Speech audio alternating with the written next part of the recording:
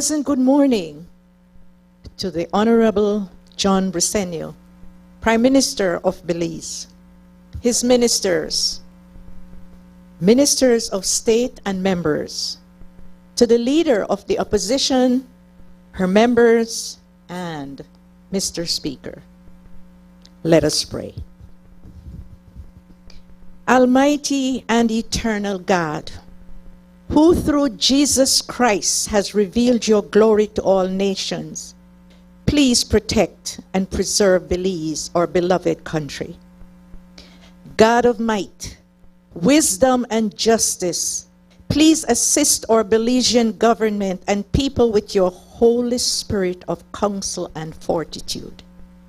Let the light of your divine wisdom direct their plans and endeavors, so that with your help, we may attain our just objectives. With your guidance, may all our endeavors tend to peace, social justice, liberty, national happiness, the increase of industry, sobriety, and useful knowledge. We pray, O God of mercy, for all of us, that we may be blessed in the knowledge and sanctified in the observance of your most holy law, that we may be preserved in union and in that peace which the world itself cannot give. And after enjoying the blessings of this life, please admit us, dear Lord, to that eternal reward that you have prepared for those who love you. Amen.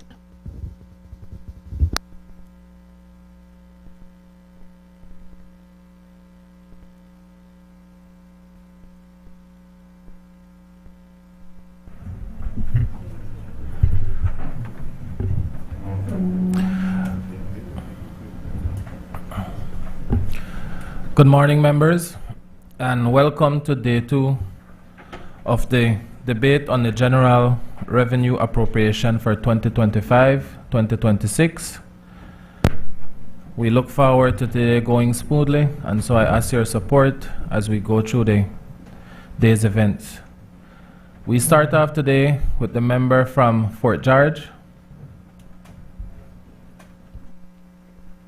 Morning, Mr. Speaker. Morning to all my colleagues here in the chamber. Good morning to the Leader of the Opposition, members of the Opposition. Madam Leader, I hope you're feeling better today. I'm glad to see you here this morning. Mr. Speaker, I rise to give my contribution to the draft estimates of revenue and expenditure for fiscal year 2025-2026. Mr. Speaker, you have a long day today, and there are some heavy-hitting marathon speakers coming after me. I won't call any names, of course, but let's just say my honorable friend from Orange Walk East is legendary. So I will try to be, you see, over 30 pages, Mr. Speaker. So I will try to be concise, invoking the father of the nation's advice of economy of words. And Mr. Speaker, I ask your indulgence as per Standing Order 35-6 to refer to my notes. Mr. Speaker, I start this morning acknowledging the brilliant and resilient people of Fort George, whom I have the honor and privilege to represent. They inspire me every day, they motivate me every day, they help me every day. In turn, my job, my purpose is to serve them, to speak for them, to improve their lives. The people of Fort George are my bosses, Mr. Speaker, and I have to keep them happy. Of course, I couldn't do that if I didn't have the love and support of my family at home. My wife, Jamie, my sons, John and Anthony, and of course my daughter, Sophia, who always finds it intriguing to go through the big book of draft estimates. They are part of a broader team of family, friends, committee members, campaigners who grind every day for me and with me. I pause here to express my condolences to the family of Devona Lemott, Devo, as I called her.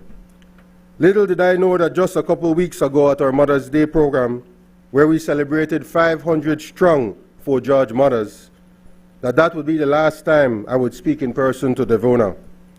She came in, walked right up to me, of course, and said, "Brother Charles, where's my Mother's Day gift?" I just laughed, and so did she. her big laugh that she always had. Through thick and thin, Diva was always by my side, every event, every rally, every parade. To her husband, Leonard Mejia, and her 8 beautiful children, please know that Devona was loved by many. She will be greatly missed, but her legacy will live on.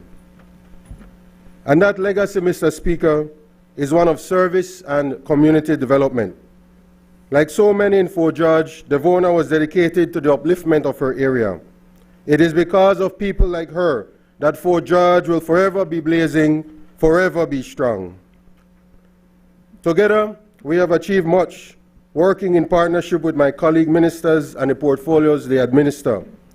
I would like to take this opportunity to thank each of them for responding to the needs of Fort George.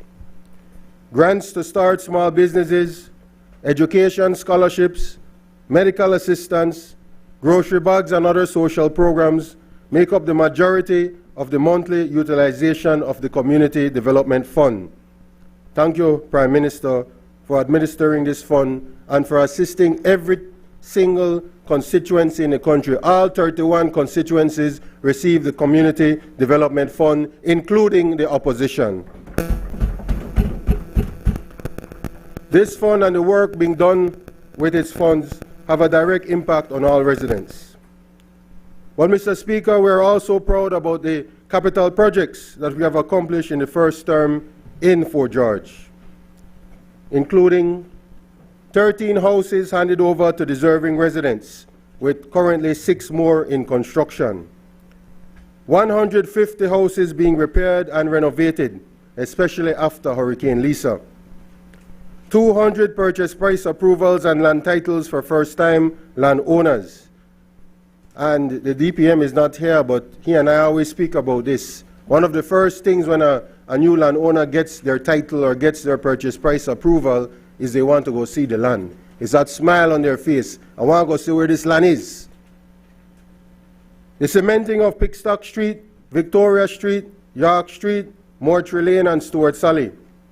Plans are now underway to cement Lovely Lane, Usher Street, Eden Street, and Ravens Alley. The opening of the Reef Music Studio. The converting of the Fort George Resource Center into a digital connect center. The refurbishing of the Fort George Artisan Alley. The refurbishing of 3 parks and recreation areas. Soon to come, the opening of the George Price Family House as a museum and learning center. Thanks, Minister Fonseca. And the groundbreaking for the modern, exciting Lighthouse Boardwalk, which will completely transform the area. Thank you, Minister of Tourism. Mr. Speaker, these are all success stories from Fort George. This is the budget in action. This is Plan Belize in action. This is tangible proof that by serving the people, we can transform the lives of Belizeans. And isn't that why we are here? To add value to people's lives? It is an awesome responsibility. The people have placed their hope and confidence in the People's United Party, and by the grace of God, we will not let them down. Mr. Speaker, it is because we have kept our promises, kept the social compact with the people, that they continue to vote for candidates of the People's United Party. As Prime Minister John Briceño said in his budget presentation, it is this administration that has turned promise to performance. He called it a thunderous endorsement, and I agree. 2 out of every 3 Belizean voter cast their X for the PUP countrywide, with margins of victory never seen before. Of course, with such a mandate, expectation is sky high. But we are soldiers of social justice, Mr. Speaker, and we will deliver for the people. The country knows that there is a clear difference between the parties. Just this past week, the headlines included a land scandal involving former UDP Minister Boots Martinez and the former UDP proprietors of the Bolido, who were not only milking Belizeans for millions of dollars without giving back 1 cent to sports, not 1 cent to health, not 1 cent to education, not 1 cent to social projects, nothing. But those proprietors and whoever was involved were not only cashing in their wealth, it is being reported by the tax department that they were also dodging millions in taxes. Mr. Speaker, just like how this government took back Bolido for the Belizean people, it is my hope that we can take back Belizean Beach. And I wonder if any person from the opposition side will join in this chorus to take back Belizean Beach.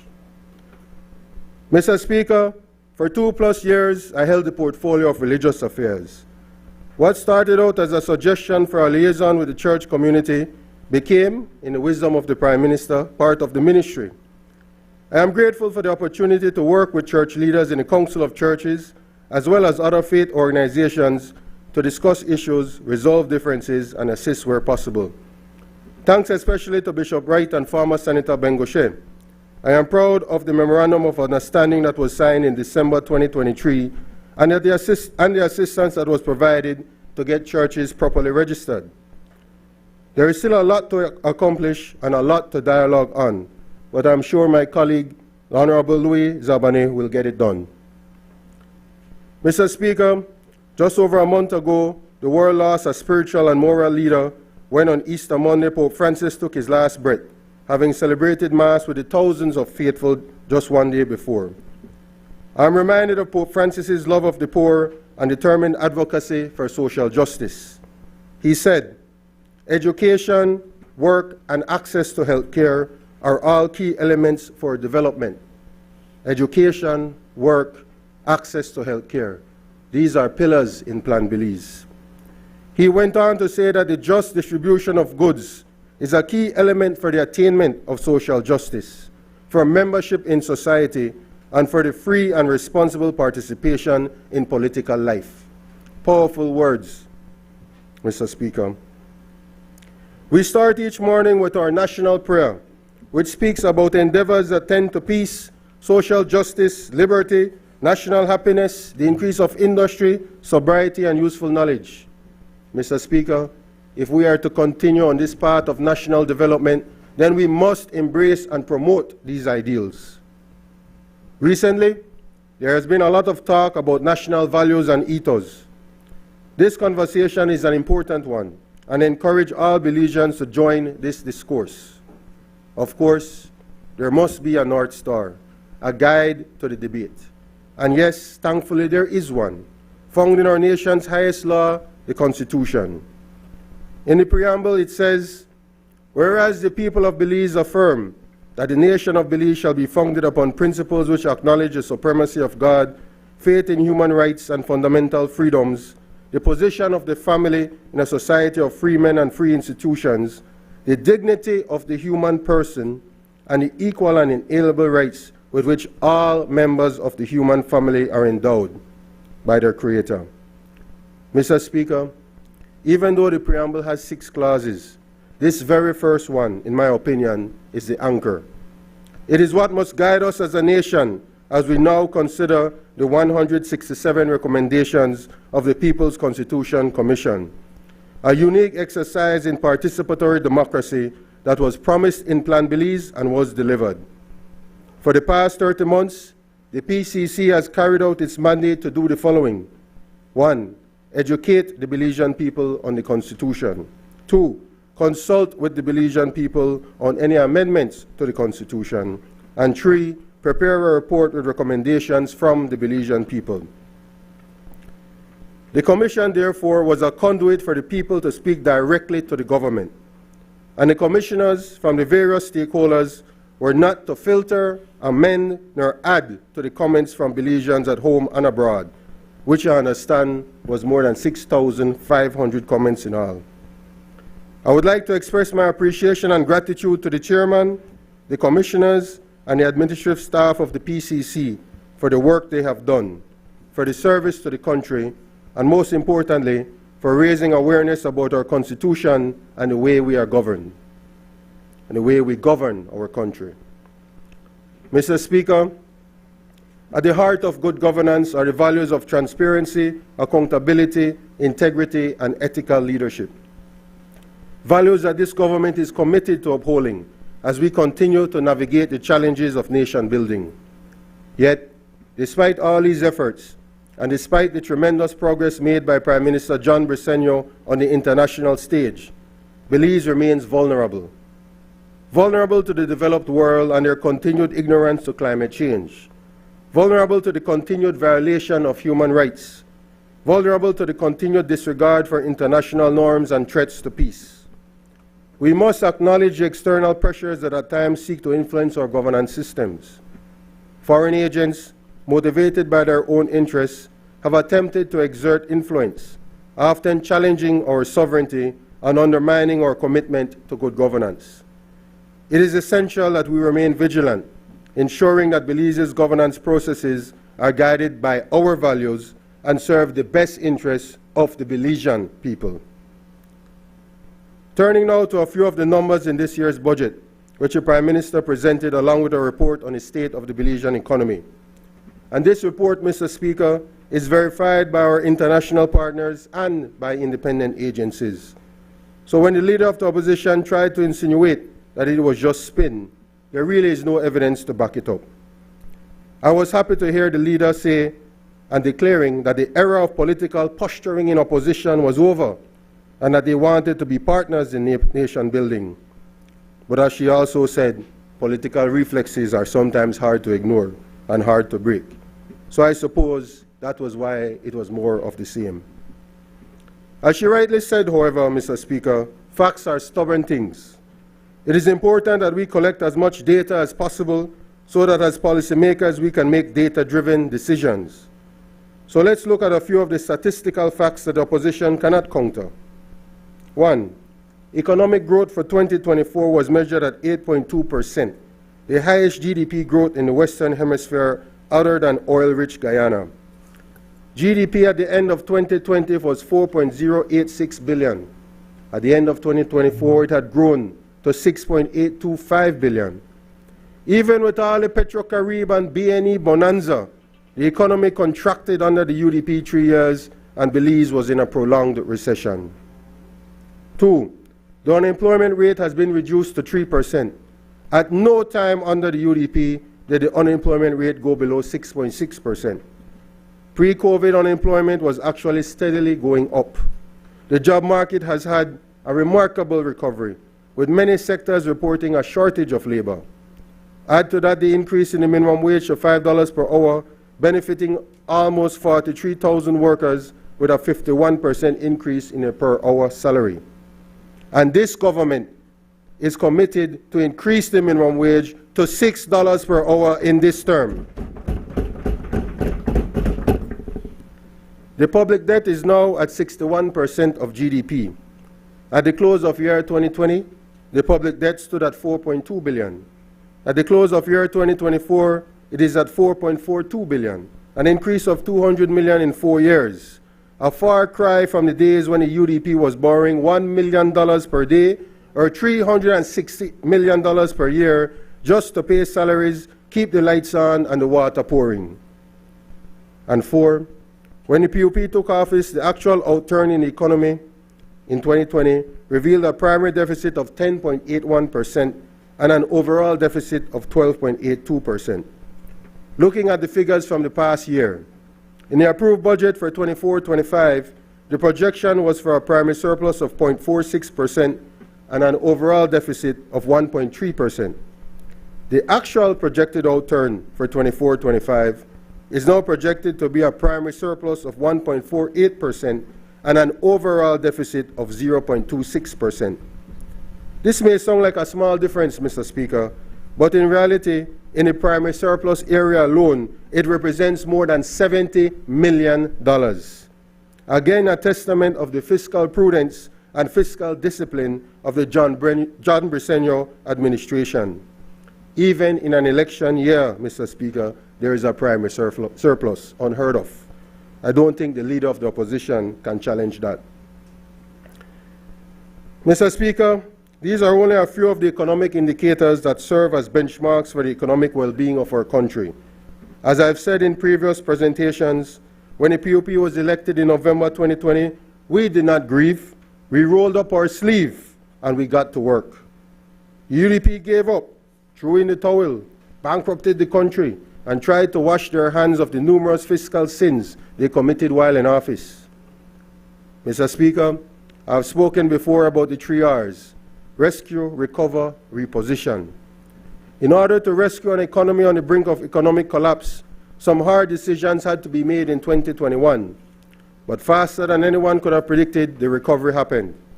This is so because of the prudent management of the economy and the hard work and confidence of our public officers and, by extension, the Belizean people.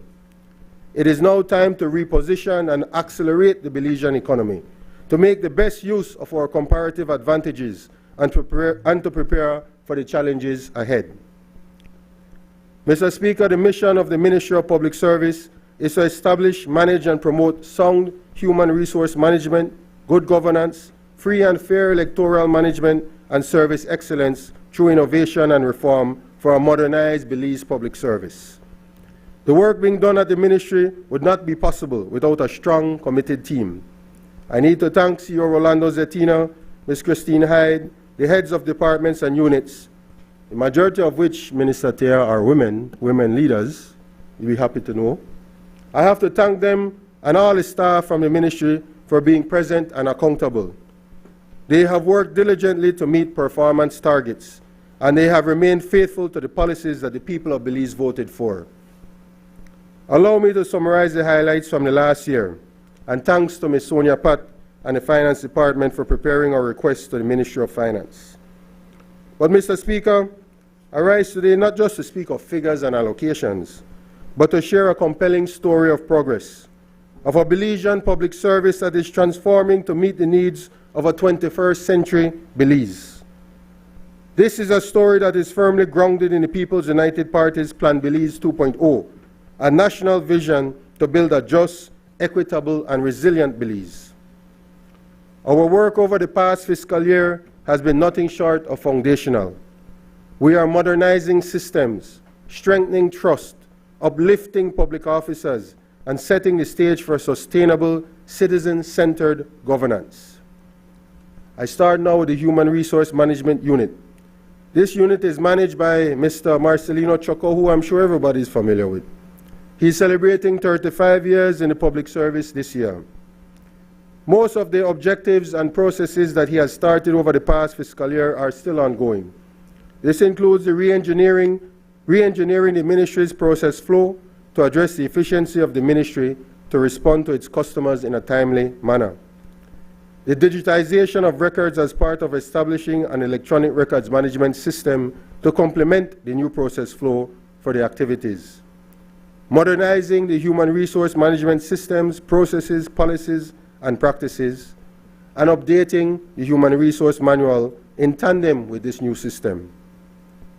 And finally, conducting a staff or desk audit to determine if they are, and this is his language, pseudo-employees. Now, I'm sure he's referring to the ghost workers that we're all familiar about. He calls them pseudo-employees. I'm not sure where he gets that from, but I like it. We began by tackling the heart of our government's transformation, digitization.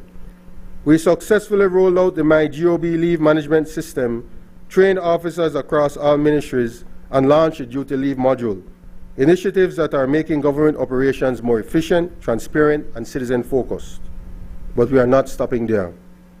We are moving forward with the implementation of Neo People, a new human resource and payroll system for the Belize Public Service.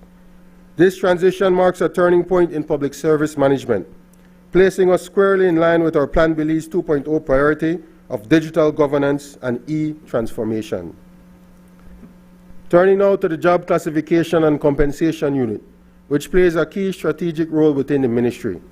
Its primary focus is to enhance the institutional and human resource management capacities of the Belize Public Service to ensure it is well prepared for modernization. I need to make special mention of Ms. Michelle Gill, who recently retired from the public service. Ms. Gill is a pioneer in this area and an important source of knowledge. As we continue the comprehensive review of the compensation in the public service, I hope that Ms. Gill will continue to play an integral role in this process. The unit, which is now headed by Mrs. Marilyn Lee Piniello, is tasked with the development, maintenance, and oversight of the job classification and compensation system. It supports the refinement and enhancement of organizational structures by developing current and proposed organizational charts for ministries and departments, clearly outlining reporting relationships and accounting for all positions within each line ministry. It contributes to upholding the principle of equal pay for equal work, thus making sure that there is equality in the workforce between men and women to make sure that we have equal pay for equal work. It enhances the recruitment, selection, and onboarding processes through the development of clear job specifications, requirements, and compensation measures. Promotes improved employee management relations by ensuring a clear understanding of job roles, responsibilities, and reporting lines. In addition, the JCCU also provides recommendations and requests from ministries and departments regarding the creation, reclassification, redesignation, conversion, and upgrading of positions within the public service. The JCCU develops and revises numerous job descriptions, both new and existing, and it is a central repository of organizational structures and all job descriptions in the public service. The JCCU also, Mr. Speaker, conducts workforce analysis and monitors labor market trends to define job categories, determine role requirements, and recommend appropriate compensation. Mr. Speaker, fairness and transparency in employment are not privileges, they are rights. Through our job classification and compensation unit, we have reviewed and restructured the framework of multiple ministries, including the Attorney General's Ministry and the Ministry of National Defense. We have upgraded technical positions and addressed anomalies in salaries to ensure that Belize's best minds remain in the public service. And as I said, reaffirm our commitment to the principle of equal pay for equal work, a core promise under public sector reform in Plan Belize 2.0. Turning now, Mr. Speaker, to the Human Resource Management Information System. This supports the management of human resource data and streamlining of HR processes. I don't know how the head of this department, Ms. Radisha Simpson, is able to keep up with all the tasks assigned to her, but this is something that she has done excellent over the past few years. She has led the rollout of the MyGOB and is now leading the initiative as we approach more digitization and modernization. She oversees a job search and employment application website, which continues to serve as a primary recruitment source for the public service. Traffic to this site has notably increased. As of March 2025, there has been 9,100 visitors and 217 vacancies have been posted on this site. In addition, the strategic initiatives, the unit continues operational activities, including HR and payroll data entry and maintenance into the SmartStream system. Reports are provided on a regular basis to government agencies, unions, and statutory bodies as requested. Mr. Speaker, turning now to the Training and Development Unit. This is a critical unit within the public service, and it's one that we have invested quite a bit in. It plays a crucial role in enhancing the Belize Public Service's ability to fulfill its mandate and fostering a culture of continuous learning, growth, and service excellence. The goal is to build a future-ready workforce in line with Plan Belize 2.0's Human Capital Development Agenda.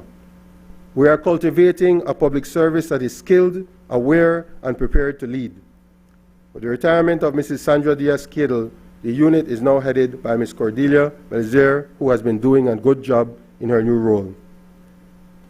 The Training Development Unit is responsible for various human resource training and development functions within the public service, including training profiles and skills records, training needs analysis, induction program development and delivery, processing local and foreign training and development opportunities, training and development budgets, monitoring and evaluation of programs, coordination, facilitation, and delivery of in-house training, assisting with the management of projects and programs geared towards strengthening capacity building and fostering relationships with relevant stakeholders within the training and development community.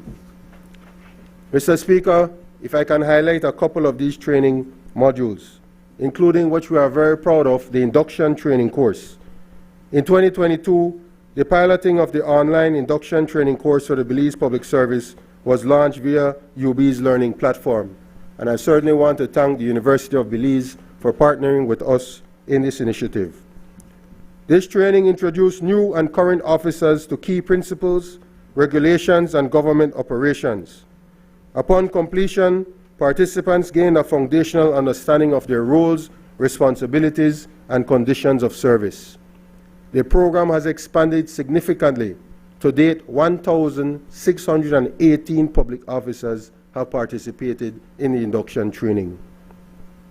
Mr. Speaker, the clerical promotional programs continue as we always make sure that the program is offered to the University of Belize's e-learning platform. So far, 80 second-class and technical clerks from different departments have participated in this clerical program. We developed recently, Mr. Speaker, the Election and Boundaries Professional Certification Program. The Elections and Boundaries Program aims to ensure that officers in the Election and Boundaries Department are equipped with the necessary skills and knowledge to uphold the democratic process and maintain public trust in the electoral system. These certificates will enhance the skills, knowledge, and professionalism of the officers, ensuring that they are well prepared to manage and oversee election processes, maintain the integrity of electoral boundaries, and effectively serve the public. The certificate program addresses critical skills required for their roles while fostering good governance. So far, 26 assistant registering officers, or AROs, and registering officers, ROs, are currently enrolled in the program. There have been other training initiatives, Mr. Speaker, such as a very important Google AI Essentials training done for public officers, a training done in collaboration with the PETAL initiative, which seeks to promote transparent, equitable, and corruption-free public service delivery that rebuilds respect, mainstreams gender and human rights, and contributes to the achievement of relevant sustainable development goals. This initiative includes training in paraprofessional psychosocial support. I'm not sure I can say that 3 times in a row. As well as legal literacy, among other capacity building areas that can help public officers more effectively advance and expand human services delivery that is respectful of human rights, promotes gender equity, and contributes to the reduction of violence perpetrated on the vulnerable, including those in the project target area. Mr. Speaker, we're also starting the Strengthening Public Expenditure Management, or the SPEM project. The public financial program is aimed at enhancing the capacity of public officers involved in public financial management. This program is set to start very soon. Mr. Speaker, we're also the national nominating body for the Commonwealth Master Scholarships. The 2 nominees submitted by Belize for 2025-26 are Shimon Armstrong, a processing agent from the Belize Social Security Board, and Edwin Varela, a force finance officer from the Belize Defense Force. Mr. Armstrong is pursuing a master's degree in good governance, while Mr. Varela is pursuing a master's degree in explosive ordnance engineering. We wish both of them all the best.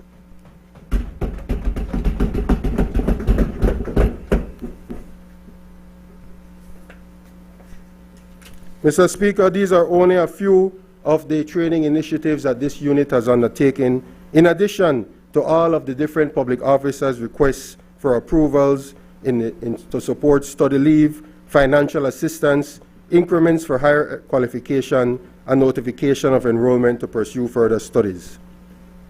Mr. Speaker, relevant, timely, and impactful training initiatives are fundamental to enhancing organizational performance, driving innovation, and ensuring the Belize Public Service remains adaptive and forward-thinking.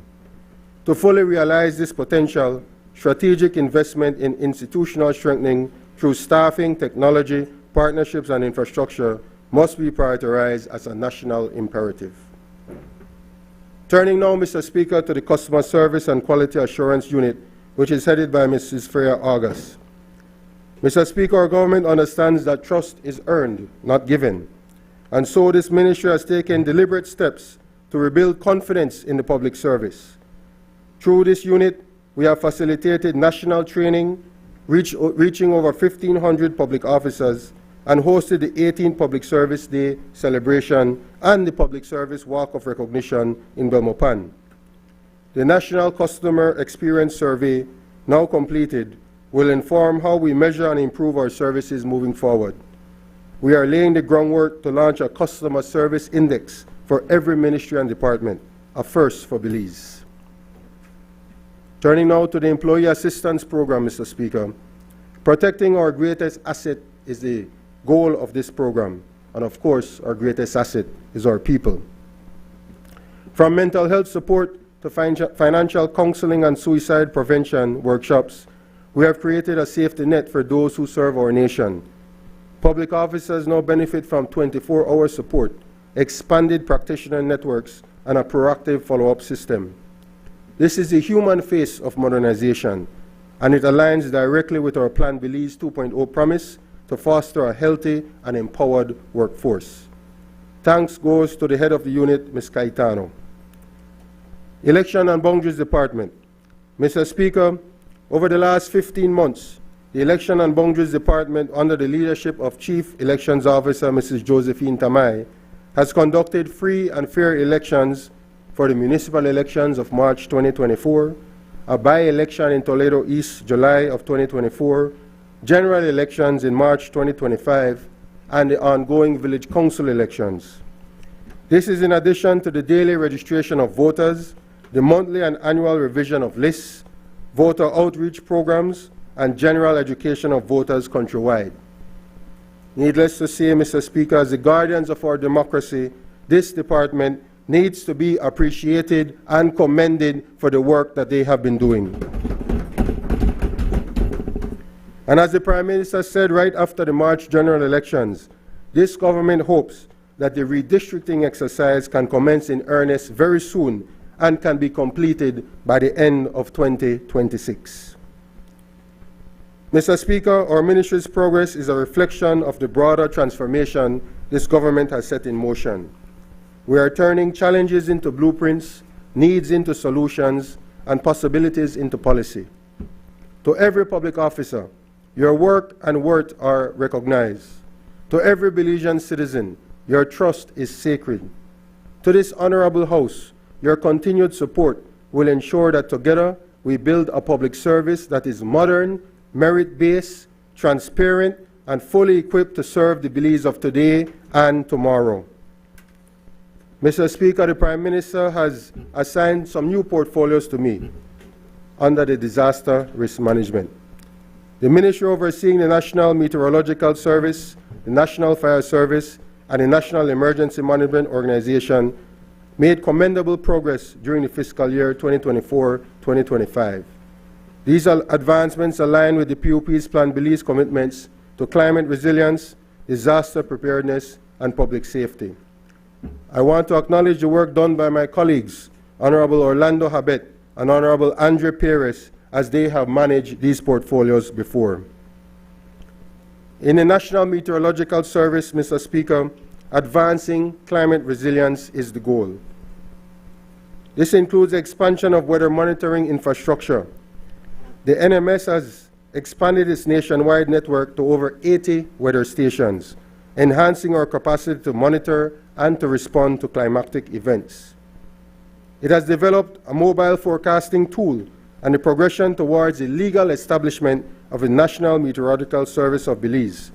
This underscores our commitment to modernizing the Met Service. In terms of human resource development, Mr. Speaker, investments have been made in training, programs for weather forecasters, and technicians are improving service delivery. These initiatives are critical as Belize was ranked the second most affected country by extreme weather in the 2025 Climate Risk Index, highlighting the urgency of bolstering our climate resilience infrastructure. The National Fire Service, Mr. Speaker, strengthens emergency response.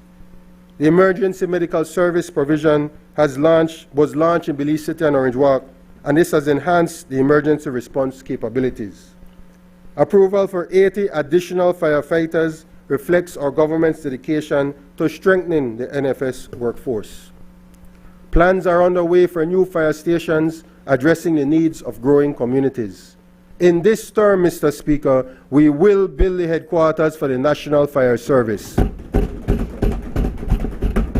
As this House will recall, it was the UDP administration that sold the fire station headquarters.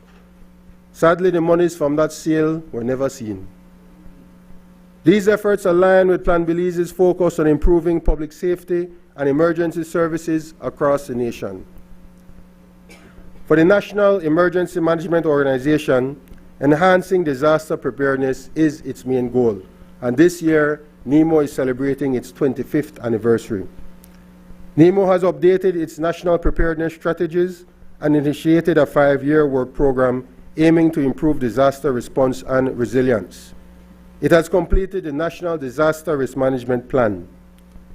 And of course, in terms of capacity building, despite not enough investment before, training and planning, the infrastructure has improved.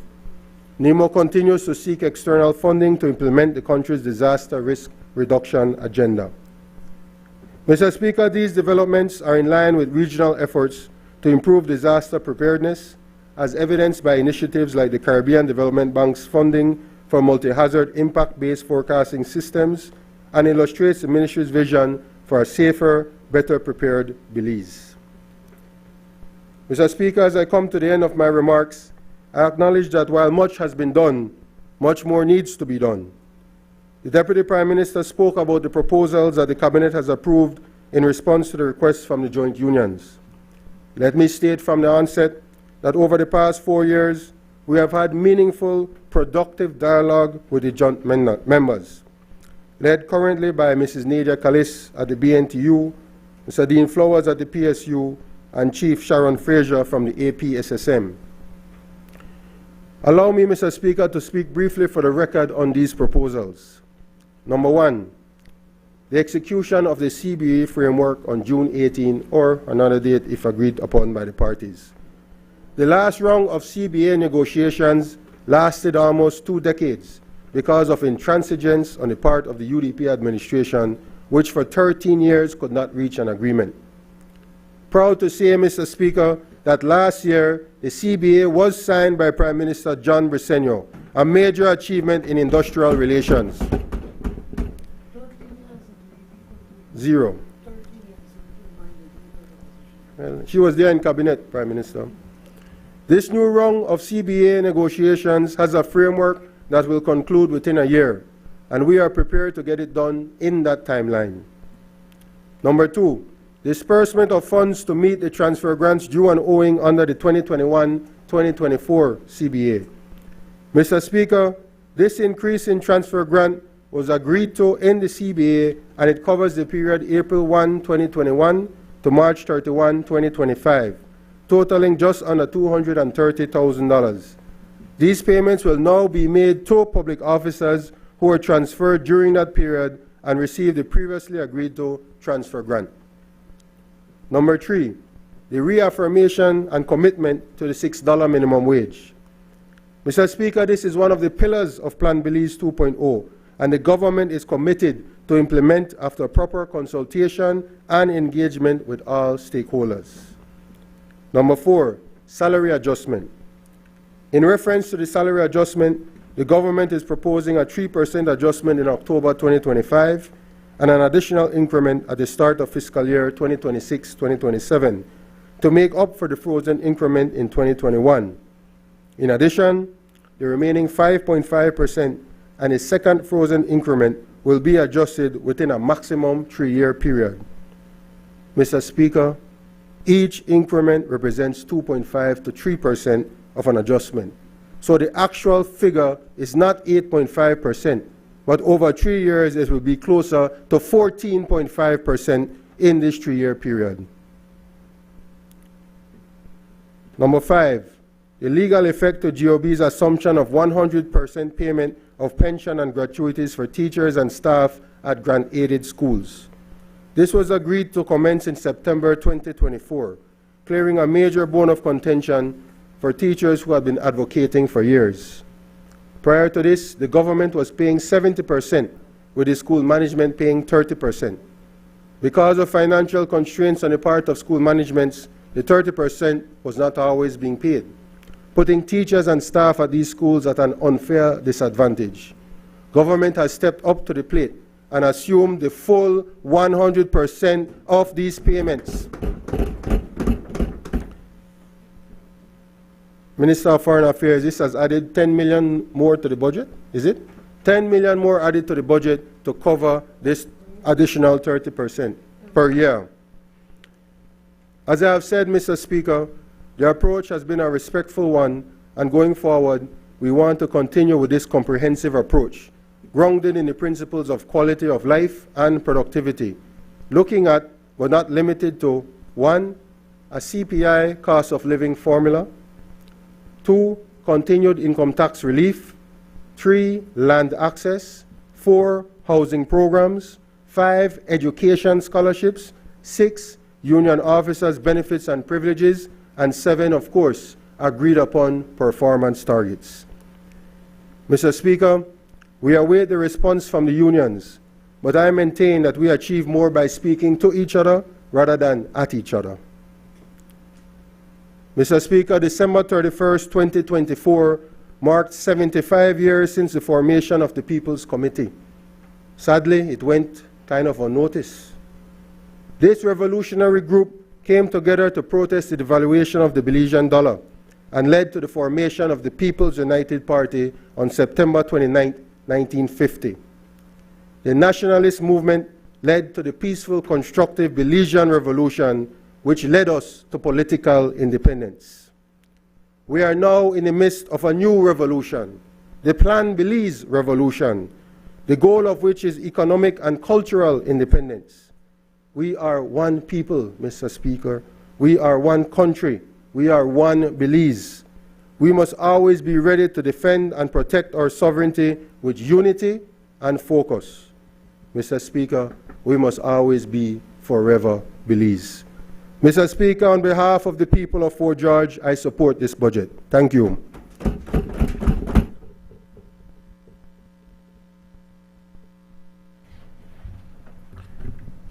I recognize the member from Dangriga.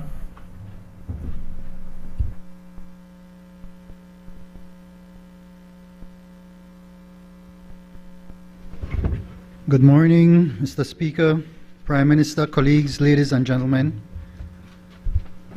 Buenos dias, buiti binafi. Dios chi junilich. Guten Morgen.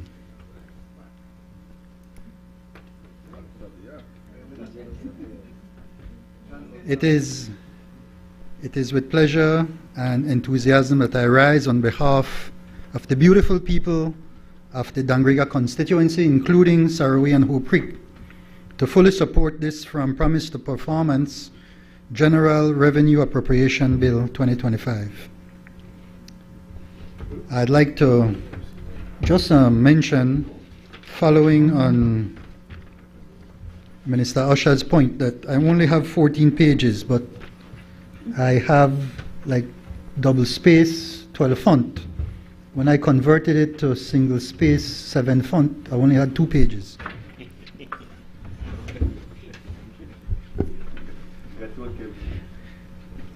I start, as before in previous budget debate presentations, by commending our visionary Prime Minister, Honorable John Briceño, and our hard-working and innovative cabinet, and all who contributed for preparing yet another sustainable human development budget. What we have before us is another solid plan to continue on our path to the sustainable human development of our beloved country.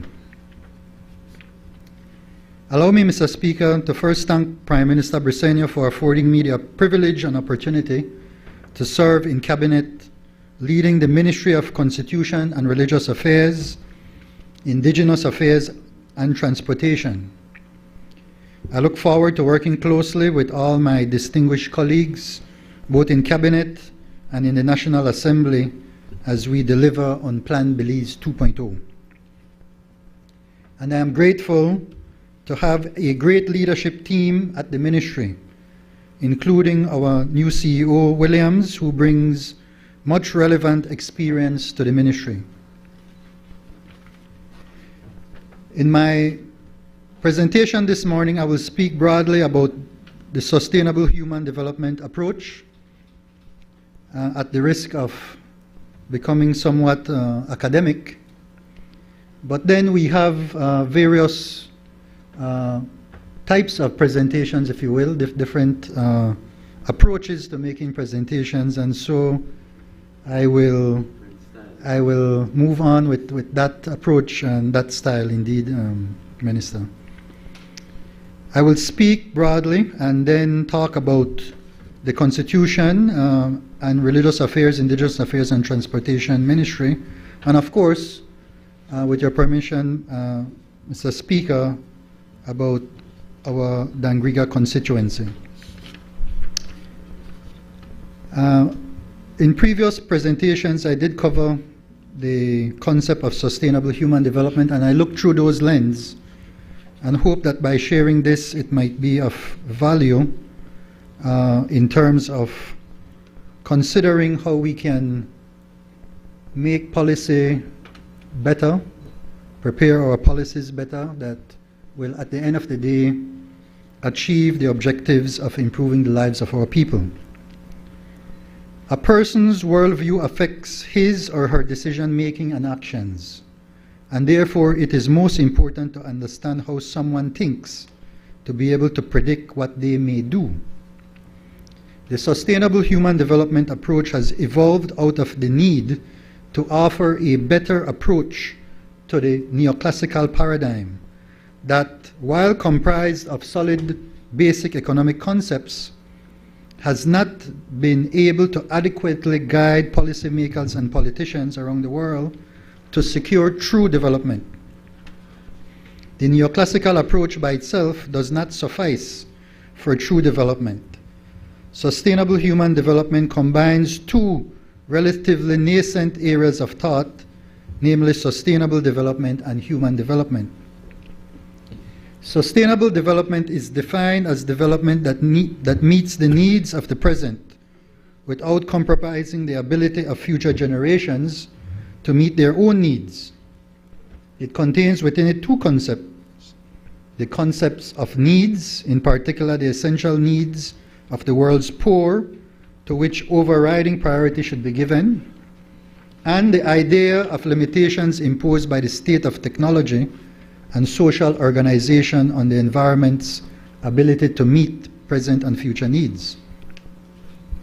The four pillars of sustainable development, which is a part of sustainable human development, are the economic, social, institutional, and environmental areas.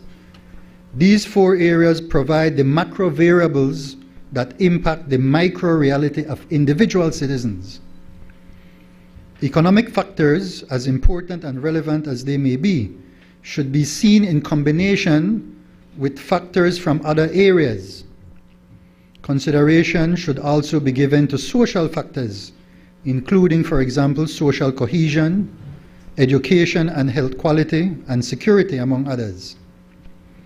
The strength and relevance of institutions must be examined, including a country's constitution and political system, such as the balance between and effectiveness of the legislature, executive, and judiciary.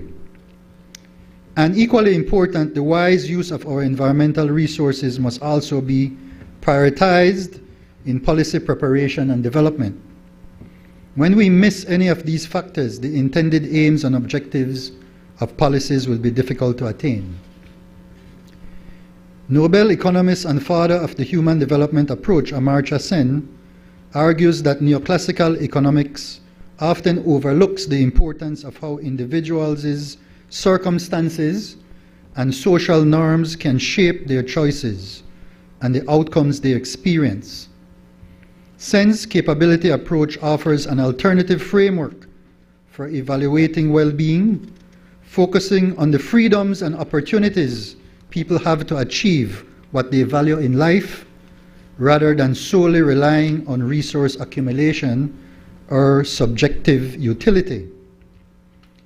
While for many this may sound esoteric, grand words for those that study economics and philosophy, we in Belize have a rich history of this sustainable human development worldview, namely the philosophy of the father of our nation, George Cadle Price.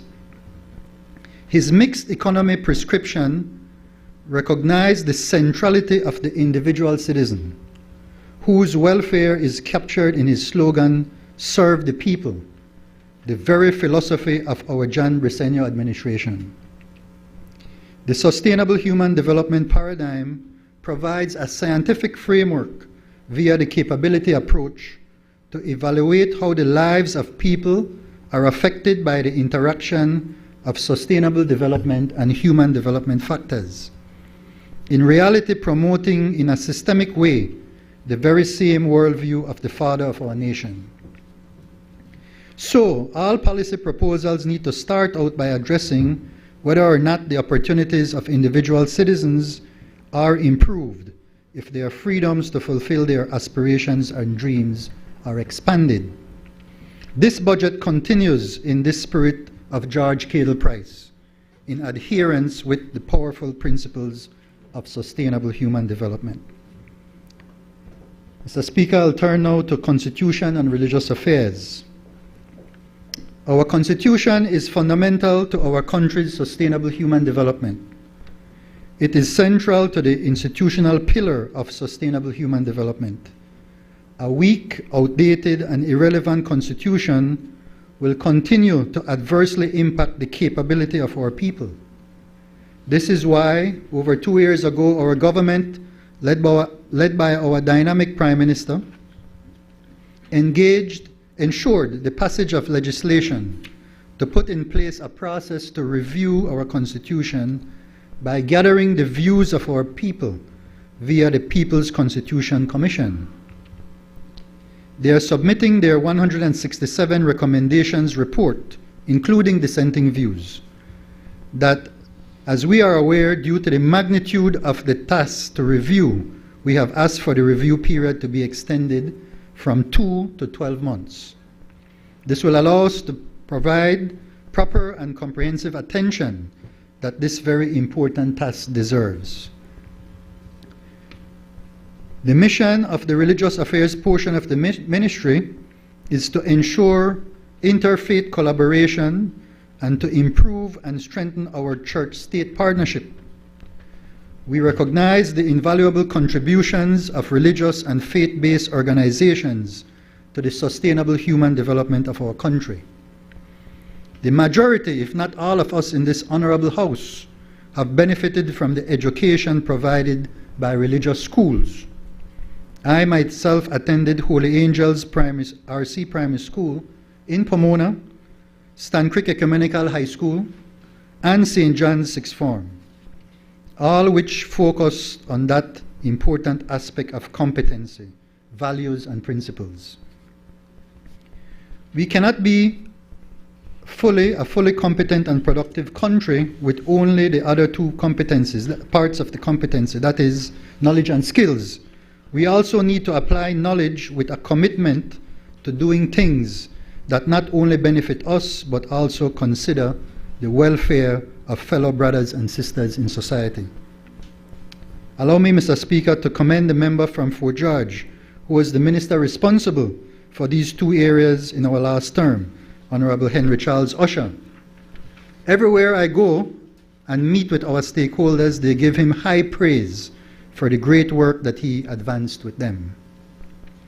And he did make remarks about his experience in that capacity. Turning to indigenous affairs, our Maya brothers and sisters in southern Belize, particularly in the Toledo district, have been waiting for decades to have their cultural and practices properly recognized. On October 30, 2015, the Caribbean Court of Justice proclaimed that Maya land rights must be respected by the state of Belize and referenced the consent order of April 22, 2015 as follows, quote, paragraph 3, in order to achieve the objective of paragraph 2, the court accepts the undertaking of the government to, in consultation with the Maya people or their representatives, develop the legislative, administrative, and/or other measures necessary to create an effective mechanism to identify and protect the property and other rights arising from Maya customary land tenure in accordance with Maya customary laws and land tenure practices. End of quote. And paragraph 2 refers to the Constitution of Belize as it refers to respecting the rights of our people.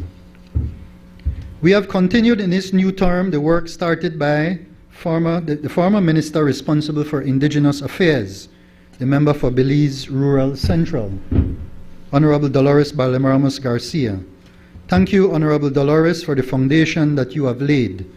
And thank you for briefing me, and thanks to the CEOs who worked prior, who have also shared their experiences with me.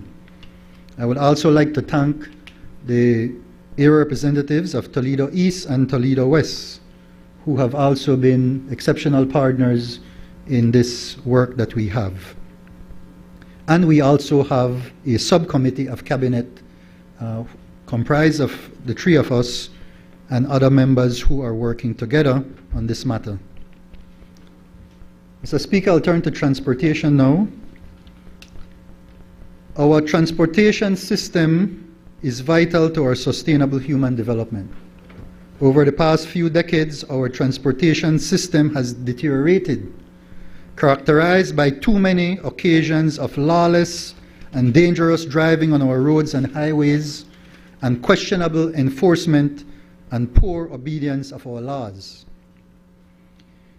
We have already started the challenging task of reforming this part of the ministry.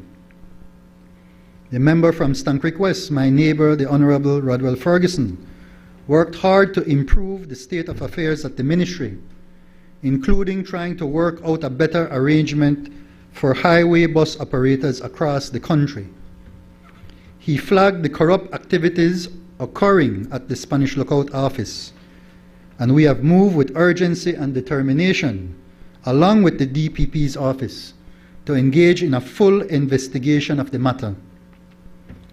While we appreciate the concern of some loud voices in the public, we assure our Belizean people that we do not need outside prompting to know our responsibilities and to follow through with doing what needs to be done. To properly move forward with improvements in enforcement of traffic laws and regulations to meet international standards, to restructure and strengthen the national transport monitoring and evaluation systems, to increase public awareness and communication of transport policies, laws, and safety messages, and to generally pursue a transportation system that we can be proud of. This budget has increased the allocation from last year at $8,394,510 to $10,536,121, a 25.5% increase. We will work diligently with what we have and be innovative in creating paths to practical solutions, with the aim always to improve safety on our highways and increase the reliability and quality of service of our bus transport sector. I now turn to the innovative and practical proposal made to our highway bus transport operators. Yesterday, the leader of the opposition and member of Albert stated that our plan is to create a monopoly, and she insinuated that it is just another scheme that will not bring any benefits to our people. I welcome her comments and those made off the record by her colleague, member from Queen Square, that this is just a Novelos 2.0 because it provides, member from Queen Square, because it provides the opportunity, and I will dispel that, because it provides the opportunity to share details, and I welcome these comments to dispel these baseless concerns and also encourage them to get all the facts before making such comments that in retrospect they may regret as being uninformed and misguided. So the goal of the public-private partnership is to create the PPP for the consolidation of the national highway bus system to achieve economies of scale that will yield lower operating costs, improve reliability, higher quality service, and greater safety. The Belize National Highway Bus System has been a source of public outcry for decades due to poor service stemming from low reliability, substandard buses and bus terminals, and grave safety issues, among other problems. Commuters suffer from consistent late departures, breakdowns on the roads, overcrowding of buses, leaky windows and roofs, dangerous racing on the highways, occasional accidents due to negligence and/or defective buses, and unruly drivers, conductors, and terminal staff. To address this national scourge, the following plan has been proposed to the operators. Stages 1 and 2 of the plan have already been approved by the Cabinet. In Stage 1, the Ministry is in consultation with the 31 national highway bus operators to get buy-in from them. The significant benefits of the PPP compared to the status quo and other proposals are being explained.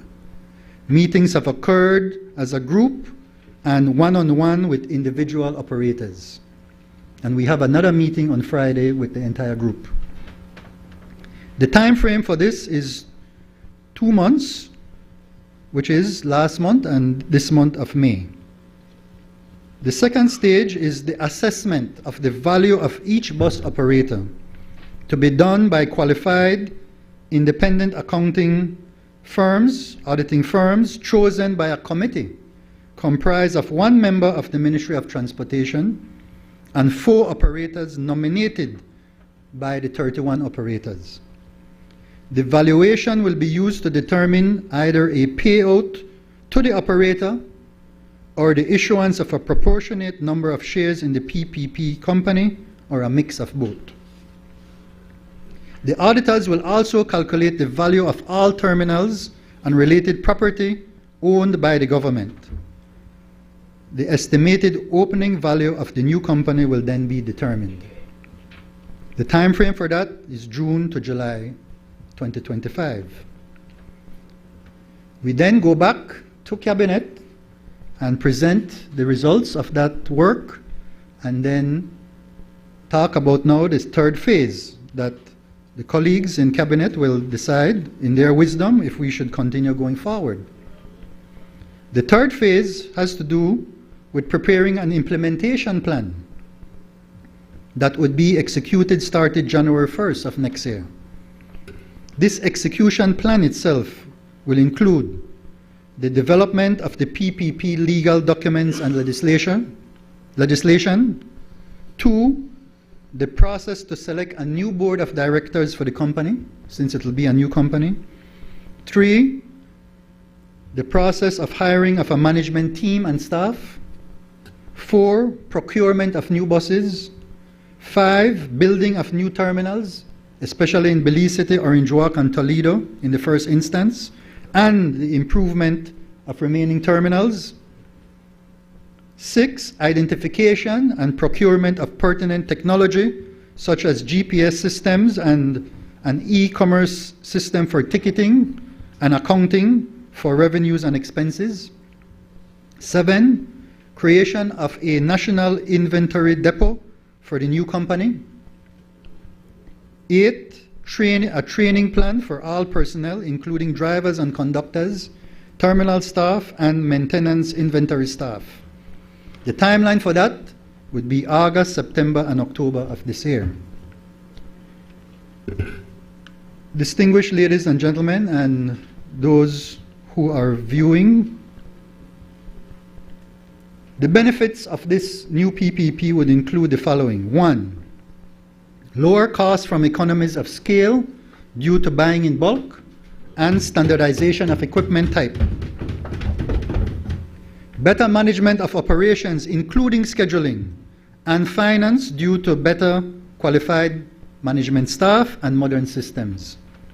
3, higher quality service due to the higher reliability and comfort of new buses, better trained staff, and modern bus terminals. 4, higher levels of safety on the highways due to newer buses, elimination of racing on the roads, and better trained drivers.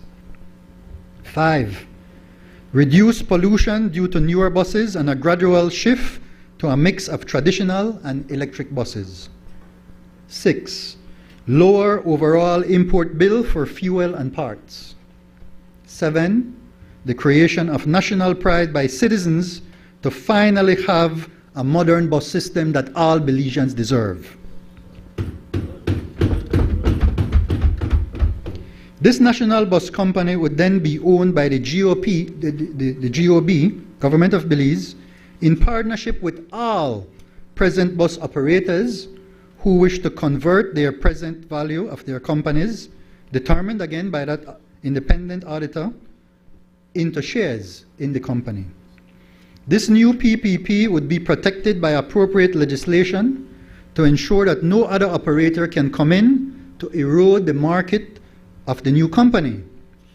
This is different from what occurred in the case of Novelos in the early 2000s, when, after the consolidation took place by the very private bus owners buying out other operators, the Minister of Transport started to give out competing permits that undermined the Novelos company. To address the question of why a monopoly is acceptable in this case, let us review some basic applied economic concepts. Monopolies are indeed only promoted by economists in special cases. Industrial organization, a subfield of economics, studies market structures across the spectrum from what is called, and these are esoteric terms again, but I will break it down with your permission, Mr. Speaker, right after I get done with this section. Now, I even use some Creole. Across the spectrum from perfectly competitive markets to perfectly competitive market is where you have the most extent of competition. You're moving over to what is called imperfect competition. Then you go over towards the monopoly, that third area called oligopolies. And then on the other end of the spectrum, you have what are called monopolies. Monopolies being one supplier, perfect competition, meaning many, many suppliers. For example, in Belize, a structure that may be closest to the definition of perfect competition would be market day for fruits and vegetables in the Belmopan market or any of the municipal markets. You have many suppliers, many persons buying, and prices fluctuate according to supply and demand, almost instantaneously. The restaurant sector would be more closely characterized as imperfect competition, while the local airline and telecom industries would fall under the category of oligopoly, or more precisely duopoly, since there are two in each of those markets. BWSL and BEL are monopolies. They're the only suppliers. Question is, so why don't we have many other water suppliers to compete with BWSL? It is because water supply is called a natural monopoly, where as the entity expands, grows, it experiences lower and lower average costs over a range of the amount of supply it is providing. Imagine having many water suppliers in Belize, each with either a smaller market each or worse, competing with each other, duplicating water lines and connections to homes and businesses. Imagine that. Each smaller company would not benefit from economies of scale and would have higher costs compared to the larger national BWSL. If competition would be allowed in particular markets, for example, 5 water suppliers in Belize City, then this absurd situation would prevail, meaning that you'd have 5 water lines under each street and potentially 5 water connections at each house and business. This would certainly be wasteful duplication and clearly economically unwise. If we look at the national highway bus industry, it is characterized by a large number of suppliers, 31 total operators, serving a relatively small market. Each day we have between 150 and 190 buses carrying between 7,000 and 12,000 passengers. The first observation here is that there are many consumers that use the service.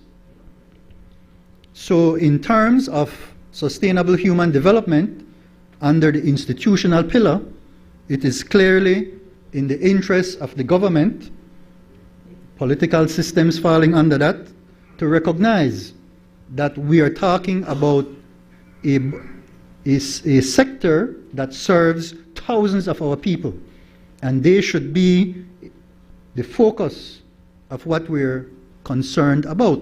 It's the commuters that we should be concerned about. A shift in thinking has also recently occurred, if I may, with your permission, Minister of Education, in the education sector, in which we have switched the focus away from government, managements, and teachers to who it should be focused on, the students, the thousands of students who attend our educational institutions. In a similar way, I encourage everyone, let us switch the focus where it belongs, on the commuters, the thousands of commuters who use the bus system every single day.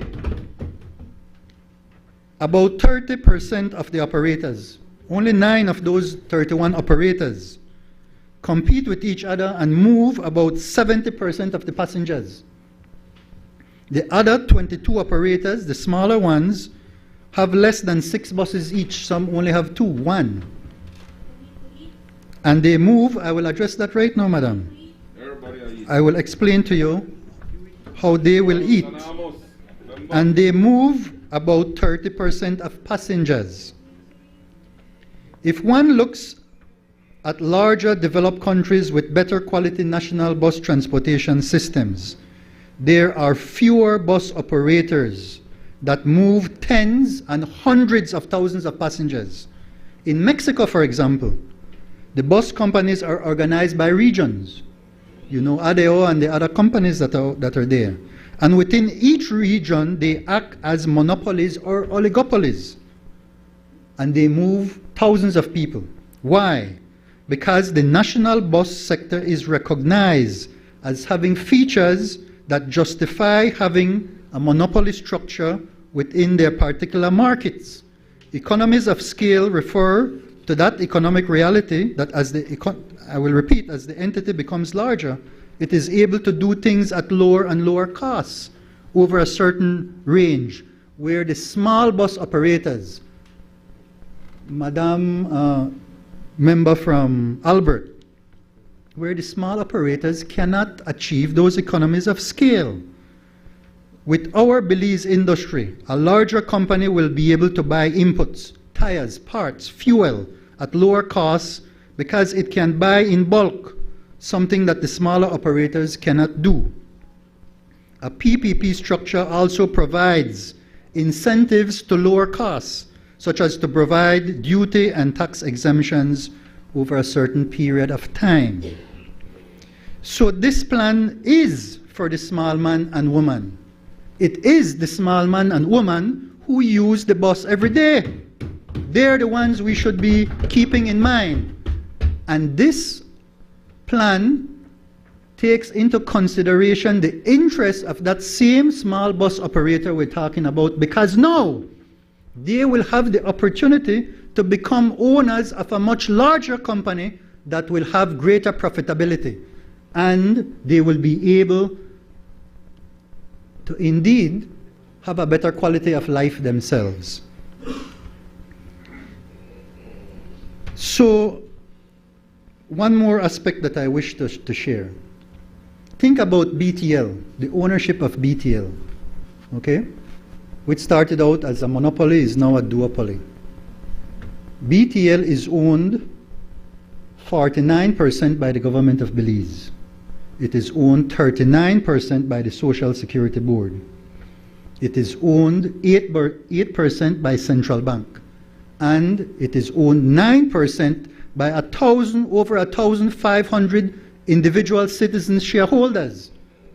So that structure is a public-private partnership that already exists. In a similar way, BWSL and BEL that have that composition, and those companies have the legal framework to protect them so that you don't have the erosion of their bottom lines. It is therefore as clear as day that this is the opportunity for us to make a transformational move in our bus transportation system that is based on sound economics, that is based on fairness, because again, the small and large operators have on day one the opportunity to own their company, right? So it's not like they're being kicked out of the industry. You have now a company that will be renewing all of the fleet. In our meeting on Friday, we will be having representation from our experts in the Ministry of Economic Transformation to explain the many different financing opportunities that are out there. Let me give you an example. The Exim Bank from South Korea, for products that it produces, is able to lend for the purchase of those products at the incredibly low interest rate of 0.18%, not even 0.25%. And so that is just one among many other opportunities that are there to renew. And we're talking now about new buses, bucket seats, air conditioning, and you have a depot for parts that will be unified because you will not have many types of buses. And so there are numerous benefits and reasons for us to support this proposal that we've been making. In terms of institutional investors, Social Security, the insurance companies, etc., we will be meeting with them and giving them the chance to participate. So, for example, if, let's say, half of the bus operators say we want to be paid out, that is where that portion of the shares can be offered to an institutional investor. So that with this plan, Government of Belize does not need to put out one single red penny at all. It can be done with innovative financial mechanisms to be able to make it functional. Not a penny of the people's money will need to be used in this plan. And so, ladies and gentlemen, I am asking for your support, and I am hoping that our friends in the opposition who sit across can demonstrate that they have the capacity to understand basic things that are being laid out to them transparently. And you all are welcome. Yes, man. Yes, man. Do it. Just don't. Just don't. Yes, and in the next round, you could participate in buying shares in the company. Right? I would be so disappointed if when we on the government side come up and bring solid plans to you all, that you oppose everything. Right? And if that's the case, then we will have to expose that huge flaw that I would consider then a flaw. But I have hope that you all will be able to understand what we're trying to do and that it's transparent and that everybody, sorry for saying it, I don't like this term, everybody for winning in this case, right? Yes, sir. Mr. Speaker, I thank you. I will close by, with your permission, thanking the beautiful people of the Dangriga constituency who gave me the opportunity to serve for one more term. We worked hard on the Plan Belize 1.0, and we now have a solid Plan Belize 2.0 that we will be executing in this term that continues the great work that we started. I would like to thank Prime Minister and Minister Shabat, who worked with us closely in the reopening of the Commerce Bight port. That is something that languished for 24 years, and nothing was done of asset that the people of the constituency know that they can benefit from significantly, and the plan that we have to bring in the smaller cruise ships so that we can have a rebirth in the area, especially for tourism activities. Those things are now in place. I wish to thank Minister Espat, Julius Espat, who has worked with us along with Prime Minister. And when you go to Dangriga, you will see that the road to Commerce Bight is being paved. It's already halfway paved, and it is cemented all the way to the port. And we in Dangriga are grateful for that investment being made in our community.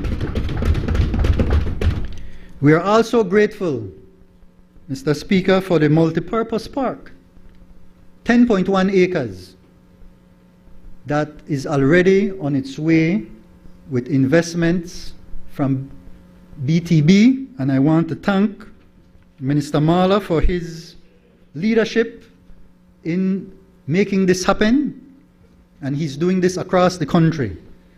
When you go there, you will see things are happening, things are moving up, and all the naysayers, I don't know where they're gone.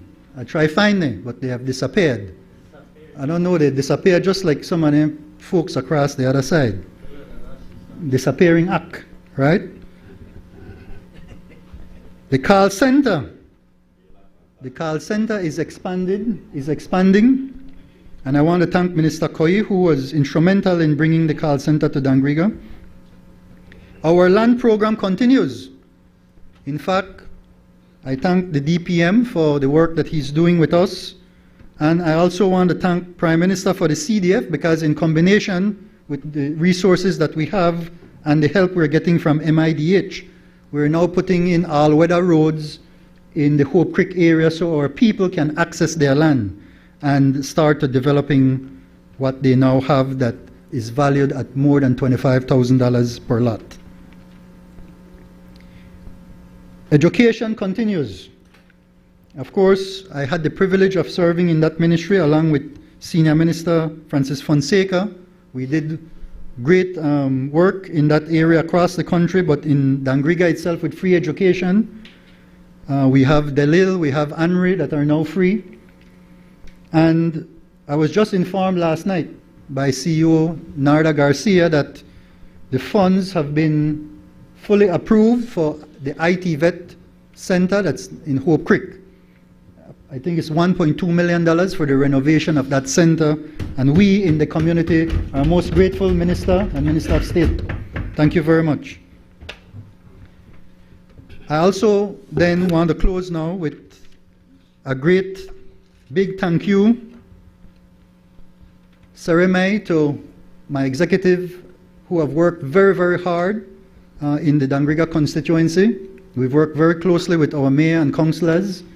And in fact, every success that we have, I want to give credit where it's due, because true success that is sustainable is really earned by a lot of people coming together and giving the best that they can to make the lives of our people better. And that's what we do in the John Bresenio administration. We serve our people. Thank you, Mr. Speaker.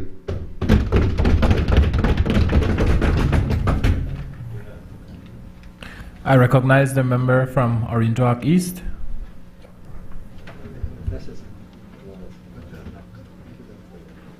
Thank you, Mr. Speaker.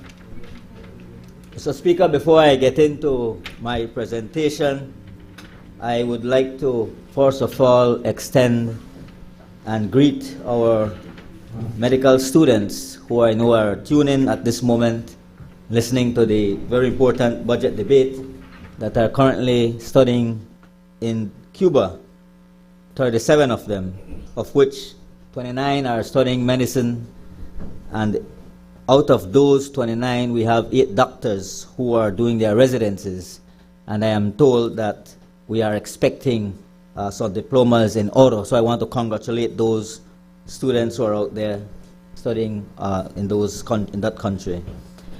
Mr. Speaker, I rise today honored to speak in support of the 2025-2026 budget estimates. I do so wearing two hats. First, as Minister of Health and Wellness. Second, and most important, as the proud area representative for Orinjoa East, a constituency marked by resilience, vision, and progress.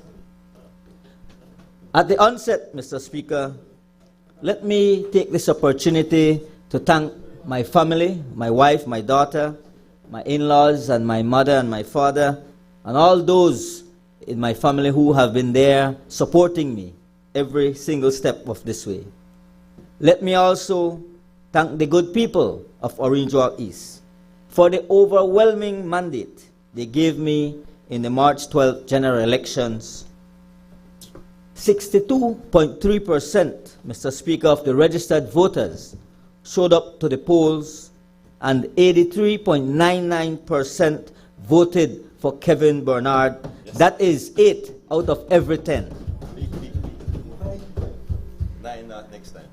We will go bigger next time. A clear indication, Mr. Speaker, by all measure, that the people of Orinjoa East remain on track. You see, they know that together, and with the support of our Prime Minister, we are delivering for Orinjoa East. As we say, vamos bien. Mr. Speaker, this year's budget, as outlined by the Prime Minister, is an account of last year's success in the management of the affairs of the Belizean people. It also sets out our bold plan for another year of prudent management of government's resources and realistic programs to advance our national development. But it is more than that. This year's budget is a reflection of a political organization that is delivering on its promise to restore confidence, to focus on nation building, and to be a people-centered and forward-thinking administration. Mr. Speaker, this is a realistic budget.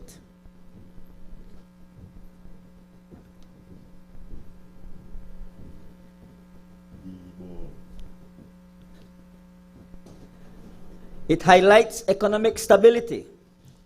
Its deliverables are in line with our social justice values, and it seeks to engender inclusive development. Above all, Mr. Speaker, it affirms a foundational truth that there can be no national prosperity without public health and wellness. For all these reasons, I fully support and register my vote in favor of the 2025-2026 General Appropriations Bill. Before I proceed into my prepared statement, though, Mr. Speaker, I have to respond to the leader of the opposition. Yesterday, the leader of the opposition got up and made various statements in reference to the Ministry of Health. In one of the, and I will go through them, so I was not prepared to take so long, but I have to respond because we need to set the record straight. One of the points the leader of the opposition raised was, she said that there's major increases in management staff. Let me point out that there has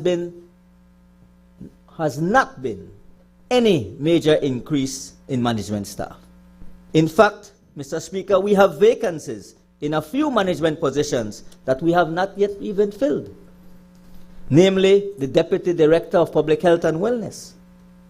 We have not created new posts at the level of high management, except for the restructuring of headquarters done over the past 5 years. That restructuring included 2 essential new posts: our efforts have only been to fill existing vacancies of positions created during the health sector reform many years ago. The Leader of the Opposition also stated in her statement that there has been minimal increase in technical staff. Again, Mr. Speaker, the opposite is the reality. The Ministry of Health and Wellness is very cognizant of the increasing demand for services in the primary care setting and within the hospital setting.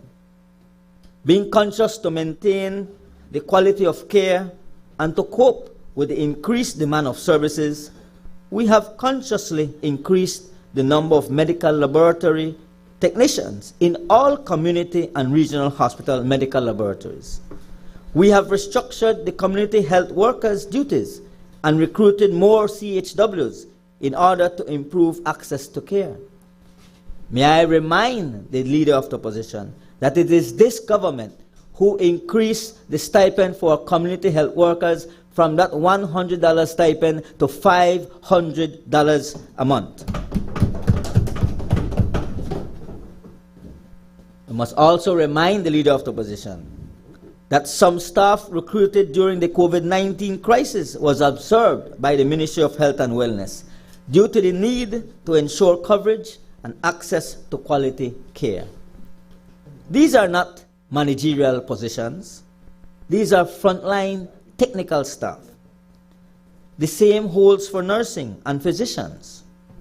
The Ministry of Health and Wellness, Mr. Speaker, has been actively recruiting general practitioners who have applied to work with us, and we have put them in hospitals and polyclinics where the need is great. For the first time, the PG PCP and San Antonio PCP has its full complement of doctors.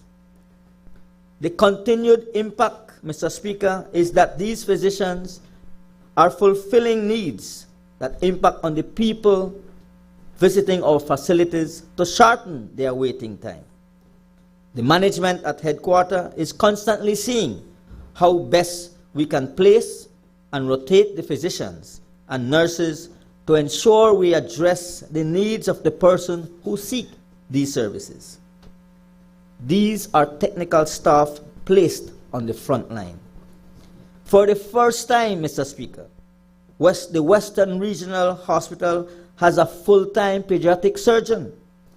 Our regional hospitals have orthopedic surgeons working full-time. We have increased the number of specialties in the northern, western, and southern regional hospitals.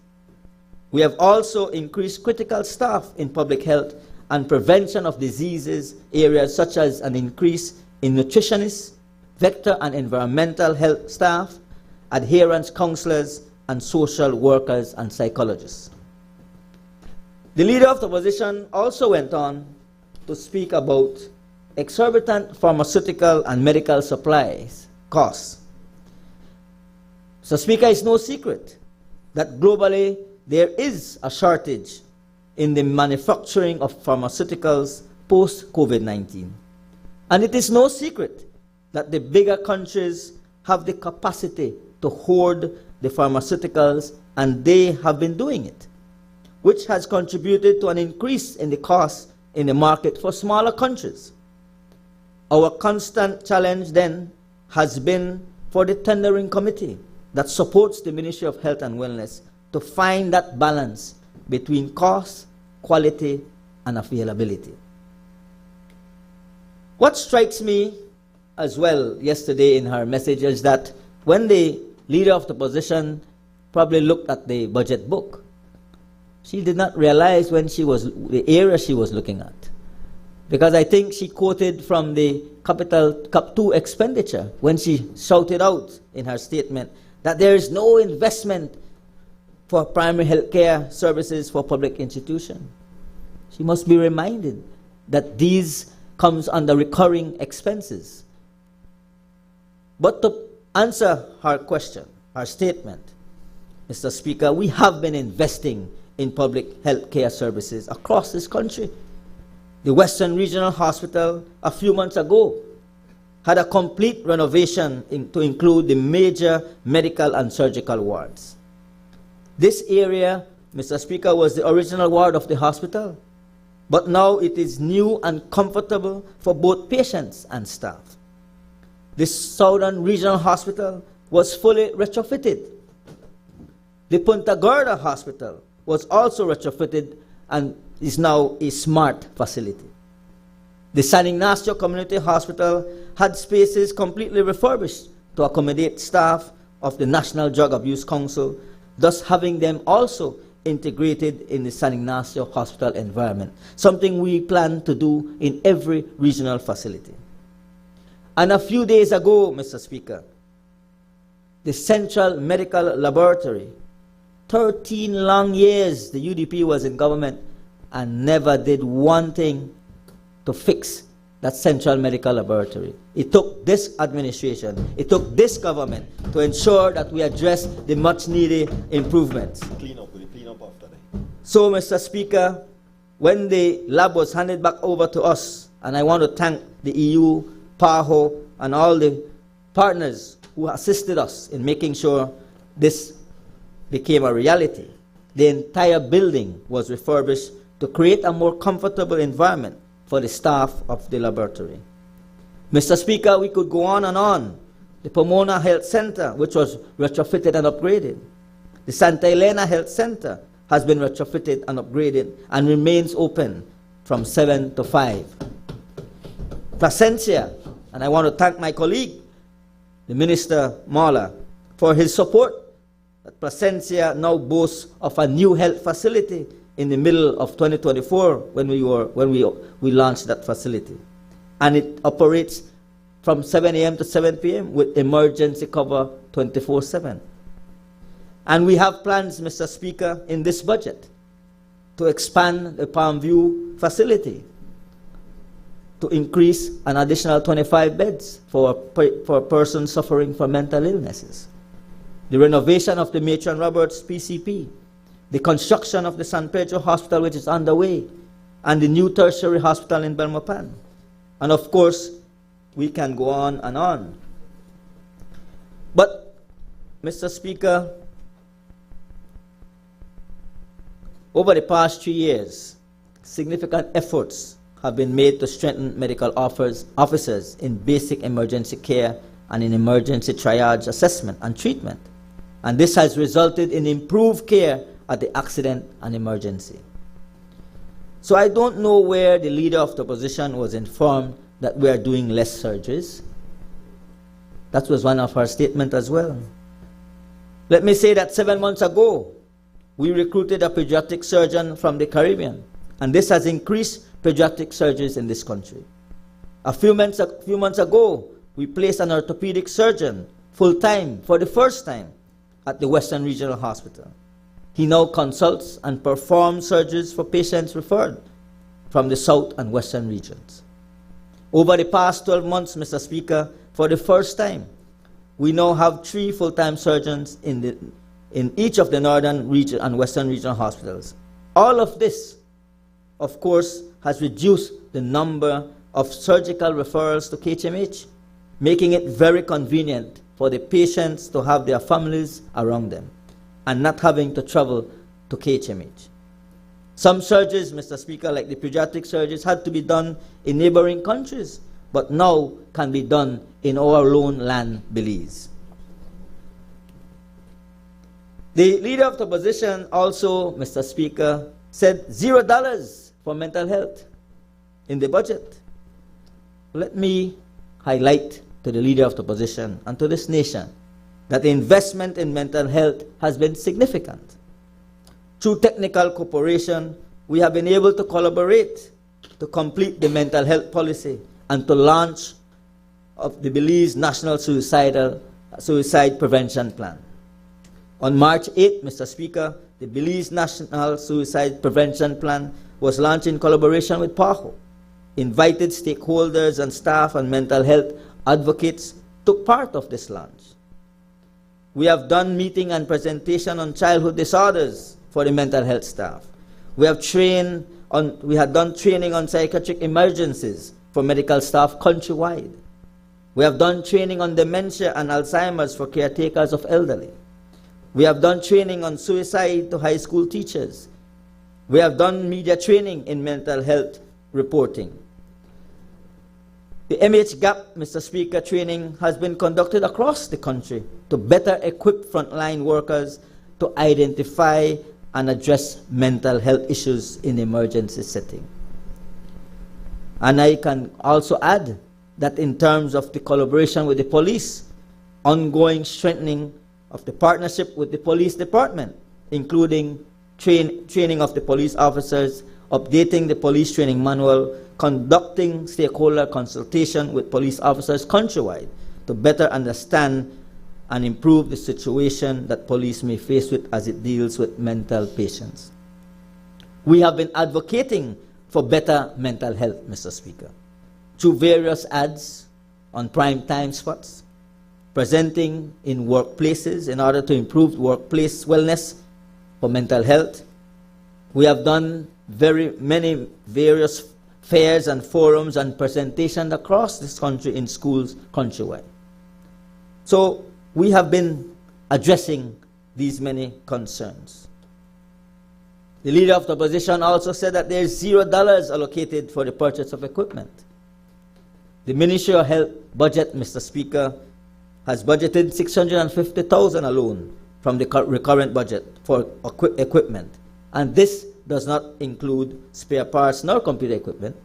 In CAP 2, $1.5 million has been estimated for specialized equipment. She said $0 allocated for reconstruction and construction of public facilities. But, Mr. Speaker, with the assistance from the IDB, funds have been allocated for the retrofitting of the Northern and Southern Regional Hospital, the Matron Roberts Health Center, and the Palmview Center, as I said. And may I remind the leader of the opposition, as she highlighted that the grants to KHMH is minimal. It is this government, again, that had to step in and increase the subvention for KHMH to $33 million. It is in the hope, Mr. Speaker, that we continuously work to improve the services for KHMH. And we are at this point reviewing the entire situation at KHMH and looking at how, with the plans to construct a new secondary hospital in Belize City, to be able to support the work and services at the Carl Hirschner Memorial Hospital. But I turn back to my prepared message, Mr. Speaker. Plan Belize 2.0, like its predecessor, Plan Belize, focuses its national health agenda on a simple but indisputable fact that our health is our wealth. The task of realizing this bold yet significant responsibility is vested upon the hundreds of public officers, doctors, and healthcare professionals across this nation. I am both honored and humbled to serve as their leader in this great work, and I ask all in this chamber, including you, Mr. Speaker, to join me in giving them a round of applause. In so doing, Mr. Speaker, our ministry has continued its ambitious transformation of Belize's healthcare system. A key milestone of this work is the expansion of the National Health Insurance Program. Outlined in the Prime Minister's budget presentation, NHI will soon be rolled out all across the Cayo district, extending the coverage to an additional 93,416 Belizeans. Over $80 million in services are now being delivered through NHI. Other major accomplishments, Mr. Speaker, that we have achieved is the recruitment of 129 new community health workers, the launch of the 2025 Community Health Workers Manual, upgrades to the Belize health information system. Our dental outreach has been in the range of over 11,000 patients. We now boast of mammography services at Western Regional Hospital, with a new one coming soon for the Northern Regional Hospital in the prevention of cancer for women that suffers with breast cancer. This government is serious when it comes to health care for our people. As I mentioned in my response to the Leader of the Opposition as it relates to the mental health issues, we have launched the National Suicide Prevention Plan. We have updated our Communicable Disease and STI Surveillance Manual. We have launched the Belize Health Sector Strategic Plan for 2025-2034, which is a visionary 10-year roadmap, Mr. Speaker, designed to deliver transformative, equitable, and sustainable health care for all Belizeans. We have also, Mr. Speaker, our Human Resource for Health Policy and Strategic Plan is almost complete for the years 2025-2029, which is aimed at building and sustaining a resilient, skilled, and equitably distributed health workforce aligned with the goals of universal health. We have completed the Belize Health National Adaptation Plan, HNAP, which is now being implemented. This document, Mr. Speaker, aims to strengthen our health system to effectively anticipate, prepare for, and respond to the health impacts of climate change. The Belize Quality Policy for Health 2025-2029 is also in its final stages of approval. This highlights our commitment, Mr. Speaker, to improving the quality, safety, and standards of health service delivery. Our National Triage Policy for 2025-2029 is soon to be approved, which aims to strengthen delivery of emergency and outpatient care across the health system. Mr. Speaker, when you look at the allocations in the budget for health, this budget delivers over $50 million to build upon what we have already done and will be used for the construction of the hospitals in San Pedro and Belmopan, medical equipment upgrades and infection control systems, 4 surveillance vehicles and cold chain improvements, fully equipped mobile health clinics. It will also assist with our telemedicine and rural mental health pilot projects. It will assist with the construction of a new polyclinic in Orijuak town. It will also assist, which we have already started, with the construction of the pediatric wing at the Northern Regional Hospital. Mr. Speaker, when you talk about healthcare, workforce development, and innovations, this budget will help with reforms in areas such as our laparoscopic surgery at NRH, something we have now implemented at Northern Regional Hospital, which we also intend to carry out in all the other regional facilities. It will assist with the recruitment of pediatric and specialist physicians. This budget will assist with the 60+ yearly scholarship for nursing and midwifery. This budget, Mr. Speaker, will assist with the nursing retention package that Cabinet was able to approve for our nurses who have been working hard in this country, and we have already approved the first phase, which comes into effect, I believe, right here next month, and will be done in 3 phases between 2025 and 2027. This budget, Mr. Speaker, will assist with emergency, maternal, and mental health training. Add all this to the exceptional work we have done together over the past 4 years, like the complete eradication of mother-to-child transmission of HIV, reaching the status of a nation free from malaria, providing free primary and secondary health care, moving one step closer to universal health coverage.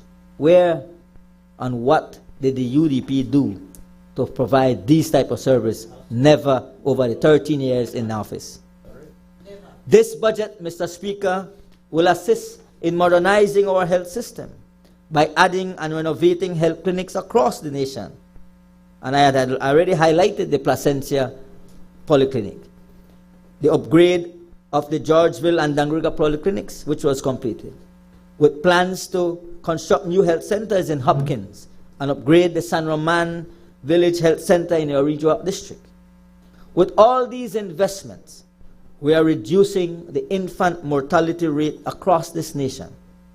The record is clear, Mr. Speaker. We are living in a healthier nation. No more babies dying in large numbers in our hospitals. No more containers full of expired medicine being hidden from the public eye. No more lack of proper equipment in our regional hospitals to do simple procedures. No more dilapidated central medical laboratory because, as I said, we now have a fully equipped central medical lab and plans are in place to upgrade our regional labs all across the country. No more, Mr. Speaker, 20-year-old equipment at our tertiary or only tertiary hospital, KHMH, which now boasts of a fully functional CT scan and new X-ray machines. Top of the line. Including, Mr. Speaker, the new top-of-the-line X-ray machines at Northern Regional Hospital, San Ignacio Community Hospital, and the Southern Regional Hospital. We have not reached where we want to be, but we are getting there, and getting there we will together.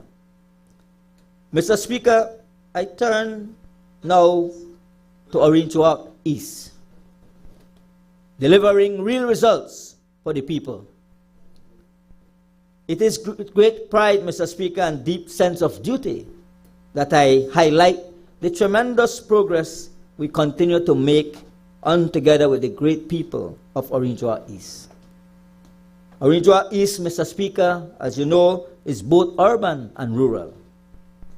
A significant portion of our constituency is part of Orinduak Town, and we have 5 vibrant villages. In the Orinduak East, Mr. Speaker, I reaffirm that we are committed, and we remain committed, to improving access to health care in our rural communities. All our rural communities in Orinduak East alone, we have upgraded clinics in those areas that have health posts, ensuring that our residents receive quality care closer to home, like in Santa Marta, where we have constructed a health center. We have deployed mobile medical clinics to villages such as Carmelita, Palmar, Tower Hill, Champine Ridge, and as well as Santa Marta, reaching even the most remote residents. And let's talk, Mr. Speaker, about the infrastructure development in Orinduak East. For us, infrastructure development is not just a goal, it is a necessity. And I am pleased to report that for the people of Orinduak East, it is a reality. We promised to pave Champine Ridge Road, Mr. Speaker, and that has now been fulfilled. We promised the people of San Jose Nuevo Palmar that we are going to pave the 2 major roads in that community. That has already been completed, Mr. Speaker.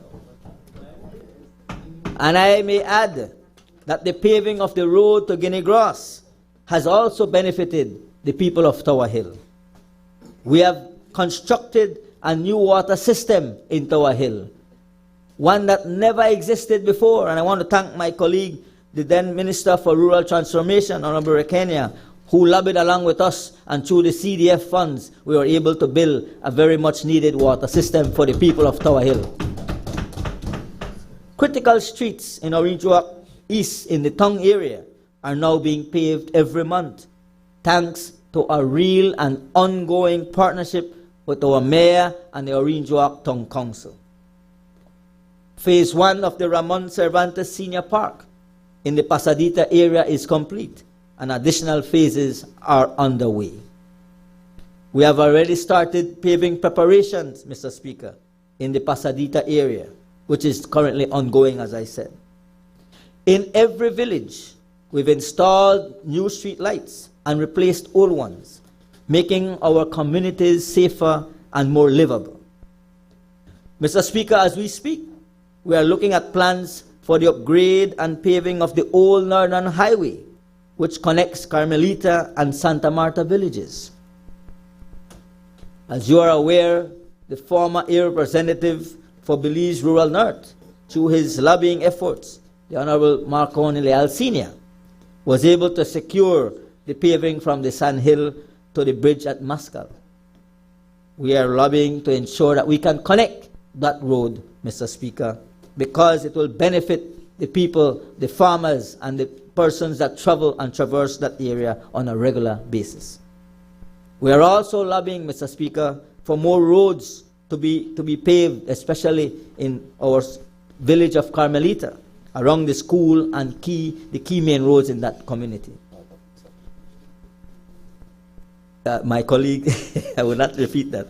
Santa Marta village, Mr. Speaker, will also see more development of lighting expansion in the community and works to develop a proper garbage disposal site. We are aware as well that in the Santa Marta village community, the water issue is a problem. And I am very pleased to announce that we have already been given the green light, and I believe it's through UNICEF, that funding will be earmarked through the Rural Development Office to put a water treatment system that will allow us to have better drinkable water for the people of that community. In terms of our social services and community support, Mr. Speaker, in Orange Walk East, our people-centered approach works towards ensuring that no one is left behind. And we are doing this in numerous ways. Thanks to our support from the former Minister of Education and the current Minister of Education, we continue and we have been able to support and provided education support to hundreds of students in need. We have offered medical assistance to residents facing health issues.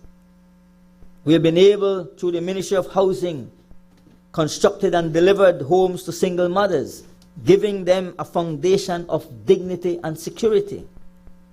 This budget, Mr. Speaker, will do much more of these things. We have been able to support and sponsor all village councils with Mother's Day and Christmas programs and back-to-school programs, extending our celebrations to the people of the tongue as well. Mr. Speaker, we have continuously supported sporting activities, and this year, our yearly Mondalito tournament, organized by my good friend Wilson Chato Perez, is currently underway. And let us talk about women empowerment in Orange Walk East. Empowering our women is a cornerstone of our work. We've supported innovative programs like Sip and Paint, creating safe and creative spaces for women to connect. We actively help single mothers obtain employment and secure land, putting real tools for independence in their hands. Mr. Speaker, through the support of our able councillor, Dorette Pascasio, and I must big her up, we have monthly events and activities for our women and children with special needs. Everyone is involved. Everyone is included. Todos ganamos. In terms of education, as I said, Mr. Speaker, with thousands of young people in our constituency, we understand more must always be done in the area of education. For us, this is an investment in our future. And to this end, we have provided schools with new sports equipment, encouraging physical wellness. Computer labs in Champion Ridge and Carmelita schools are now fully air-conditioned and modernized, giving students the tools they need to succeed. We continue to address our youth as well in our constituency, Mr. Speaker. We believe in giving our young people a stake in this nation. And I want to thank the Deputy Prime Minister for his support that just recently 500 residential lots have been distributed to first-time young land adult owners. A powerful step toward economic independence and national pride. They now own a piece of this jewel. And the young people of Champagne Ridge will also soon benefit, where an additional 100 house lots have been earmarked which is currently being surveyed and finalized, will also be distributed to those young deserving Belizeans in Champagne Ridge. As it relates to our community empowerment in Orinjoa East, Mr. Speaker, we continue to shine as a beacon of community support and development through a variety of meaningful initiatives. And among the many wonderful projects carried out, our back-to-school support program, where we distribute school bags to students to ensure that they are prepared and excited for the new academic year. Our summer learning programs, where we offer free reading classes during the summer to help children strengthen their literacy skills. Our holiday joy for special needs children, our heartwarming Christmas dinners and gifts for all children with special needs in the community is something we continuously offer to our children in need. Our inclusive excursions, it's a special and all expenses paid trip for children with special needs to the Belize Zoo and Old Belize, creating joyful memories and inclusive experiences. Our Easter Fun, a festive Easter egg hunt and personalized Easter basket for children with special needs. Our empowerment workshops, as I said, where we offer free workshops aimed at uplifting both women and men, providing tools for personal growth, confidence building, and economic empowerment. These initiatives, Mr. Speaker, reflect a deep commitment to inclusivity, education, and community well-being. Orinjoa East is not only investing in today, but building a stronger, more supportive tomorrow for all. As I conclude, Mr. Speaker, there is great love in Orinjoa East, not just at election time. Those who know me are well aware that we don't work to win elections. We work every single day for the good people of Orinjoa East. What motivates this work, Mr. Speaker, this work ethic, is the fact that every person from the East deserves better. As good as it gets, we can always work to do more. As we speak, in rural communities across this nation, the people are back at the polls.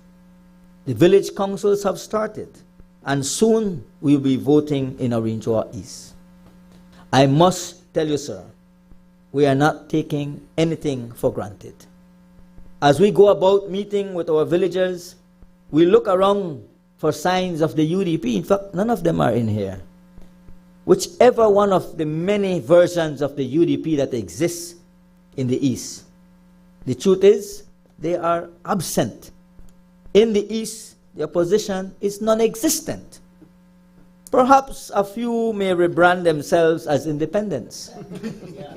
Either way, we look forward to sharing our excitement over Plan Belize 2.0 with them.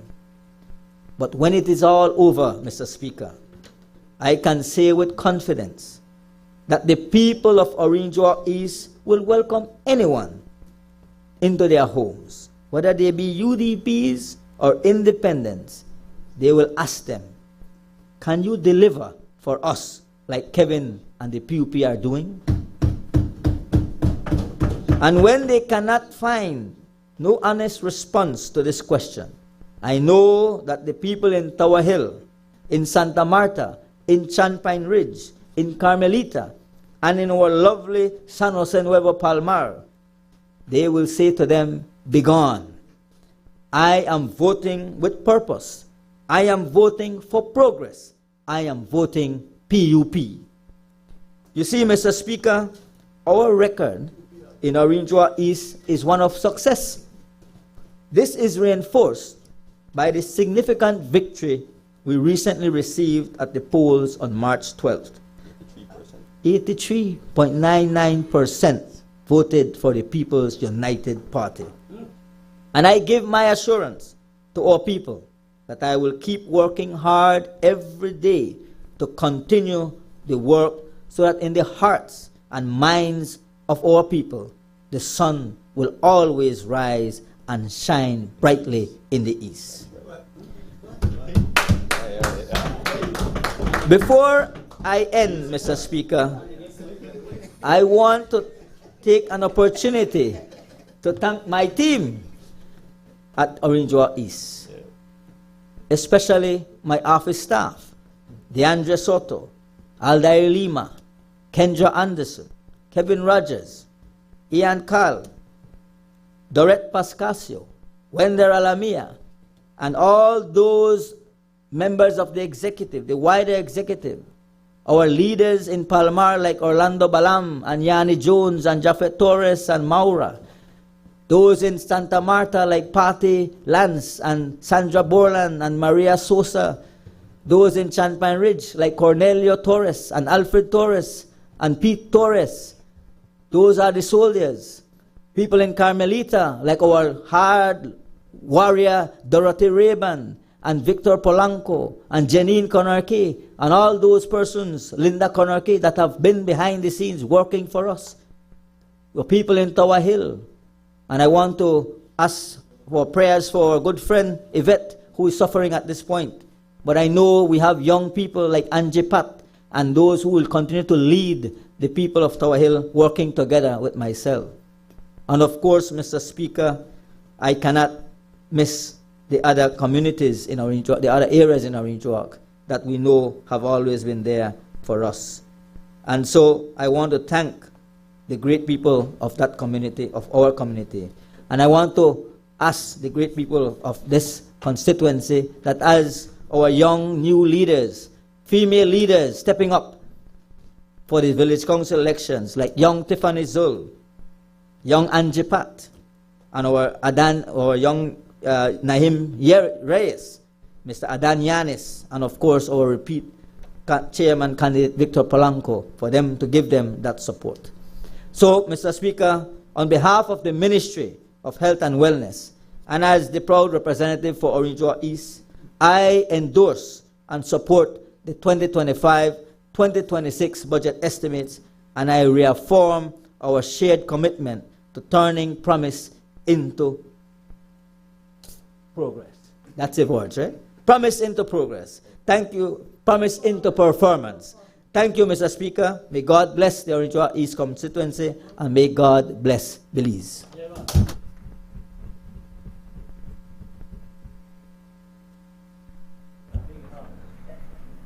We'll suspend the meeting temporarily so we can make accommodations for the member for Pickstock with the podium.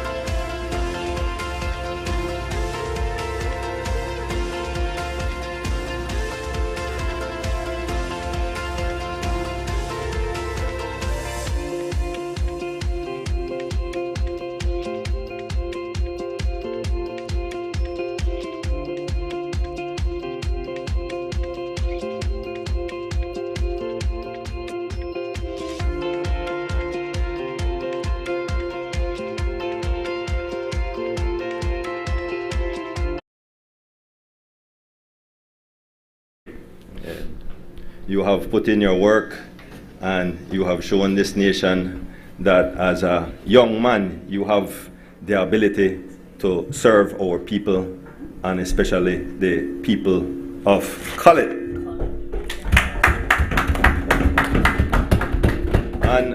And like that crowd on the other side, when I look at you, well, sorry, nobody there over there, right?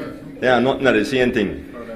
When I look at them when they're here, and I look on our side and see people like you, Marconi, and younger era reps, I am convinced that the People's United Party and others coming up, Elud Miller, Alan Pallad, all of these people, that our party is in good hands.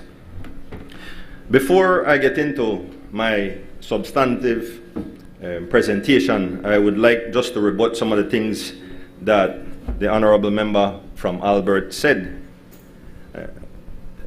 She spewed a lot of negativity towards the budget, but I don't think she believed what she was saying.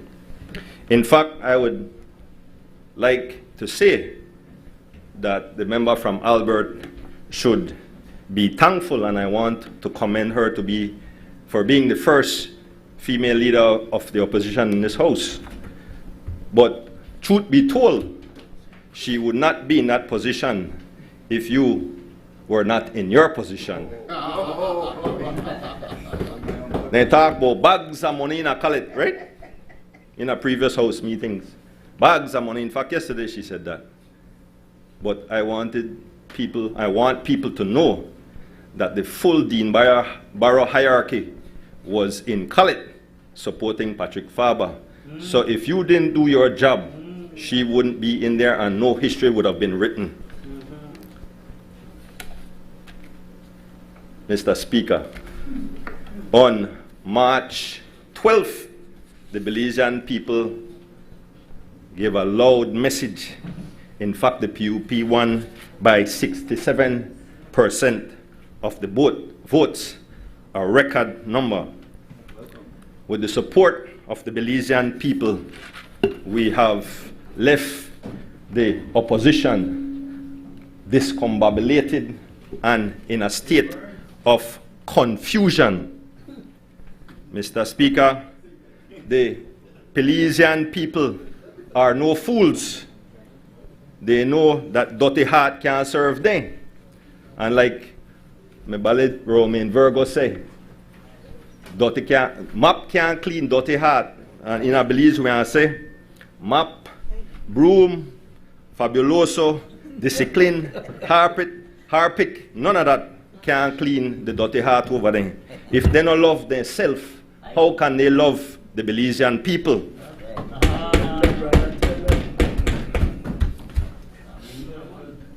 In fact, here it is. They ran the economy off the cliff leading up to 2020. The economy was in a recession. They left all government institutions broken and in a state of disrepair. Crime was out of control.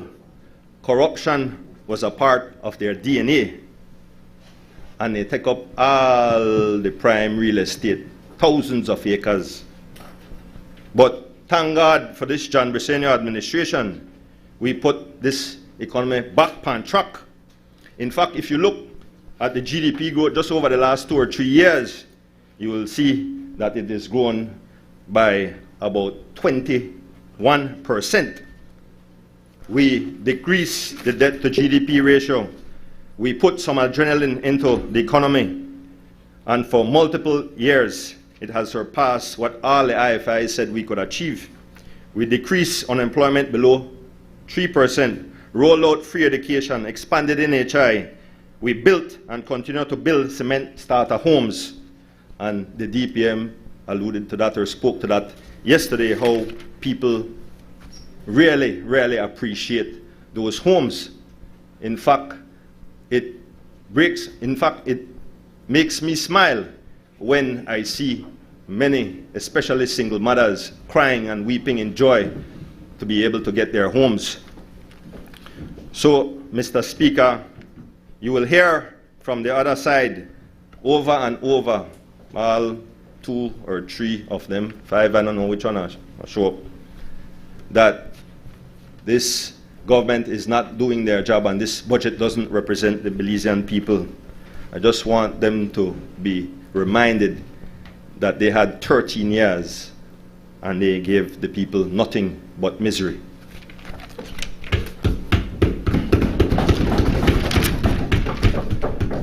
With your permission, Mr. Speaker, I would like to refer to my notes. Mr. Speaker, I rise today in support of this year's budget. This morning, I will go beyond just presenting data and outlining initiatives. I believe that our Belizean people expect and want more. They want to know how this budget will improve their lives. That's why we approach this comprehensive national exercise with purpose and responsibility. The budget process ensures that public resources are properly planned, allocated, and monitored. But at its core, it's all about our people. Today, I reaffirm that this John Briceño-led administration is committed to the kind of progress that will impact the day-to-day realities of Belizeans from all walks of life. And the CABSEC tell me that in short time we'll be able to call our leader and the Prime Minister Right Honorable John Briceño. The King met us step the game up, right? Yes. Right. Mr. Speaker, I use Change Agent as my slogan because it reflects how I approach leadership and public service. In the book, Pedagogy of the Oppressed, the author speaks of praxis, which means the practical application of a theory. He explains that liberation is a praxis. It is the action and reflection of men and women upon their world that transforms it. In other words, we cannot just think about change. We must act with purpose. This captures exactly how we work in the Ministry of Tourism, Youth, Sports, and Diaspora Relations. My team and I are committed to the work needed that will bring about the changes to propel Belize forward. But the change that we believe in is neither haphazard nor superficial. It is strategic and impactful. Change that is guided by the needs of our people. Mr. Speaker, we are change agents. In the Prime Minister's budget presentation, he spoke about the country's real GDP growth of 8.2% in 2024. This was led by the services sector, which grew by an impressive 10.5%, and tourism did its part to contribute to that growth. This sharp increase in overnight tourism positively impacted many sectors of our economy, both directly and indirectly. Mr. Speaker, this year's public investment programs reflect a bold commitment to development. A record $337 million is being allocated under Capital 2 budget. Priorities include infrastructure, health, education, agriculture, tourism, youth, and sports. Mr. Speaker, this year's budget includes targeted investments in education, community development that speaks directly to the needs of our people. In the area of education, about $5 million has been allocated to the Healthy Start feeding program and to expand internet access to schools. For social and community development, we have allocated almost $20 million that support constituency development, small business programs, and youth programs. These investments create opportunities at the grassroots level. Other key allocations include $30 million for nationwide road maintenance and 50 million for the expansion of the National Health Insurance Program. In addition, 185 million is allocated to CAP 3 budget to support transformative projects like the construction of hospitals in San Pedro and Belmopan, renewable energy investments through the World Bank and the Saudi Fund, skills training programs via IDB, and over 10 million to support Blue Cities development in San Pedro, Belize City, and Punta Gorda. Mr. Speaker, these investments are fully aligned with Belize's medium-term development strategy and the goals of Plan Belize 2.0. And while many are multi-year projects, the allocations for this fiscal year alone demonstrate our government's commitment to transforming vision into reality. This level of public investment is important to tourism because it strengthens the infrastructure, services, and community resilience that directly shape the visitor's experience and support sustainable growth across the tourism industry. The investment in all these areas cannot succeed without our public-private sector partnerships. We need all hands on deck: our public service, our teachers, our micro, small, and medium enterprises, our NGOs. We need everyone, Mr. Speaker. The growth and development of our nation must be inclusive and certainly not just for a select few. We must ensure that we lend a helping hand to people from all walks of life.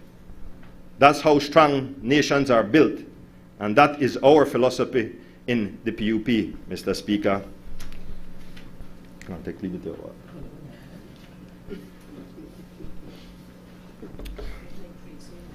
No, not done with that. The government is the biggest employer, and with the unemployment rate at a record low of 2.1% last year, we know that our Belizean people are working. That, coupled with the increase in the minimum wage, have given our people the opportunity to earn a decent living. I support the Prime Minister's intention to increase the minimum wage again to $6, and I would hope at some point down the road we can reach $7.50. I also support the government's proposal to increase salaries for all public officers and not just teachers. We do have hard-working people both in the public and in the private sector, but if we are to be honest, there are inefficiencies throughout the system. Mr. Speaker, as a nation, we must refuse to be the poster child for Pareto's principle.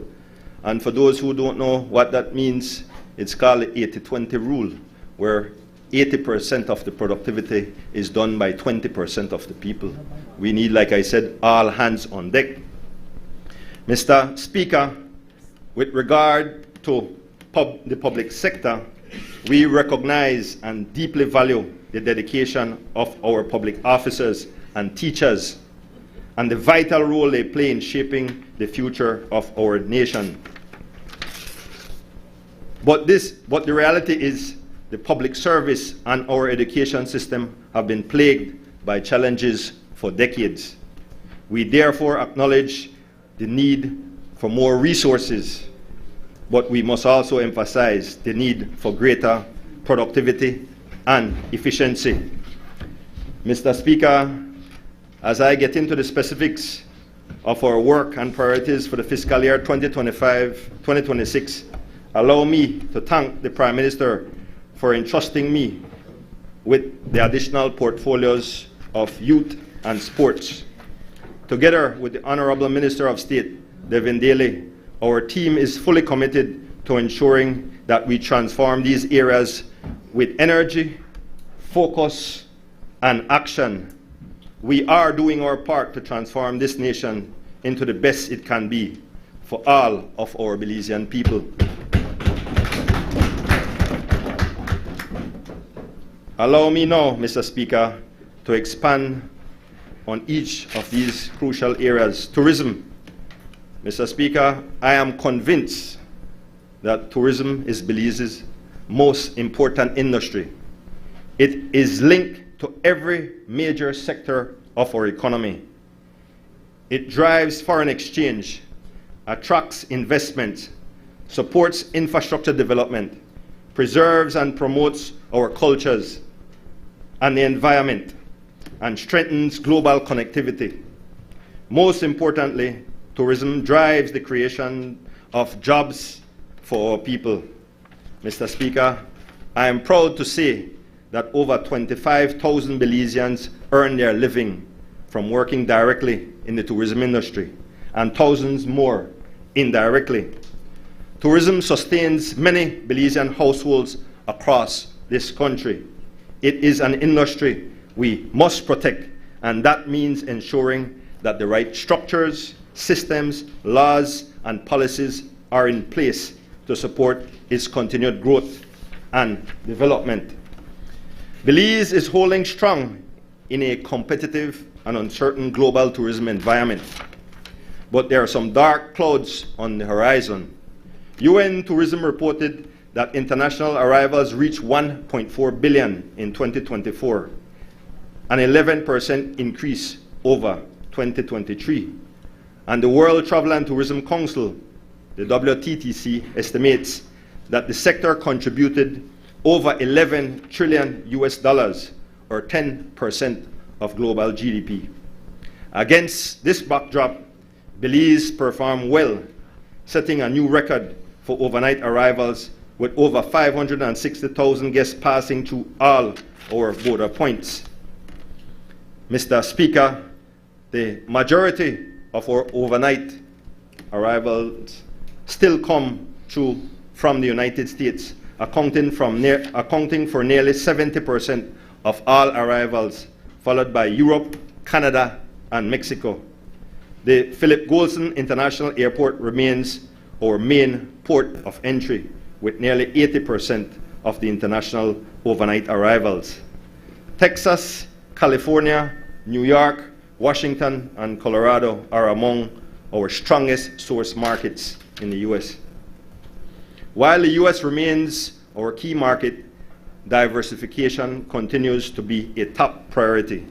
According to Tourism Economics, the key indicators for the performance of the industry this year are trending downwards as a result of trade tensions, global conflicts, inflation, immigration policies, airline disruptions, and security concerns.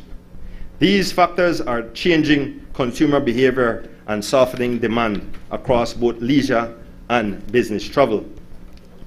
Economic uncertainty and aggressive immigration enforcement in the U.S. have also created hesitation among diaspora travelers. However, to mitigate this, we are increasing our focus on the Canadian and European markets. Special promotions and direct campaigns will continue to position Belize as an adventure escape. In Mexico and Latin America, we are already seeing results from increased marketing. In fact, Mexican arrivals grew by over 200%, increasing from just over 6,000 in 2023 to almost 14,000 visitors in 2024. To capitalize on new opportunities, we continue to work in Canada, Latin America, and Europe. Our goal is to convert the awareness that we have created into actual visitor arrivals. We also urge the private sector to review their pricing structures so that we can remain competitive as a destination. Mr. Speaker, the first 4 months of 2025 have also shown encouraging results. Record numbers for January, February, and April, with March, which was marginally down. However, we are beginning to see signs of a slower green season. This is a signal that the geopolitical climate is beginning to affect travel and tourism. So we must stay nimble and Agile, the good folks at BTB are here, so. Full up the galleries, man. I'm not only 5, man. Stop that.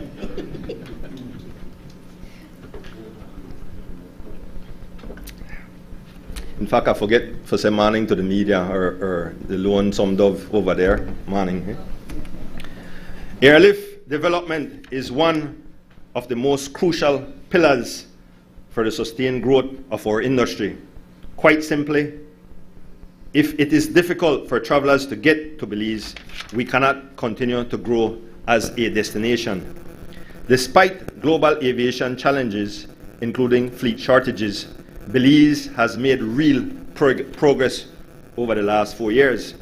In fact, just recently I was fortunate enough to have dinner with some of the executives from some of the major carriers that come to Belize, and they all spoke about issues of having airplane shortages. In fact, one of them told me that they had a shortage of over 80 planes. That's just one airline. And so it has been remarkable what we've accomplished over these last 4 years, growing the capacity into Belize. And that is the lifeblood of the tourism industry. In 2024, Belize reached a milestone. We now have direct routes from 7 countries and 21 cities. And even as airlines navigate a complex landscape, Belize is positioned to seize new growth opportunities. Mr. Speaker, I would like to advise the members of this House and the Belizean people that we are currently engaged in negotiations with several airlines in the US, South America, Mexico, the Caribbean, Canada, and Europe. Additional seat capacity is where the growth will come from, Mr. Speaker. Cruise is an important component of the tourism industry, and it provides an opportunity for many small businesses, and that is what I'm most proud of for cruise. Mr. Speaker, the cruise sector is also evolving. In 2024, Belize welcomed approximately 900,000 cruise visitors to our shores. But the growth in cruise has been stunted by the lack of a mainland docking facility. The direction that the cruise industry is taking is focused on scale, meaning bigger ships. And when I mean bigger ships, these are small villages floating on the sea. It's going to be normal for those ships to be able to hold 6,000, 7,000 guests, 2,500, 3,000 crew. So 10,000 people on board those ships. And truth be told, Mr. Speaker, these ships are too big to tender. Mr. Speaker, we have wasted over 20 years waiting for a mainland cruise port, and this has been a disservice to the cruise industry and to the Belizean people. In 2023, I was fortunate to be a part of a delegation led by Prime Minister Briceño and other members of cabinet at that time. And we visited with the Florida Caribbean Cruise Association in Miami, and we sat down and spoke to many executives from the major cruise lines. And since then, a lot of serious discussions have been had to ensure that we get a docking facility in Belize.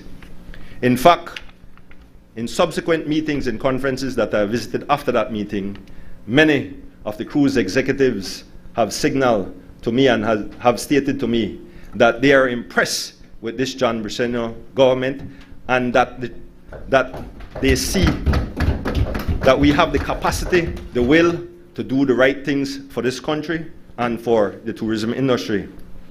Currently, we are working on a master plan for the Port of Belize, and simultaneously talking to major developers who are interested in partnering with us on this very transformative project. I want to signal that now is the time for us to begin to prepare for the exponential growth that is coming our way. You have to spend a leave money in a Belize City PM. Julius? This close to $1 billion project will transform both cargo and cruise and create many opportunities for our Belizean people.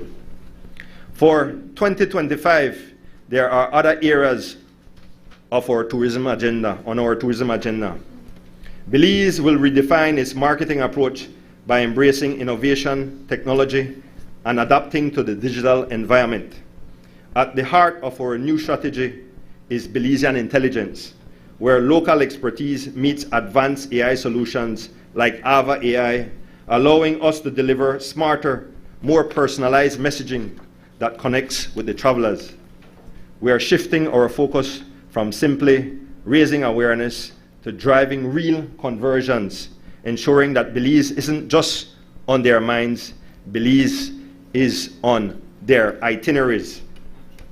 Mr. Speaker, to remain aligned with our marketing and brand promise, our tourism product needs continuous improvement.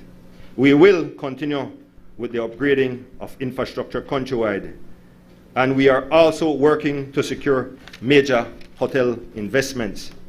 Some other key areas for the government include the establishment of a single window for building approvals, which is crucial.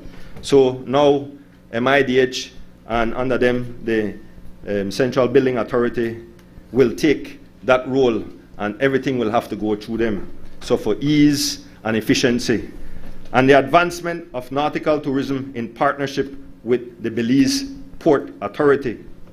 The Border Management Agency is spearheading the development of the PG Marina in the south, a transformative investment that will boost nautical tourism, create jobs, expand recreation and commercial yachting services, and position Punta Gorda as a strategic gateway for both domestic and regional maritime traffic. In fact, there are about 3,000 boats in the Rio Dulce, and many of them would come to Belize if there was the infrastructure. In fact, Toledo, they get a lot of help. Front Street paved, a new cultural center being built, the road to Lobantun started to be paved. We're going to fix up the road to the site itself. Yeah, call it next. So, Osmond and Brother Oscar, you can't complain that Toledo is the forgotten district anymore. Stop playing. With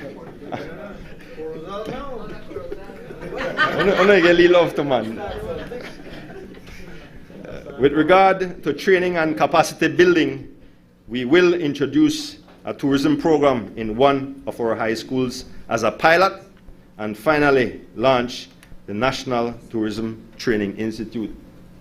Brother Lloyd, I want that by the end of the year. No questions asked. Despite the challenges presented by the global landscape, we are poised to turn these adversities that we're faced with into opportunities. I have confidence in our public-private sector partnerships to continue to get the job done. Our ongoing engagement with regional organizations like the Mundomaya Organization, SICA, the Caribbean Tourism Organization, CTO, and the UN Tourism will continue to boost Belize's profile in our global strategies. Mr. Speaker, I want to acknowledge all our local and international partners, especially the private sector, conservation NGOs, financial institutions, and the many government ministries and statutory boards that work with us closely day in and day out. One of our tourism pioneers, the late Mrs. Jean Shaw, once said, "Tourism is everybody's business." And Mr. Speaker, all these years later, that statement holds true like never before. For Belize to thrive as a destination, every interaction and every touch point matters. Each Belizean plays a role in shaping the visitor experience. Mr. Speaker, now to youth. Mr. Speaker, young people are not just tomorrow's leaders. Many are already today's change agents. Look by yourself. You're John 29 already? Oh, you don't know youth no more then.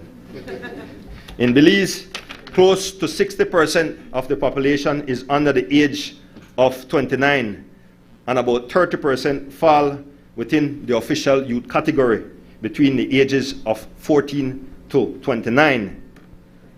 Our young people are very important to the development of this nation, Mr. Speaker. Over the last 2 months, Minister Daly and I have been working to evaluate and plan the way forward for youth and sports. We have been working non-stop since the day the Prime Minister honored us with these portfolio. Globally, youths represent nearly 16% of the world's population, and many of them are at risk of being left behind due to a lack of education, access to education, job opportunities, and mental health support. The International Labour Organization estimates that there are over 70 million youth worldwide that are unemployed, and that there are millions more who are underemployed. Mr. Speaker, the work we do will determine the Belize of tomorrow. That is why, in this fiscal year, we must take bold steps to modernize and strengthen our national approach to youth development. Guided by the pillars of well-being, education, employability, governance, and protection, the Youth Department is going through a complete overhaul. We will engage the University of Belize to assist in preparing the National Youth Policy and Strategic Plan to respond to the real needs of today's youth. Work is underway to evaluate the services provided to ensure that they meet the needs of our youth. We will continue to leverage our partnerships with the ministries responsible for education, health, and human development, as well as build international partnerships to provide greater access in support of our youth. Mr. Speaker, we need a stronger focus on mental health, sexual and reproductive health, and life skills that will equip our youth with the tools necessary to compete in this sometimes harsh world that we live in. These shifts will ensure that our Belizean youth, regardless of their background, have pathways to learn, grow, and succeed. We will establish innovation and creativity hubs that will act as an oasis for our youth. We will create flexible access to entrepreneurship programs and deliver outreach in unserved and underserved areas. Mr. Speaker, investments will also be made to improve the condition of our youth centers, build staff capacity, and introduce stronger monitoring and evaluation systems. We have to be able to collect and analyze the data that inform our decisions. Mr. Speaker, we have already started with a comprehensive analysis of all our programs. We will streamline our operations for us to be more efficient and effective, and we will do a better job at leveraging partnerships so that we can deliver tangible results. Mr. Speaker, our CAP 2 budget directly supports a range of critical youth-focused initiatives aimed at creating safer spaces and expanding opportunities across the country. This includes the provisioning of equipment and improvements to our facilities. Investments will also strengthen summer programs, educational and personal development initiatives, skills training designed to prepare our youth for the evolving job market. Additionally, funding has been allocated to introduce rehabilitation programs that support personal transformation. These efforts reflect our government's commitment to building a strong foundation for youth development through targeted community-based investments.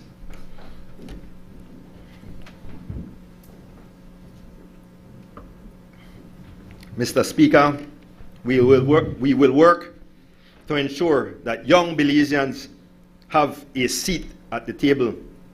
Through stronger youth mainstreaming, their voices will be reflected in policymaking across all sectors. We will expand youth leadership through councils, youth shadow roles, and targeted training programs that empower them to help shape the future of our nation. And while we continue to focus on supporting at-risk youth, we must also identify those with potential who may simply lack the support systems and the resources needed to thrive in our country. Mr. Speaker, my apologies, Mr. Speaker. I have already asked the Youth Director to begin a program in identifying all talented students across the country who may be on the margins of not being able to complete their education and go to higher learning institutions. Hopefully we can get that done before the end of the year, and we provide the safety net for all these people. Sports, Mr. Speaker, sports is not just about recreation. Globally, the industry is valued at over $500 billion US, contributing to country branding, tourism, health, and employment. In Belize, we must see it for what it is, a force for education, unity, character building, discipline, and national pride, a force that can transform lives. In fact, Honorable Devin Daly is a testament to that, from Iguana Street to school in the United States to playing ball in Europe and now serving the Belizean people. And we should all be proud of this accomplishment. Belize is brimming with raw talent, but for far too long, our athletes have been underserved by limited infrastructure and inconsistent support, Mr. Speaker. This is a dawn of a new era for sports in Belize, and I guarantee you and the Belizean people that Minister Daly and I will do whatever it takes to help our athletes to compete at the highest level.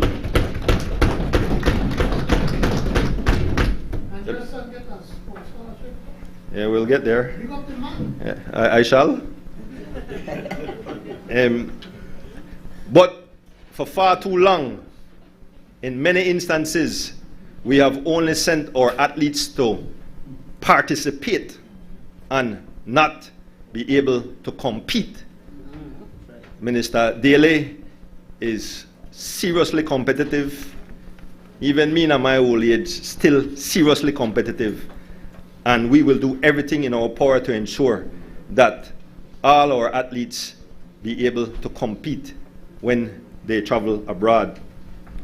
This will take time, money, and effort, but we will see marked improvement in the years to come. In 2025, our investments will focus on funding athlete development programs, elite training and scholarship pathways, improving school-based competitions and inter-district leagues to expand participation at the grassroots level. And my program, Mundialito in Belize City, is a testament to that. I've been doing that program for about 18 years now, and we see the impact that it is having. If you go to Berger Field on a Saturday right now, you see hundreds of young children playing football, both boys and girls. And I want to thank Stanley Reno and Tyrone T-Bones Young for their dedication and support over the last 18 years, and all the coordinators and coaches, all the Crowills and Sundance and all these people who give their time and effort day in and day out to be able to serve our children. And if you go out there as well, you will see a lot of parents in the stands supporting their children, and I commend them for that. I want to call on more parents to come out and support your child or children. Upgrading and maintaining sporting facilities in all districts, developing a new sports policy and strategy, updating the Sports Act, establishing a National Advisory Council that includes all federations, and identifying creative ways to finance youth and sports initiatives in a sustainable way. A couple weeks ago, when at the launch of the Mundialito, I stated that a young man by the name of Jervan Ramos, who went through the same Mundialito program and was fortunate to get a scholarship, completed school and earned himself a master's degree. And I hope he comes back and serve just like the Honorable Daly. I've been going through that same process with my own son, and he has gotten a scholarship which he has committed to a school outside Chicago to go and play volleyball. So I know firsthand the importance of getting sports right to be able to provide an education for young people, for better health care, because if we have a healthier nation, we have a more productive nation. For national pride, when you see this flag, you should beam with pride. And then we have to be able to have a portion of our athletes be able to earn a decent living from sports. Mr. Speaker, we have established a new board of directors for the National Sports Council with competent and passionate people who are committed to driving the sporting renaissance forward. We're also implementing critical reforms in sports governance, introducing the proper financial oversight, performance reporting, and streamlined coordination across federations.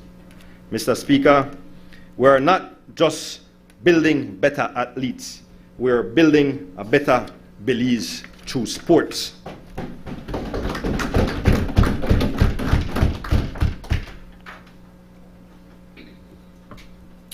Mr. Speaker, Belizeans living abroad are an important part of our national development agenda.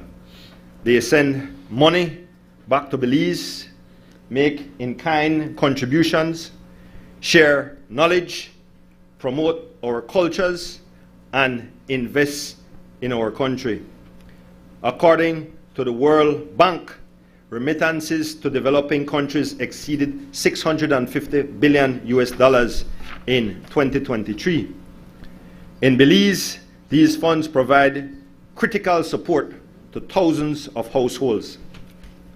Remittances were about $188 million in 2019, and when we got in, we saw a sharp increase in that. Estimates are that remittances will reach over 300 million by the end of this year, and that is only through the official sources. Money go in a barrel, money go in a suitcase, money go all kind of way, clothes go, all kind of thing go. So if you add tourism, and I like to say this every budget report, cause I just have to remind the country, if you add tourism with about 1.5 billion towards the economy, and you add remittances, that would make it about 1.8 billion, almost 25% of GDP. In 2025, our ministry will continue to strengthen diaspora engagement by continuing to improve the Diaspora Returnee Incentive Program. That's where people who live abroad can come home and get their household and personal effects duty exempted. Hosting virtual diaspora dialogues, investment forums, and registration and communication platforms. Promoting Belize through events in diaspora hubs, strengthen partnerships with the Ministry of Foreign Affairs and Belize's overseas missions, and will continue to identify businesses and philanthropic partners. Over the last 3 or 4 years, we've been able to raise about $8 million from the diaspora for medical equipment, school equipment, clothes, food, and a lot of other stuff. So the diaspora unit is working hard, and what many in the diaspora have said is that now this administration has given them the level of respect they deserve and opened up the level of communication between government and the people living in the diaspora. Mr. Speaker, our ministry, tourism, youth, sports, and diaspora relations, and our statutory boards, the Belize Tourism Board, the Board of Management Agency, and the National Sports Council will continue to do our part in transforming our nation. Mr. Speaker, for some time now, I've been following the rise of one of Africa's, in my opinion, most brilliant and nationalistic leaders, Ibrahim Traore. For those who don't know, President Traore is 37 years old, and for the last 3 years he has led the African nation of Burkina Faso. From what I've read, the president is a true change agent. He's tearing down the status quo and the way some in the West view Africa and the African people. In just 3 years, some of his accomplishments include building the largest hospital in West Africa, building a new airport, paying off all local debt, establishing a tomato processing plant, prioritizing agriculture by distributing 400 tractors, 240 tillers, 710 motor pumps, 714 motorcycles to boost production. These and other programs are transforming that nation. He's also taking away the country's mineral wealth from the capitalists and the so-called colonial masters who believe that they are doing Burkina Faso and Africa a favor by exploiting that region's wealth. Mr. Speaker, when you listen to all these accomplishments, they sound like a Belize under Honorable John Briceño. New airport, paying off debt, building hospitals, working on renewable energy, nationalizing assets, and the list goes on. Mr. Speaker, it would be remiss of me not to truly thank the people who have helped me to get into this position and in this honorable house. My Pickstock Change Agent committee have worked hard day in and day out to ensure that we provide the necessary support for all or as many people in the Pickstock division. I'd like to also thank the voters and residents of Pickstock who have become my friends and many who are like family to me now. We have issued close to 80 homes over the last few years, and I'm proud to say that in the coming weeks we will cut ribbon on an apartment complex in the Rio area of the Mayflower area in Belize City. So 6 families will get 2-bedroom apartments in that facility, and we are hoping to do a couple more like that. We've also issued over 600 lots with the support of the Deputy Prime Minister, and we hope to do more this term. We have helped many in starting their small businesses, building shops, and equipping them with the necessary resources for them to earn a decent living for themselves and their family. We have assisted many young people and children to go to school, helping with scholarships through the Ministry of Education and through our own resources and the Community Development Fund. We will continue to work on behalf and for the people of Pickstock, Mr. Speaker. In closing, Mr. Speaker, I want to close by saying that Belize is at a pivotal point in its development. As a nation, God has blessed us with wealth untold, the longest living barrier reef in the world. 3 of the 4 atolls in the Caribbean, including the Great Blue Hole, jungles and forests teeming with wildlife, the magnificent Maya temples and heritage, the longest cave system in Central America, a mix of cultures, the Creole, Mestizo, Garifuna, Maya, East Indian, Mennonites, and many more, all living in harmony. However, I maintain that we can do better as a nation. Often we hear and see revolutions that use guns and bombs, meaning bloodshed. But for Belize to catapult forward, we have to have a revolution of the mind, Mr. Speaker. Individually and as a nation, we have to pursue a path of inner awakening. We must have a true love and respect for our nation. Mr. Speaker, I believe in the good of our Belizean people, and I believe truly that we're living in a good country.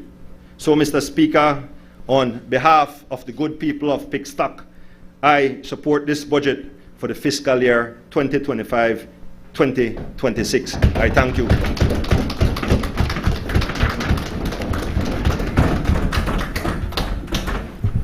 Thank you, member.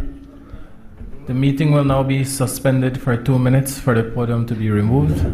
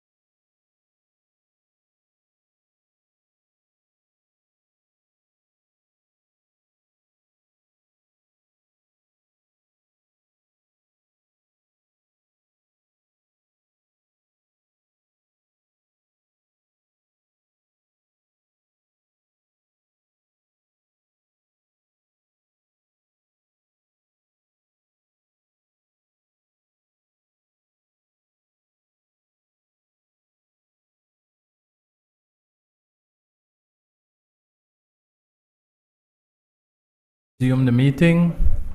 I recognize the member from Corozal Bay.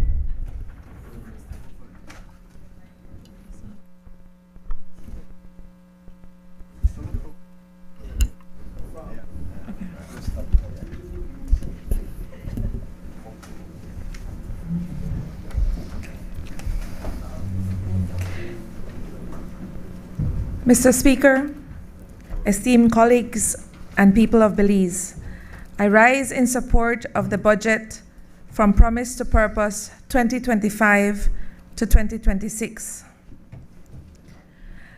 Permit me first to acknowledge the great people of Corozal Bay, from South End to White Cocal, from Joseito Layout and Santa Rita to Corozal Central, and everywhere in between, by Bacachoro, in Bacadia, those in Skelly and in Hall's Layout, in Venezuelan site and in Port Saul, in Ermelinda and down College Road. I want to again express my gratitude for their unwavering confidence and support. And I want to thank the hardest working executive in this country, bar none. That's that. The biggest and most active party arms anywhere in Belize, and the most committed campaigners who ever walked Corozal Bay. The truth, nothing but the truth. I want to thank my parents and send my deepest respects to my father, who was once a member of this esteemed house, and to my mother, who by her example encourages me every day to be steadfast, resilient, and hardworking. To my husband and children, I thank you for your support and encouragement and understanding, without which I could not serve. Mr. Speaker, permit me to speak briefly on Corozal Bay constituency matters. Corozal Bay suffered severe neglect during the past successive UDP administrations. The sporting facilities had not been touched for many years. And it was only through a collaboration between private citizen fundraising and funds designated for sports through BWSL that we were able to accomplish much needed maintenance and refurbishment of the Andres Campos Civic Center last year. While every other district boasts of new modern sporting facilities and some boast several, Corozal still cannot. However, the Minister of Youth and Sports, member for Pickstock, Honorable Anthony Muller, has already engaged in a tour of the sporting areas and, encouraged by the sporting enthusiasts of Corozal, has agreed to start on the plans for refurbishment and redesign of these areas. Corozal Bay is indeed grateful for your support, sir. Corozal Bay is primarily flatland, and drainage is a main issue. Since late last year, the Ministry of Infrastructure, Development and Housing has been engaged in Corozal Bay, working towards alleviating the most pressing issues in those areas that are most flood prone. I want to thank the Honorable Julius Espat for always heeding the call and coming to the rescue. Corozal Bay is a coastal town and prone to erosion like most other such coastal areas. Due to climate change, increased intensity of storms, we are experiencing erosion that has caused sinkholes on most of First Avenue or that road along the seaside. There are 3 primary schools along First Avenue. One school has 2 buildings which are already severely compromised. The seawall along the edge of the beach has already crumbled, leaving Corozal Town vulnerable to tides and further erosion. I hereby petition on behalf of my constituency for the technical and financial support to address and find possible solutions to this environmental crisis, and to ensure climate resilience and adaptability measures are put in place for the safety of the Corozal Bay and Corozal Town residents. Another key area of concern for residents of Corozal Bay is land for first-time owners. But I want to thank the Honorable Cordell Hyde for his efforts on behalf of the good people of Corozal Bay and his assurances that he will ensure that Corozal Bay constituents also have opportunities for first land ownership. Thank you, DPM. Finally, I want to thank the Prime Minister, the Honorable John Briceño, for extending community development funds to the residents of Corozal Bay, as he does for every other constituency already. These have been making a difference during the end of school year, and this has been helping families in need for burial assistance, extraordinary medical expenses, and for the support and revival and diversification of sporting disciplines, cultural and social events. Thank you, PM. And I want to make special mention of the efforts of the Corozal Sailing Club, the Cerro Suns, and the Corozal Wolves, and all the other sporting clubs that proudly represent Corozal. With your permission, Mr. Speaker, I continue to present the 2025-2026 budget for the Ministry of Human Development, Family Support and Gender Affairs, a ministry entrusted with the responsibility of safeguarding the rights of our nation's most at-risk populations while empowering families, communities, and individuals across Belize. This budget reflects our unwavering commitment to strengthening families, advancing gender equality, and fostering inclusive development for all.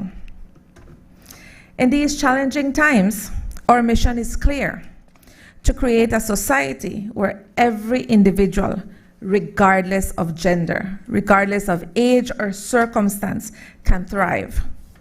Guided by the principles of equity, of compassion, and sustainability, this budget prioritizes interventions that uplift the most vulnerable while investing in long-term resilience. Mr. Speaker, our ministry remains committed to our vision of advancing social inclusion, equality, and resilience.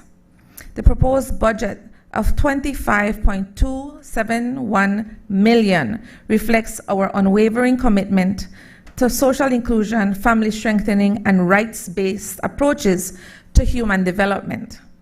This is our firm commitment under Plan Belize 2.0.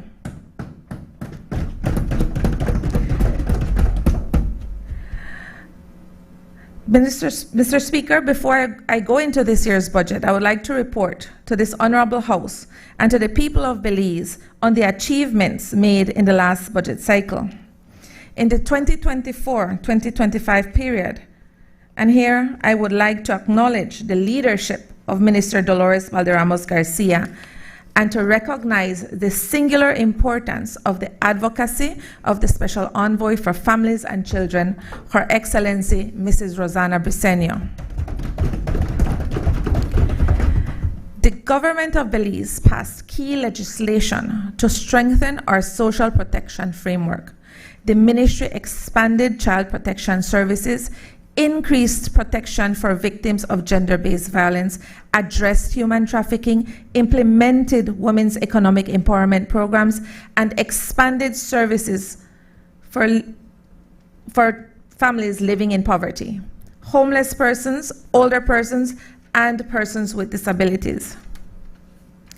During yesterday's rebuttal of the budget presentation, the leader of the opposition alleged, in her opinion, failing social protection policies.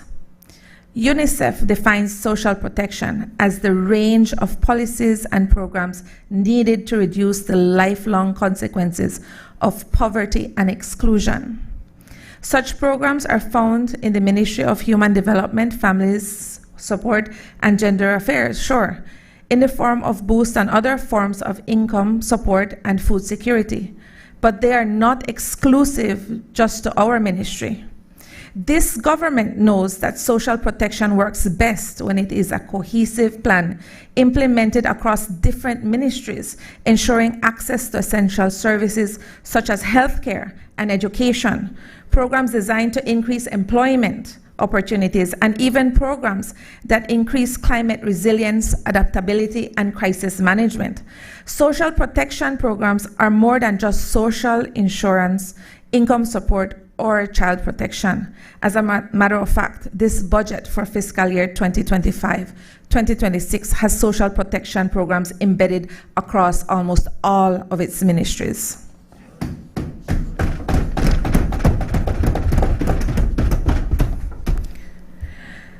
We implemented a series of social support and empowerment programs aimed primarily at reducing poverty and building strong family support systems. Regarding social support, in the last financial year, Boost served 4,099 beneficiaries from 1,692 different households across the country. We increased our reach to persons with disabilities by 451% and graduated 440 households whose socio-economic status had improved. Additionally, amongst Boost beneficiaries, there were 296 students who graduated from secondary schools and 79 who transitioned from primary to secondary school. This demonstrates the program's positive role in education advancement. Through our other public assistance programs, we supported 1,366 individuals facing immediate personal crisis. This included financial assistance for food, for education, for medical needs, and burial support. Additionally, we provided grocery bags to an estimated 8,000 households across the country last year. Furthermore, Mr. Speaker, we provided 1.7 million in grants to organizations that deliver services directly aligned with our mandate for child protection, elder care, and poverty reduction. In the 2024-2025 period, the Ministry of Human Development, Family Support, and Gender Affairs stood strong in its commitment to child protection and juvenile justice. There are times we recognize when, despite our very best efforts at family reunification, children who experience abuse, neglect, or exploitation need alternative home placements. In the last year, the demand for residential care for children increased dramatically. Since 2021, post-COVID, we have taken on an average of 1,200 new child protection cases each year. On average, then, that means that each social worker has between 90 to 104 cases. However, this ministry has addressed the increase in cases, and I am grateful to this government that it has approved 31 new social workers in response to the crippling workload as we struggle to address the growing complexity and volume of cases coming to us. This includes international child abduction cases, trafficking cases, and migrant cases. And this has left us with over 770 children who are presently wards of the state. In 2024, we saw an increased need for foster care and adoption services. We therefore revamped our foster care manual to ensure standardized care and proper training for foster families and social workers. In addition, a new Dorothy Menzies Child Care Center was constructed and newly inaugurated in Belmopan, implemented by Belize Social Investment Fund at a cost of $3.2 million, made possible through a collaboration of the Caribbean Development Bank and the Government of Belize through the Ministry of Human Development, Family Support, and Gender Affairs. The current capacity at the old Dorothy Menzies Child Care Center is 25, but at times with a sharp increase in cases, the Belize City facility has been known to house up to 73 residents. The new facility has doubled the capacity and represents the largest investment in the region in one single project by the CDB, providing 3 buildings, 2 dormitories, and an admin building. Our roving caregivers and parenting programs expanded to multiple districts, reaching 800 children and 772 families. This program targets families with children in their most formative years while providing effective and culturally appropriate parenting strategies. We also introduced the concept of alternative preschools and mobile parenting support clinics.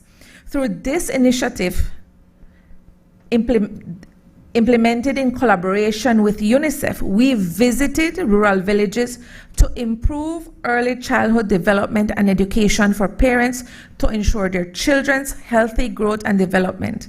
This mobile support presented a scalable model for reaching the most underserved communities across the country. We implemented after-school programs to provide academic support, mental health services, and life skill development for children and youth from schools and communities across Belize City. And in 2024, we strengthened our youth diversion program. The Community Rehabilitation Department almost tripled the cases it saw from the previous year, most of them referred to us by the courts.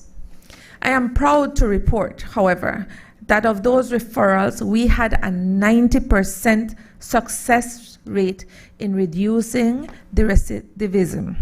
This gives our youth a second chance to complete their education, to learn a new skill, and to reduce their engagement in criminal or risky behaviors. We are grateful for the support from UNICEF and UNDP, who partnered with us to expand our child and juvenile justice programs. Our social workers spend much of their days in courts dealing with child protection, juvenile justice, or adult probation matters. Therefore, in 2024, we overhauled our social inquiry reports and trained social workers in court processes to strengthen child-centered justice. With support from the Office of the Special Envoy, we conducted training in trauma-informed practices, and with funding from UNICEF, we began to digitize the social workforce training program. In 2024, the government passed the Criminal Records Act, and the Alternative Sentencing Act. Both laws aim to reduce the backlog of court cases for minor and first-time offenses, therefore freeing up the system to more efficiently manage serious criminal matters. These laws allow for the expungement of criminal records for some categories of first-time offenders and allows for alternative sentencing for minor offenses, while enhancing the monitoring of adults on probation. Mr. Speaker, true to our mission of social inclusion, our ministry prioritizes the development of legislation and services for those who are most vulnerable. This includes older persons and those with disabilities. In 2024, with funds from Taiwan and CISCA, we launched an elder home care certification program. We also expanded elder care services within institutions and private homes and integrated older persons into our Boost program.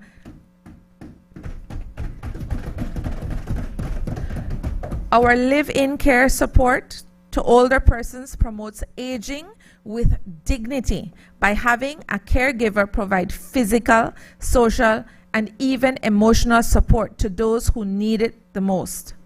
This includes end-of-life care so that older persons can live their last moments with dignity. We served 870 older clients throughout the country last year. While we advocate for older persons to remain with their families, there is still an increase in demand for residential care for older persons. In 2024, we doubled our capacity from 22 to 45 elder residents at the Golden Haven Rest Home. Still, the demand keeps growing exponentially, and we keep referring families to other residential elder care facilities across the country. Together, these facilities provide timely, high quality, and community-centered care for older persons. We also provided 100 assistive devices to older persons and persons with disabilities countrywide, and this increased their physical mobility and hearing to improve their quality of life. Through the Ministry of Foreign Affairs, our ministry developed a relationship with the Disabilities Commission in Panama. This commission, called Senadis, assisted us with establishing guidelines and criteria for a disability certification program and registry for Belize. In 2024, the ministry worked with the Ministry of Health and the Belize City Council to assess homeless and displaced persons in Belize City. As a result, we moved the Good Samaritan Homeless Shelter to a location that better allows the increase the capacity and provide a better menu of services to homeless persons. We have also collaborated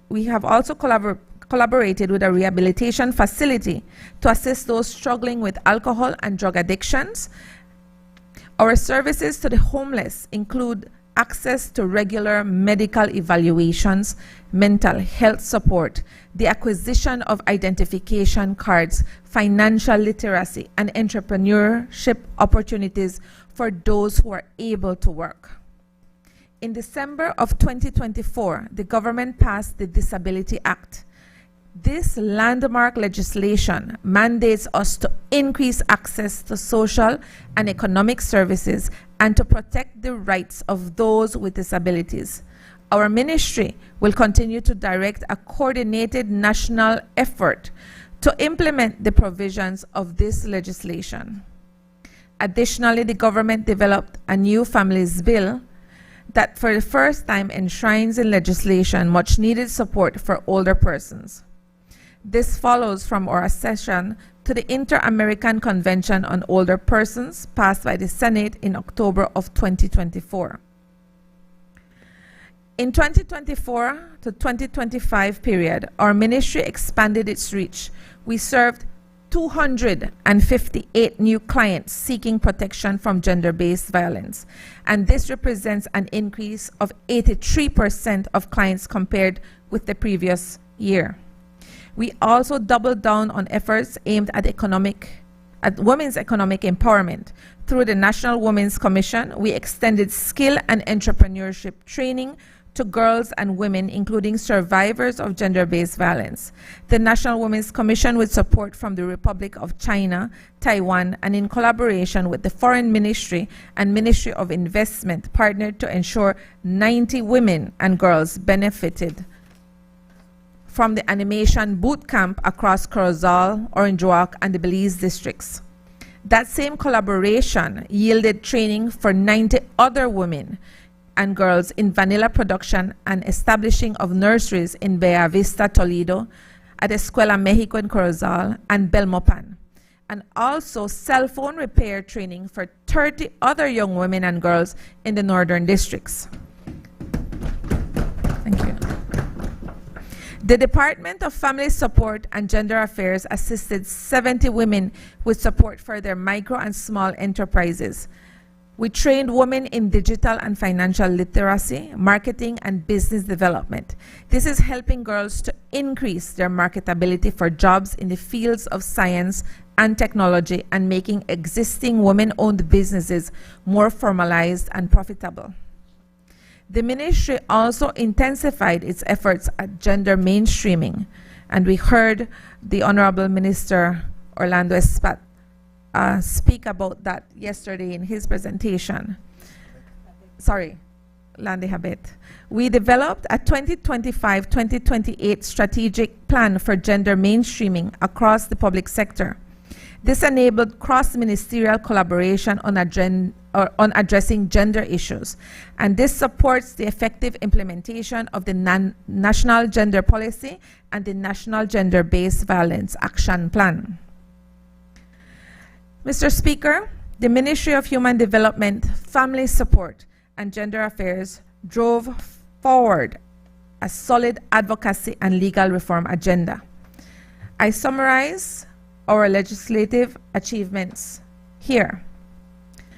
The first, we acceded to the Hague Convention on Child Protection. This allows for cross-border collaboration in handling child custody matters that span beyond our national borders.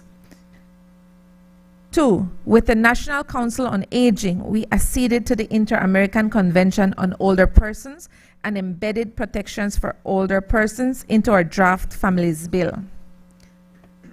Number three, with the National Commission for Families and Children, the Office of the Special Envoy for the Development of Families and Children, and the National Women's Commission, we passed legislation to end child marriage. Number four, having unwavering support from the Judiciary and the Attorney General's Ministry, we passed the Criminal Records Act and the Alternative Sentencing Act.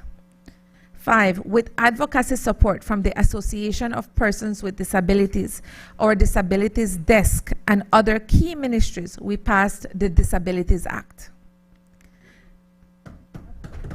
Important one indeed. Another, with championing from the National Women's Commission, we passed the Anti-Sexual Harassment Act. On the policy front, we also drafted a first ever National Social Protection Policy and Strategy, and this initiative presents the main pillars of the government's social protection system in education, health, social security, labor, and human development. This draft amalgamates all existing programs and identifies areas where we need to make increased investments. Our policy and legislative agenda highlight our commitment to setting a new course for rights-based governance. Mr. Speaker, as you can see, our ministry did a lot with the resources with which we were entrusted. I have toured and spoken to members of staff at some of our institutions and within the ministry's departments. I can confirm to this honorable House that our successes were possible only because of the commitment, the relentless drive, and the overwhelming passion of those social workers and all the staff whose working hours regularly extend well beyond the normal 8 to 5 arrangement. For this reason, we completed an institutional reform initiative that, among other things, seeks to regularize the employment of staff and has upgraded the academic requirements and pay scales for all social workers in the Department of Human Services, the Family Support and Gender Affairs Department, and the Community Rehabilitation Department. This has brought a more level playing field for officers who are often out at nights and weekends and on holidays, responding to child protection cases, youth offenders, curfew, gender-based violence, and the many, many other emergencies of residents in our residential care facilities. I would like us all to recognize and salute all the members of the ministry, the CEO, the directors of departments, the officers, the social workers, and the staff of the institutions under our management for their deep compassion, their kindness, their commitment, and unrelenting dedication in the discharge of their duties.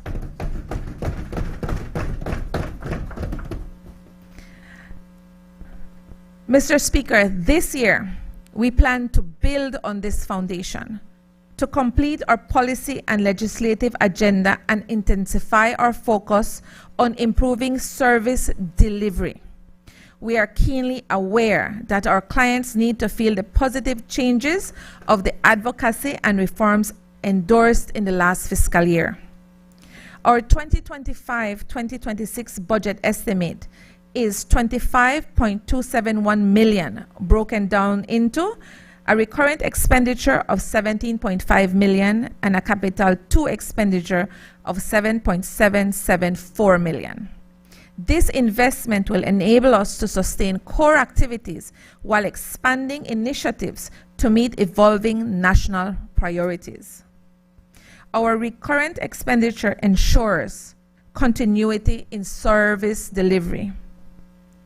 $11.3 million is allocated to personal emoluments, and this reflects our reliance on skilled, compassionate professionals.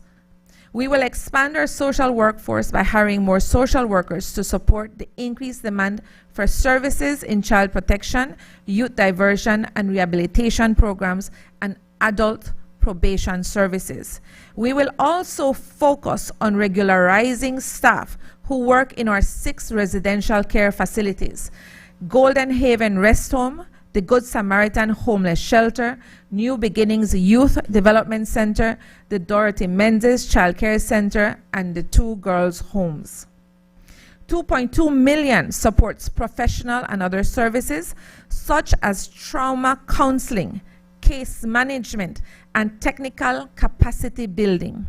We will attend to the needs of our clients as well as the well-being of our staff to reduce burnout and to build resilience. We will also adopt digital systems that enable greater efficiency, transparency, and accountability in service delivery. $1.36 million will go to subsidies and transfers directly assisting families in crisis. These funds are vital for the operation of critical programs such as Boost, where you will not find Minnie Mouse and Mickey Mouse and their entire family. I have to add. But it will go to programs such as Boost, public assistance, gender empowerment, and juvenile justice programs, as well as services for older persons, homeless persons, and persons with disabilities. Through recurrent expenditure, we will continue to integrate older persons and persons with disabilities into the Boost program.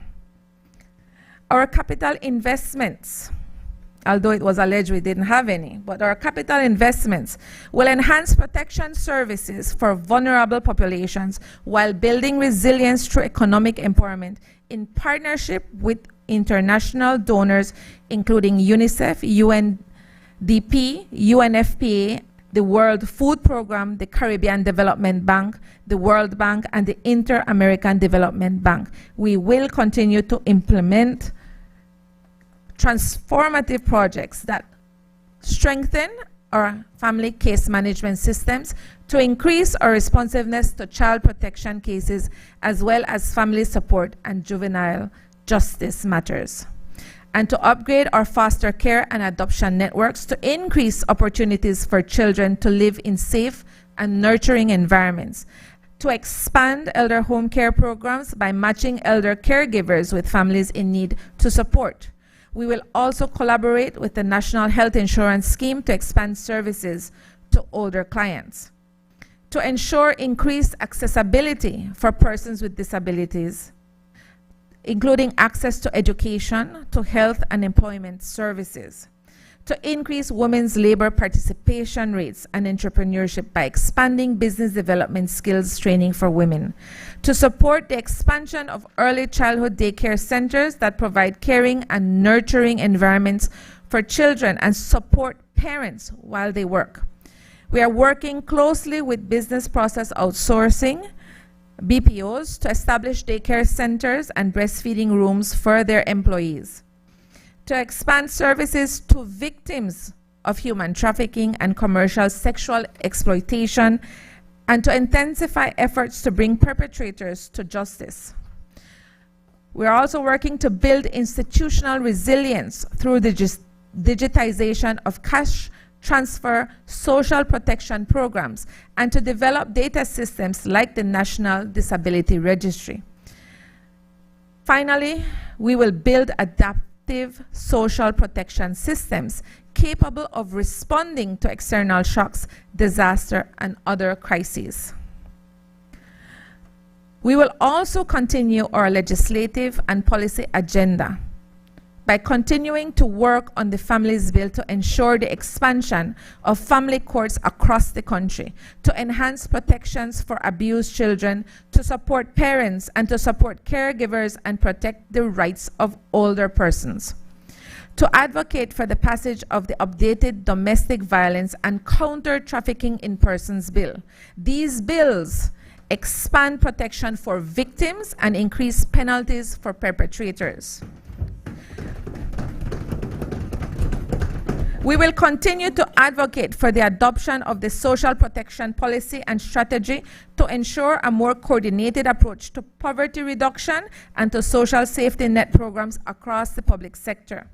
And we will continue to strengthen our policies and protocols for managing unaccompanied migrant children and young adults transitioning from residential care.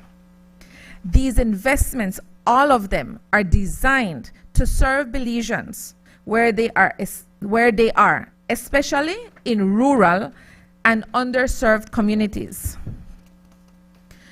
Mr. Speaker, even with the proposed investments in our social protection programs, there are gaps to be filled. And for this reason, the Ministry of Human Development, Family Support and Gender Affairs seeks to strengthen its data collection systems and increase the visibility of our programs and services. We will engage in costing exercises, and we will strengthen our partnerships with both local and international organizations to expand our reach. We will look for opportunities to collaborate with the private sector to increase the sustainability of our initiatives. And as we increase program effectiveness, we will be better poised to advocate for budgetary increases aimed at fulfilling our expansive social mandate. In conclusion, Mr. Speaker, this budget is a statement of values.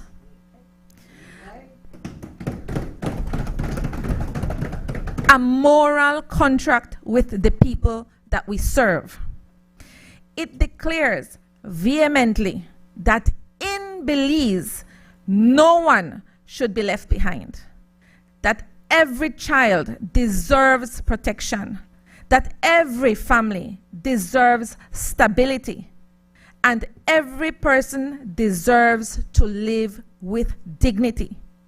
It represents this ministry's and the wider government of Belize's strategic, inclusive, and collaborative approach to uplifting Belizean society through an unwavering and an uncompromising dedication to human dignity.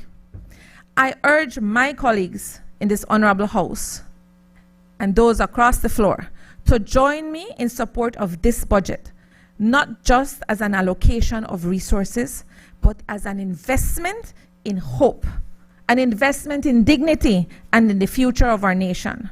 I therefore make an appeal to this Honorable House to approve this budget as a declaration of our collective duty to those who depend on us the most. Together, let us build a society where every citizen has the opportunity to rise.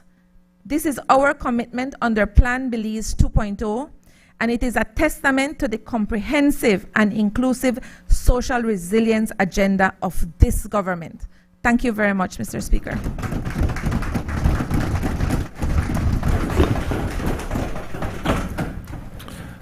Mr. Speaker. I recognize the member from Mesopotamia. Mr. Speaker, I would like to ask for permission to refer to my notes. Good afternoon to every member on both sides of in this honorable House. Most importantly, I extend out my heartfelt respect and greetings to the people of Mesopotamia constituency who have entrusted me with the responsibility to represent their voices in this chamber. To all the residents of Mesopotamia, I stand here today as your voice, your advocate, and your representatives. I also extend a warm greetings to all Belizeans across this beautiful nation who are watching, listening, and hoping that this debate brings more than just speeches, that it will bring solutions and relief in the important work we are entrusted to do. Today I rise to participate in this budget debate with deep sense of responsibility towards the people of Mesopotamia and all Belizeans. Mr. Speaker, the national budget is not just about numbers. It's about guiding our country in the right direction and to bring betterment and relief for all Belizeans. And sadly, this 2025-2026 budget is moving us deeper into debt, inequality, struggles, budget cuts, and from the real needs of the people. We are here to debate the budget brought forward by this administration. And let me say clearly, this budget is putting most people under pressure. It is the largest budget in Belizean history, almost $1.8 billion. Yet it fails to deliver meaningful relief to the majority of Belizeans. This government was swept into power on a bold slogan, everybody for win. But Madam Speaker, 5 years later, the truth is clear. Only few are winning. The poor and working Belizeans are carrying the burden. Mr. Speaker, sorry. High cost of living and broken promises are the reality for most, Mr. Speaker. Let's talk about the cost of living, Mr. Speaker, which comes to spiral out of control. Since 2020, prices of basic goods, rice, beans, flour, chicken, cooking oil, have increased by more than 20%. And yes, even ramen has gone up. You have to have a special skill, Prime Minister. You have to have a special skill. Trust me, I work 30 years for day by day and learn for cook. I cook myself too, Prime Minister. Oh yes, I brought some Singapore chow mein, curry flavor. Yes.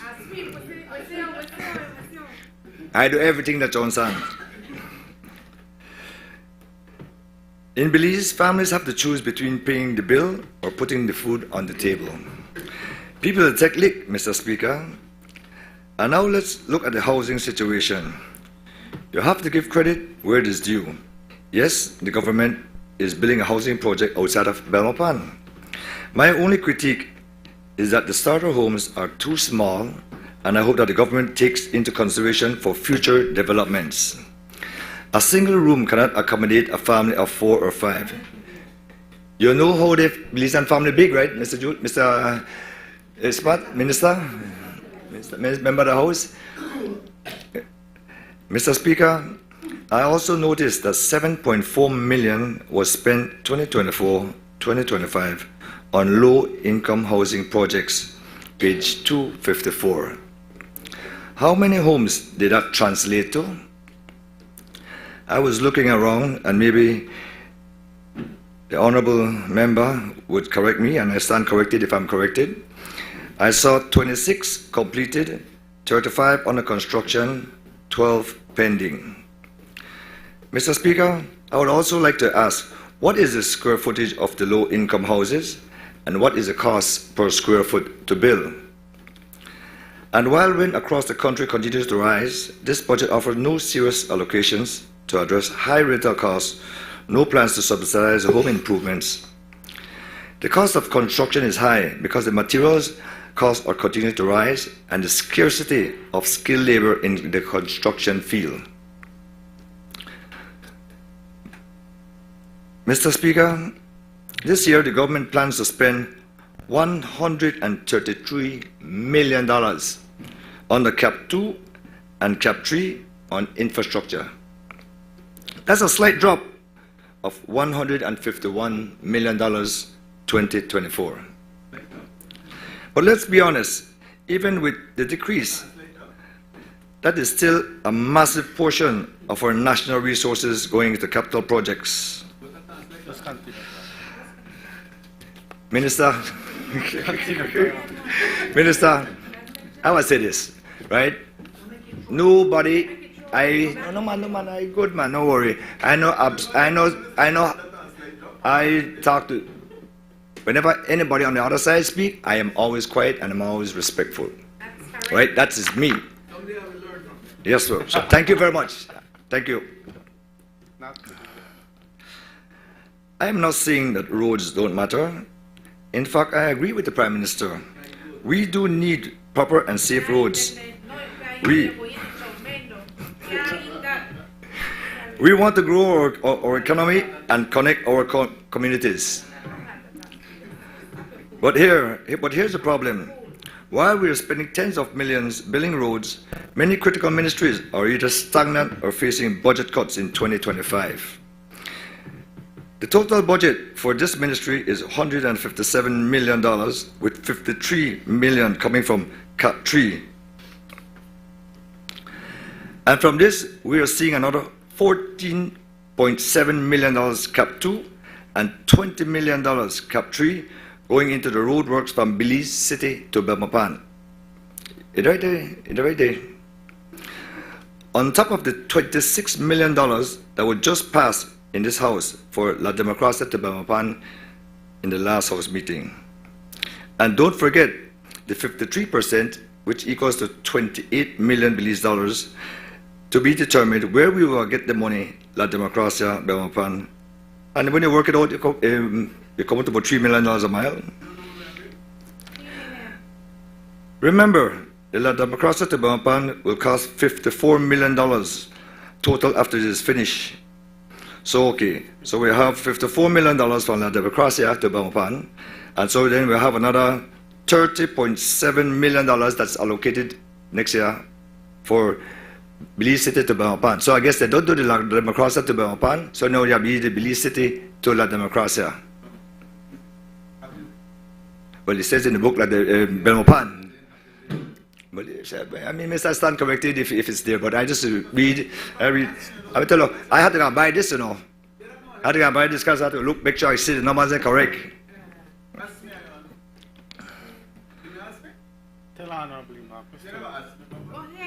Let's take a closer look at the projects, at another project, the paving of the Button Bay Boulevard to the Pelican Bridge roundabout. This stretch was reported to cost $2.4 million on the Cap 3. All right? Yeah, thank you. Each side is 1.4 miles total. About that? Give or take, yeah. I used to walk it, so I pretty much that.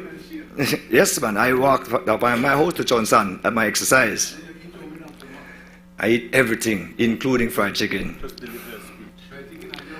For a total, if you add up both sides, it'll be 2.8 miles, hot mixed. And maybe you know what they talk about this road, not as wide as the highway, where they plan to do that them across the Pan, right? So if you add on the two of them, they're about the same size. About the same size. And we spend $2.4 million. The question is, how much money did the entire road works truly cost? Did the government pay a portion? Bonnewood Bay Boulevard to Belican roundabout. Cap 3, right here. Okay? And I can take criticism anytime. If I stand corrected, I am corrected. Thank you, sir. Was there a $2.4 million, the total cost? You don't believe me? 253, page 253 to 256 in the budget book. And look at the list of roads done and planned across this country. All the day, Minister, all the day. Mr. Speaker, what is a country without its people? What is a nation without a healthy, happy, balanced, and hopeful population? Roads alone won't fix that. Yes, we want development, but the government needs to strike a balance between infrastructure and the well-being of our citizens. We urge the House to prioritize the people in 2025 budget. Let's put food on the tables, care in hospitals, and invest education and social programs. I'll continue, man. No worry. No worry. I will come tomorrow. No worry, man. I will come tomorrow, and I'll wait for when you come tell me, and I stand corrected if it's not correct. Let's talk a little bit about the maritime security. Over the next 3 years, the government plans to cut funding to the maritime security under the Ministry of National Defense and Border Security. 2024-2025 revised budget is $20 million. The 2025-2026 budget is $15 million. And the 2027-2028 budget is $13 million. That's a gradual but significant decline of 35% funding over 3 years. Mr. Speaker, why are we weakening our maritime capabilities at a time when the threats to our sovereignty and national interests remain very real? Our maritime forces play a critical role protecting our marine borders and exclusive economic zones, preventing illegal fishing and drug trafficking in our waters, responding to maritime emergencies and supporting disaster relief, maintaining visible presence in disputed sensitive zones. Mr. Speaker, cutting this budget signals a step backwards in our commitment to protecting the Belizean waters, especially when our regional leaders are doing the opposite. They are investing in their maritime patrols and borders defense. National security is not seasonal. It's not something we can scale up and down like a construction project. It requires consistent investment, strategic planning, and long-term support. Mr. Speaker, I urge this government to rethink these cuts. Belize cannot afford to leave its borders, especially maritime borders, exposed. The brave men and women of the Coast Guard and Defense Forces deserve more than this. They deserve the tools, the training, and support to keep our country safe. Mr. Speaker, the same troubling trend we have seen across ministries also applies to the Ministry of Defense. Make we look at the numbers. 2024-2025, $71 million revised budget. 2025-2026, $64 million. 2026-2028, 2 years, each year that's $61 million. That's a $10 million drop in just 2 years, Mr. Speaker. 14% cut to the very ministry tasked with protecting our national sovereignty and internal stability. Mr. Speaker, it continues. When we break it down further, personal emolument, which funds salaries, benefits, and operational staffing, drops from $61 million 2024-2025 to just $51 million for 3 consecutive years after that. 3. That's a $10 million cut in salary every year. While we are still asking our soldiers and personnel to do more with less, and yet we continue to spend heavily on roads. How can we defend our borders that is already porous when we are stripping the ministry of its budget? With these cuts, it's just going to be porous. It's not just going to be porous anymore. It's going to get wasara. We are literally weakening our soldiers that protects our country. Yes, the word is wasara. Yes, remember it? Okay, then. Mr. Speaker, the Ministry of Home Affairs and Growth Industries is yet another critical arm of the government facing consecutive budget cuts over the next 3 years. Cuts that will have heavy real implications for our national security and social stability. Let me highlight just a few reductions. The National Police Training Academy has a revised budget of $4.25 million in 2024-2025. But going forward from 2025 through 2028, it will receive just $3 million a year. That is almost 30% cut, Mr. Speaker. How do we expect to train the professional forces with slash funding? Community policing and crime prevention, which are foundational to public support, were allocated $72 million revised budget 2024-2025. This dropped to $67 million in 2025-2026 and $66 million 2026-2027. That's another 14% decline.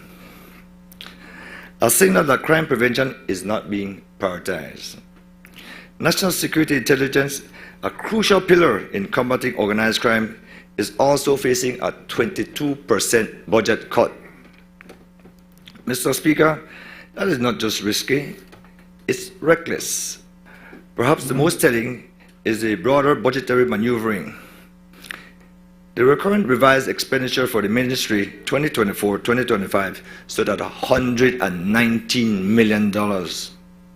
In 2025-2026, it drops by $10 million. Mr. Speaker, it appears that this government is deliberately suppressing allocations to artificially present a leaner budget while neglecting the foundational responsibility of our country.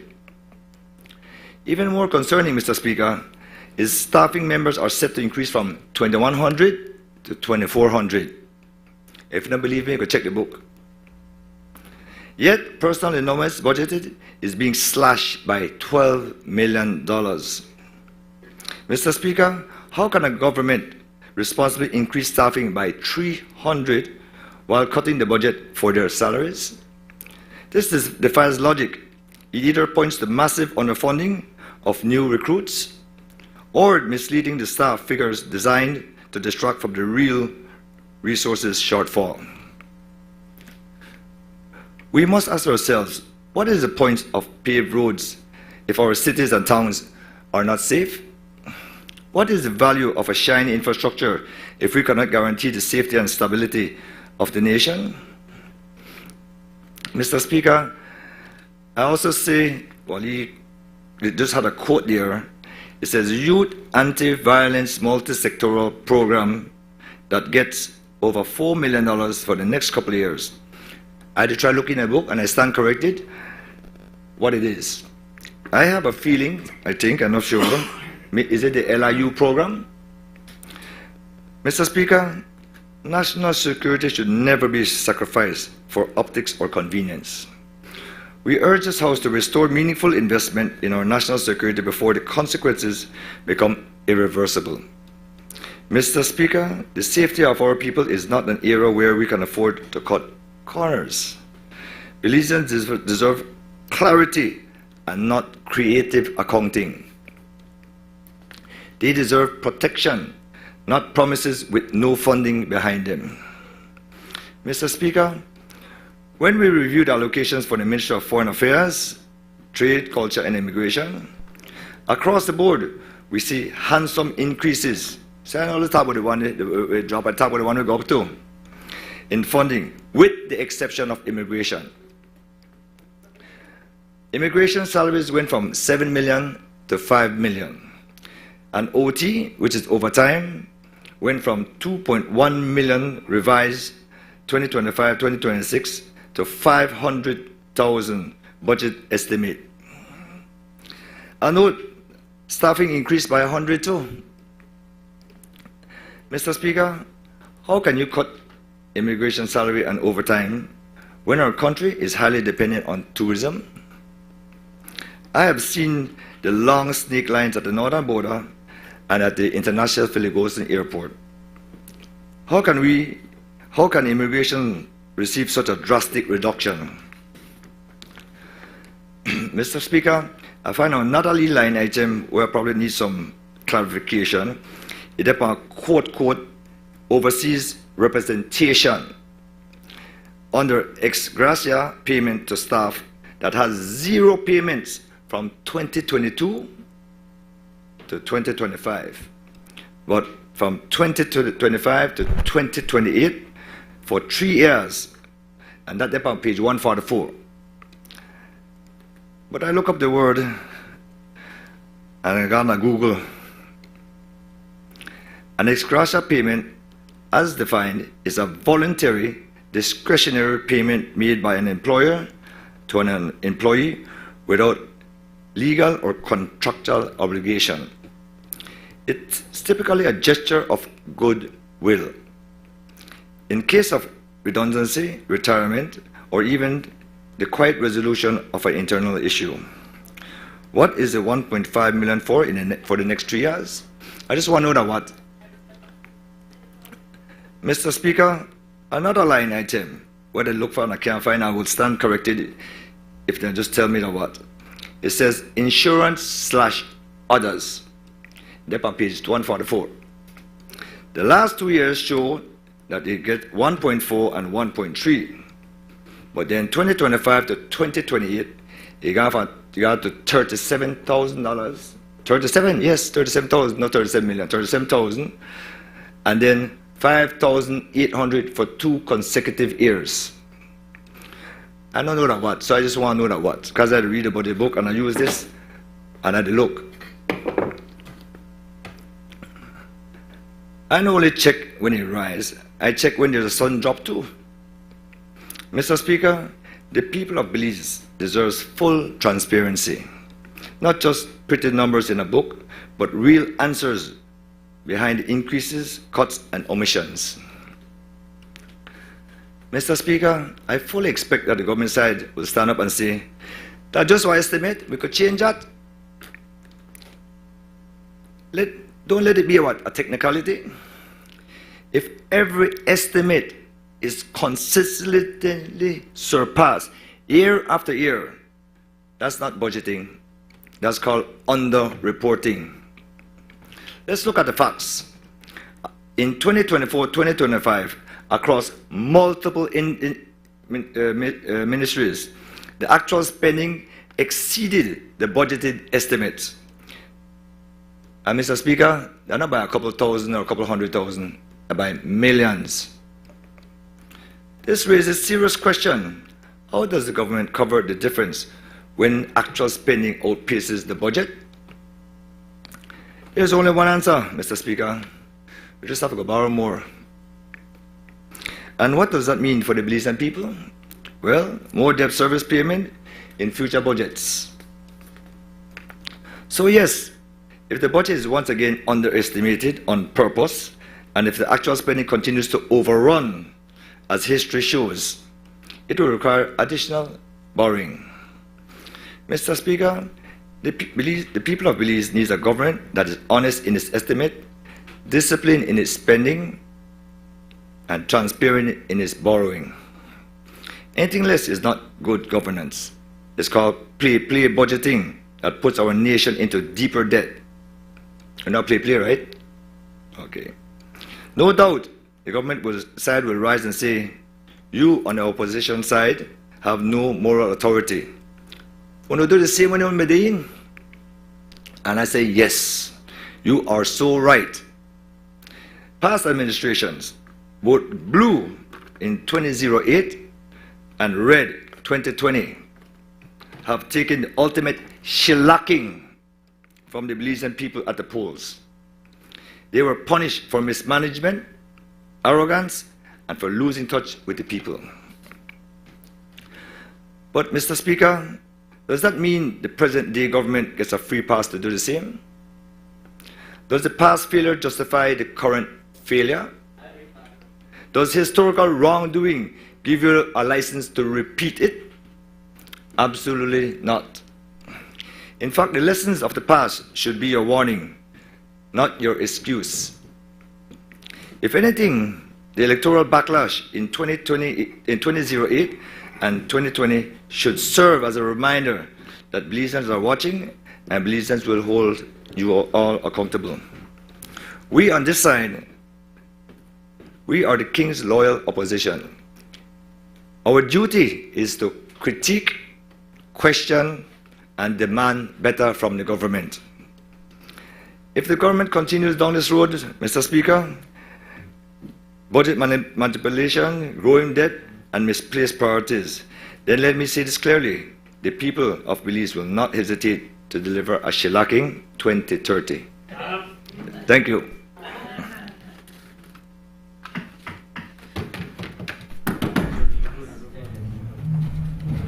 I recognize the member from Cayo Central.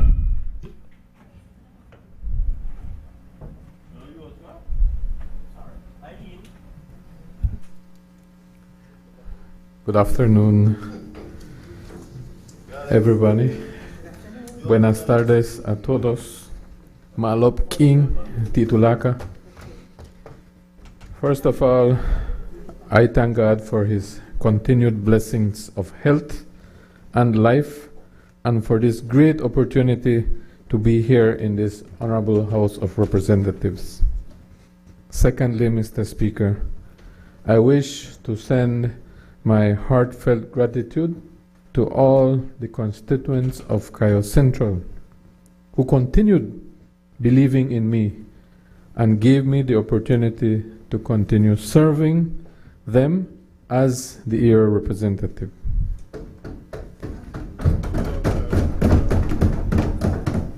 A big thanks to my executive who are diligent in assisting me in getting the work done. Mr. Speaker, I would not be able to perform my duties well without the support from those who are closest to me. My lovely wife, Reina, my son, Tony, and daughters, Cynthia and Jocelyn. Thank you all for saying yes when I dropped the question in continuing to serve the residents of Cayo Central. Mr. Speaker, as I rise to make my contribution to the 2025-2026 appropriation bill, please allow me to refer to my notes, starting by thanking our Prime Minister and Cabinet for the continued support in serving and delivering to the needs of the people of our jewel, Belize.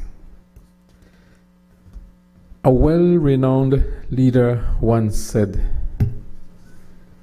"There can be no keener revelation of a society's soul than the way in which it treats its children." Nelson Mandela. Mr. Speaker, this PUP government has taken into priority our children and equipping adequately for a better future. In the first term, we as a government started free education and meals in some of our schools in the country. This year, that program continues in some more schools throughout the country. Even though most of the students of Cayo Central do not attend Sacred Heart College, I am pleased that those students who will attend the school, they will enjoy the free education at that institution. Over the last term, Mr. Speaker, and currently, the Ministry of Education continues the Rural Education Assistance Program to students from primary to tertiary education. With the support from the Ministry of Education, hundreds of students across Kyle Central have benefited from this program. I know that Plan Belize 2.0 is designed and focused around 5 pillars with education as a priority. Mr. Speaker, I want to commit our Prime Minister and Minister of Education in assuring the students of Kyle Central that free education will also be coming to the high schools in Santa Elena soon. I know Minister scratchy head, no?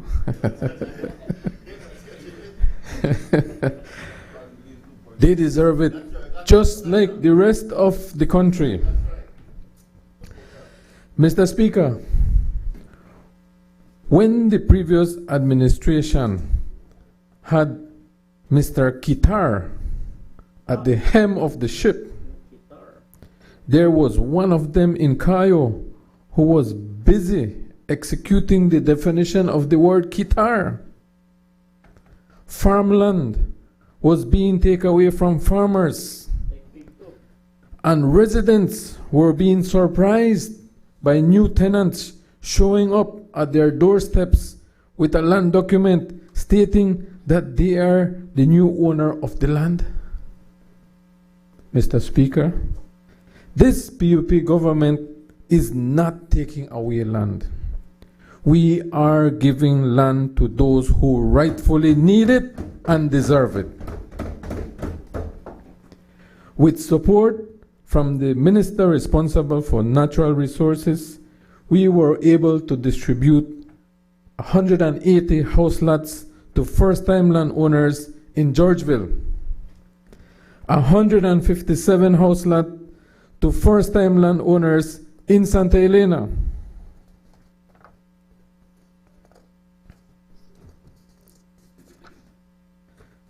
Mr. Speaker, land has also been identified in Cristo Rey village, where approximately 100 first-time landowners will soon receive their purchase prices.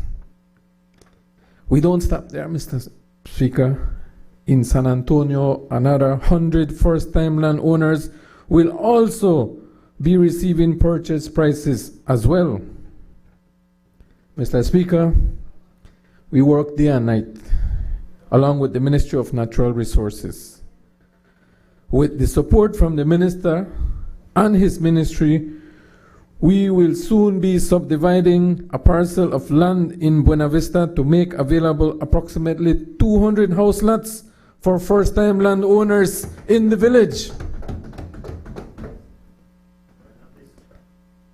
You know, Mr. Speaker, in the first term, a lot of learning took place on my behalf. I did not know many things, but this second term, I have learned, and we have hit the road running.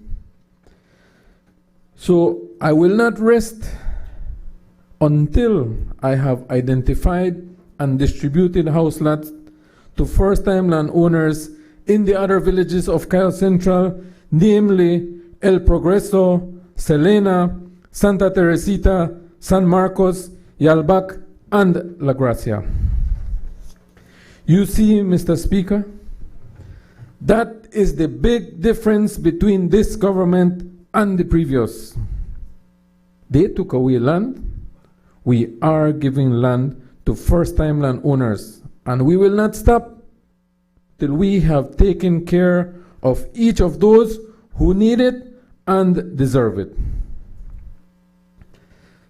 Mr. Speaker, many constituents who were occupying and developing farmlands and residential house lots and had not been able to obtain their land documents, some as far as 15 years ago, can now proudly show their documents in hand.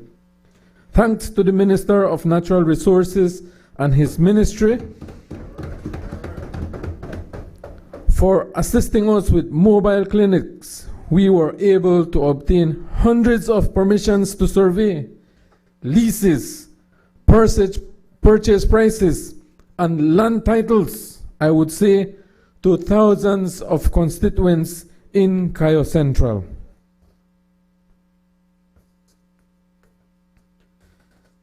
Mr. Speaker, I cannot stop giving credit to where it is due. Once again, thanks to the Minister of Natural Resources, I have been able to fulfill a promise I made on the campaign trail earlier this year. Within the first 100 days in the second term, I will deliver land documents to those who did not obtain them in the first term. 2 weeks ago, I was able to hand over 250 land documents, including permissions to survey, leases, purchase prices, and land titles to residents of Cayo Central with the help and the support of the Minister of Natural Resources and his ministry. A promise fulfilled. Mr. Speaker, thanks to our Prime Minister and the Minister of Housing in the first term as your representative of Cayo Central, we handed over more than 20 starter homes to many deserving single mothers and other deserving recipients in Cayo Central. Just in Cayo Central. Currently, 5 are under construction and 8 more applicants have been approved. That is what Plan Belize 2.0 is all about. It's a continuation of what we started in the first term. Mr. Speaker, there are those who have applied for starter homes but have overqualified. You know, there is a criteria for the starter homes.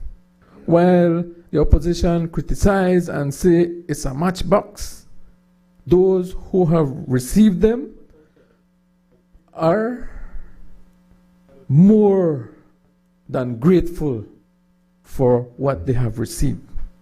But then there are those who are overqualified, who overmeet the criteria. They are thriving residents who are better off with a steady income but cannot afford still to build their own home. I have news for them, Mr. Speaker.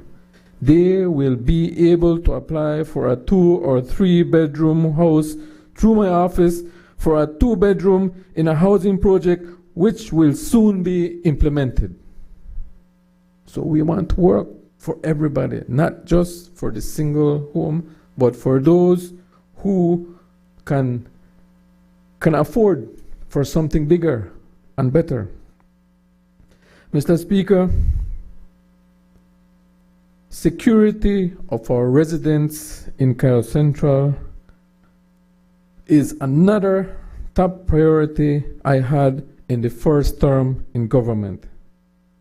Lobbying with the Ministry of Home Affairs and receiving immediate assistance from the Minister of Police, we implemented a temporary police station in Santa Elena town. And that has helped tremendously with the crime. Yes, you might say, enough stop, but it has helped extensively. Mr. Speaker, but that was just temporary. Construction of a new building on a parcel of land located on the La Loma Luz Boulevard will soon commence, and it will be the home of a state-of-the-art police station in Santa Elena town.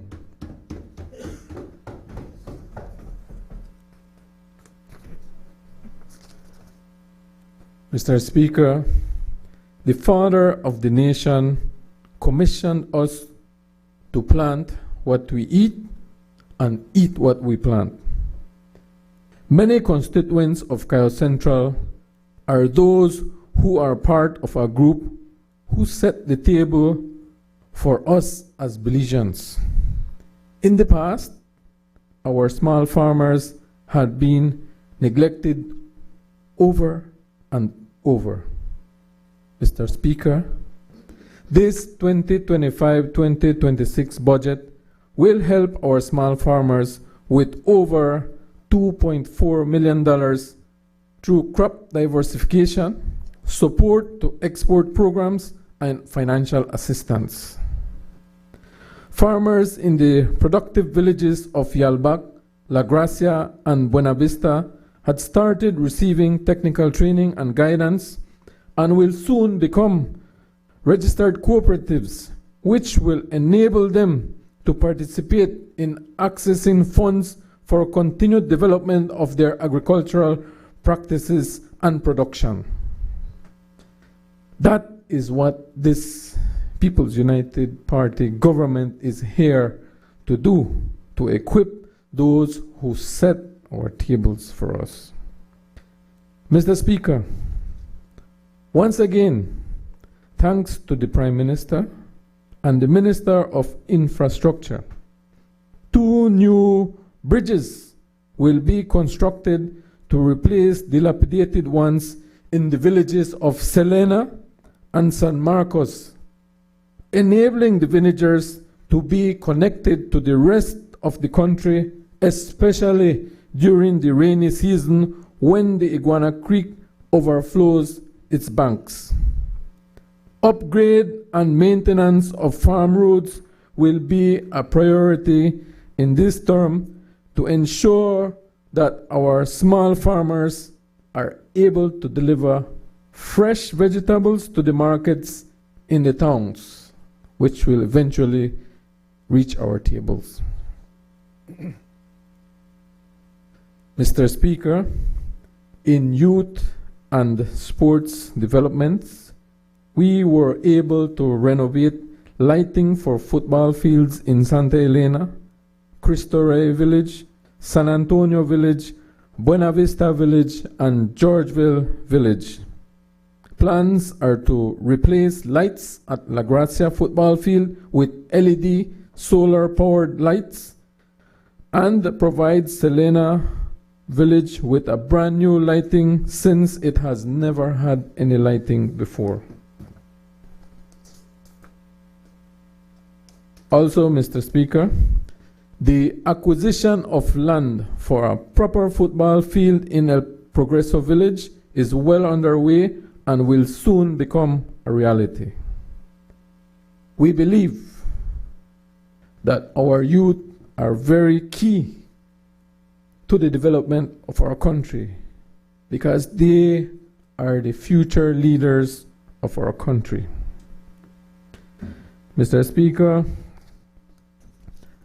I want to, with your permission, say something in the language that my mother spoke to me when she saw me for the first minute of my life.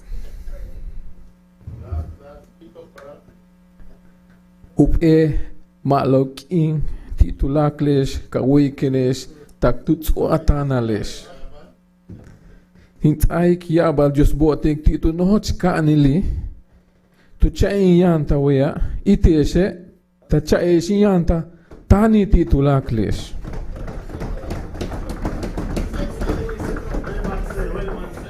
Ibele kinwalik ke tulaklin poksik ele tanele kikbing.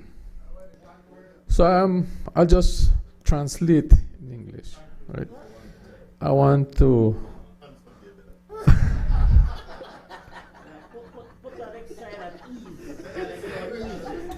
yeah.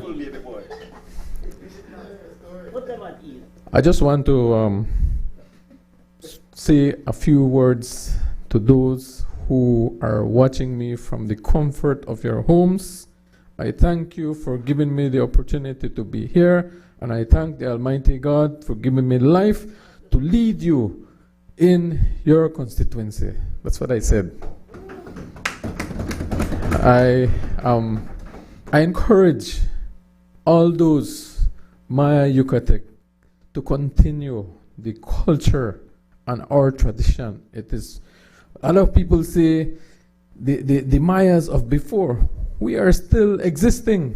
It's only that a lot of the descendants of the Mayas are ashamed to speak the language. But I want to say, I'm not ashamed of saying where and showing where I come from, because I want those who come after me to know where we are going. And that is, we are headed in the right direction with this budget appropriation for 2025-2026. Mr. Speaker, I end by saying that on behalf of the constituents of Cayo Central, I fully support this 2025-2026 budget. Thank you. Muchas gracias. Botik titulaka.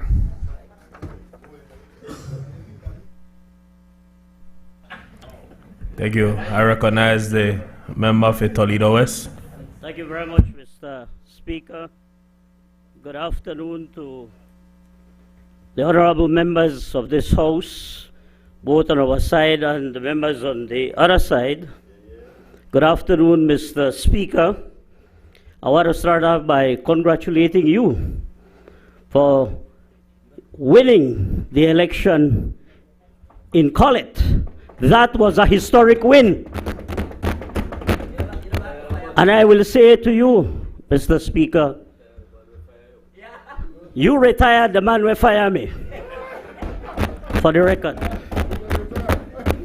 Oh, Mr. Speaker, I am comforted and motivated by the fact that the people of Toledo West once more returned me to this honorable House. Against all odds, the people of Toledo West have stood strong, they have stood tall, and they have given me the opportunity to represent them in this honorable House for the 4th term. I thank the people of Toledo West. Mr. Speaker, I am indeed honored and privileged to represent 28 villages in my constituency. And throughout the last 4.5 years, I must say that I am very grateful and thankful to the Prime Minister and all our colleagues on this side of the House, our government, for giving me the unwavering support to be able to work diligently and dedicatedly to the people of Toledo West. It has not been easy because the needs are many. And after 13 long years of neglect by the last administration, it was not easy to bring back development and to put in place the infrastructure, programs, education, health, and so many other needs that had to be addressed.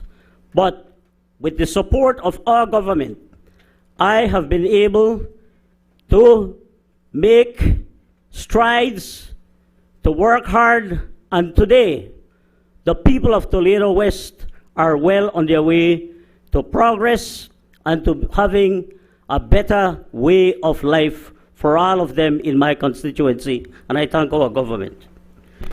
Having said that, Mr. Speaker, I also want to take the opportunity, before I go on, with your permission, to express our deepest condolences to one of our staff members who tragically passed away last week in a traffic accident, Mr. Brian Castillo. He was an education officer stationed at our ministry, and sadly, he passed away. On behalf of myself and our ministry, And of course, this honorable House, I want to extend our deepest condolences to the family. May he rest in peace. I also want to extend condolences to our district manager, Dr. Tanya Nunes, who also lost her daughter tragically to the battle of, with cancer. So again, our condolences to her family. And sadly, I also have to again express my condolences to the alcalde, the family of the alcalde of Mr. Romano Cal in Medina Bank, who on Sunday was tragically murdered. He was the alcalde of Medina Bank and a bus contractor with our ministry. So again, our deepest condolences to the family and to the community of Medina Bank. Mr. Speaker, before I go into my presentation, I just wanted to respond to a few of the comments that were made by the leader of the opposition. And maybe before I go there, I also want to join my colleagues in congratulating her on her new role as the leader of the opposition. And I know, Mr. Speaker, that the nation has been holding its breath, after she made declarations on the media about how she, wants to lead the opposition. We had hoped that she would have had the full support of her colleagues here in the House, but unfortunately, we see that her colleagues are not here. So, Madam Leader, I'm not too sure if you started on the right foot, but we wish you well. So, Mr. Speaker, the member from Mesopotamia spoke about, increasing debt and the whole issue of borrowing in relation to the budget.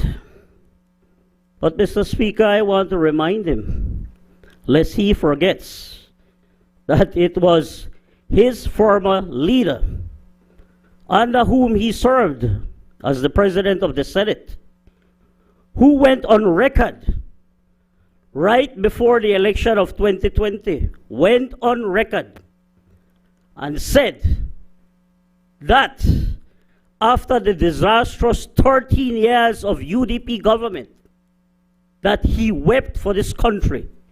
He wept for whosoever was going to take over the reins of this country, because he said that they had run the ship aground and that no government was going to be able to borrow any money and to take this country forward.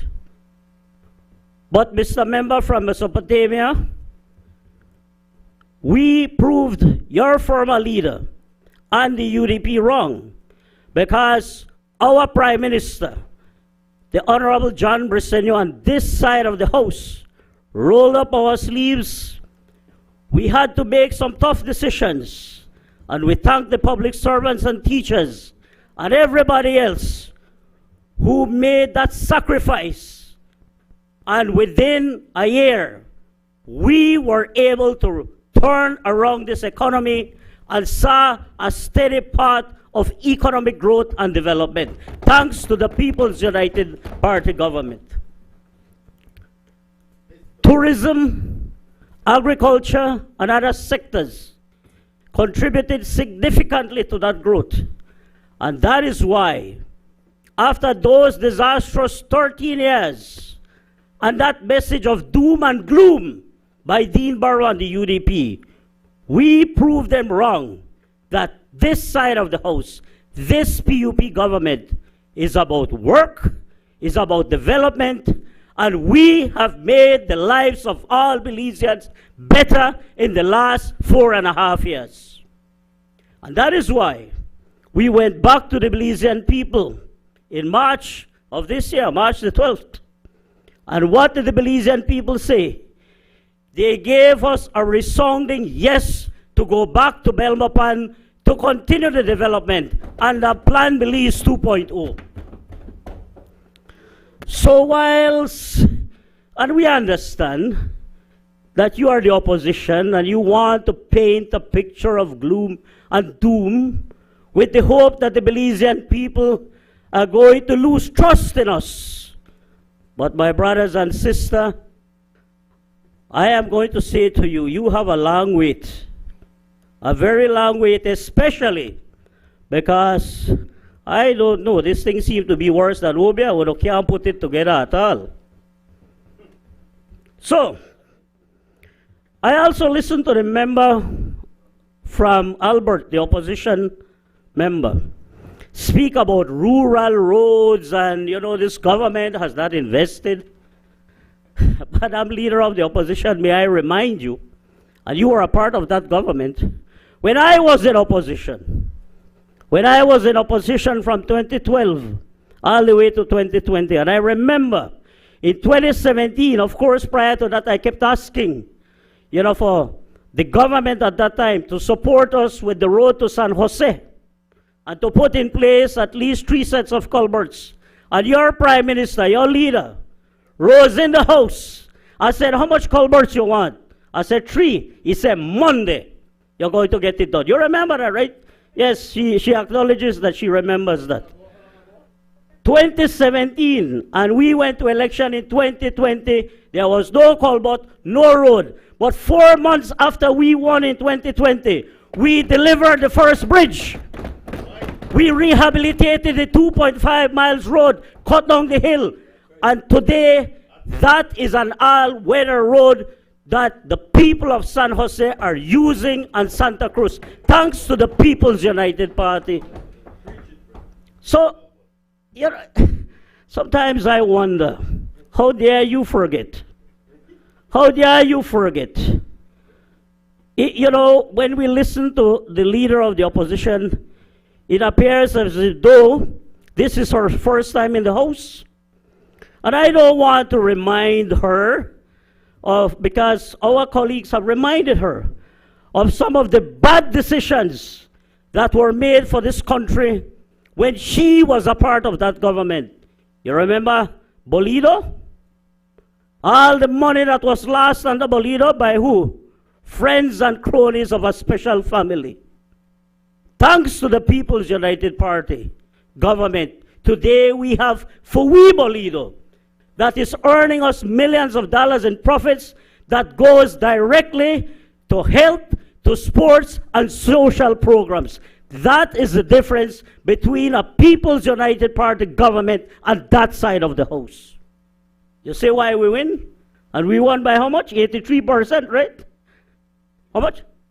68%, resoundingly. Yeah, we are getting ambitious. Trust me. Trust me. Trust me. At the end of this term, we are going to get there. Right, next time. But you see what I'm speaking about, Mr. Speaker. You remember yesterday they criticized about roads. And they spoke about, the member from Mesopotamia, I think it was, who said about $3 million for a mile of road. And, well, may I remind you, you carry the trophy. You carry the trophy of $8 million a mile. That's what you have done, so be careful. Farbers Road, $8 million a mile. They won the trophy on that one. But Mr. Speaker, let me get to the substance of my presentation. I want to, first of all, in relation to the Ministry of Education, I want to say that I'm grateful to the Prime Minister for having the confidence in me to ask me to serve in this very important ministry. And I am joined by the Honorable Member from Orange Walk North, who serves as the Minister of State.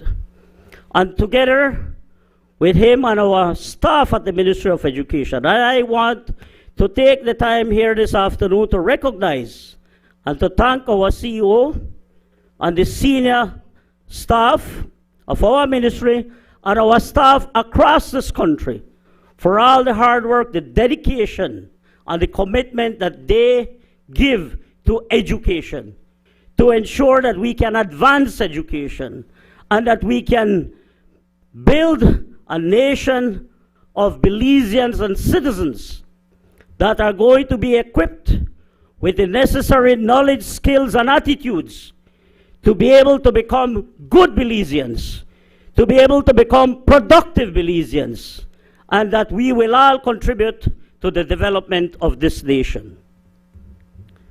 Mr. Speaker, so thank you goes out to our staff at the Ministry of Education. And allow me also very quickly to thank the staff at the former ministry where I was, the Ministry of Rural Transformation. Over the years, we developed a great team. And I really want to thank them for all their dedication and support that we received over the last years. And today, that ministry is now headed by the honorable member from Corozal Southeast. And I am certain that the honorable minister will continue to bring development to our rural areas across this country, our municipalities, and certainly ensure that our workers' rights through labor, our unions, that they are protected, and the work of working together, the tripartite partnership, continues to be strengthened. So, Mr. Speaker, with your permission, allow me to kindly refer to my notes here. Fundamentally, Mr. Speaker, the Ministry of Education is committed to doing more and being more for Belize. Governance reforms, remains a priority for the Ministry of Education. A comprehensive review and revision of Belize's decade-old education legislation, regulation, and policies were initiated under the previous budget cycle with support from the Millennium Challenge Corporation's education project. This process is now in its final stage. Although the continuation of the education project under the MCC remains uncertain, this government, through the 2025-2026 MOE budget, is fully committed to allocating the necessary resources to complete this reform. Legislative reform is essential to address the evolving needs of Belize's educational landscape and to transform the system. One example demonstrating the impact of legislative reform on the education system is the amendment to the primary school leaving age, which was increased from 14 to 16 years. This reform alone has led to more students attending and completing both primary and secondary school. It has strengthened student retention, improved the transition rate, from primary to secondary education, and increased secondary school completion rates, an incredible and noteworthy outcome for Belize. For instance, the repetition rates decreased at both the primary and secondary levels. The repetition rate at the primary level has declined by almost half, from 7% to 4%, and at the primary level has declined, and at the secondary level by almost half, from 9.0% in 2021 to 4.9% in 2024. Additionally, the dropout rate at the secondary level declined by almost 2/3, from 9.6% to 3.5% during the same period. In essence, Mr. Speaker, we have our children in school. So this is a very important legislative reform that our government undertook. And I want to thank the former Minister of Education, the member from Freetown, for having the vision, the courage to work and to bring forward these legislative reforms that today are bearing fruits. So, Minister, thank you. The government will not shy away from making the necessary legislative reforms to ensure that more Belizeans have access to quality education, even if these reforms have financial implications. For over 2 decades, the mandatory school leaving age at the primary level remained at age 14. This was largely due to the financial implications that come with raising that age. However, under the 2025-26 budget, this government is fully prepared to make the necessary investments and allocate financial resources to meet the increased demands, such as expanding infrastructure, including additional classrooms, particularly at the secondary level. More teachers will also be hired to accommodate the growing number of students. Through prudent spending and data-driven decision-making, this government continues to do more for our Belizean children.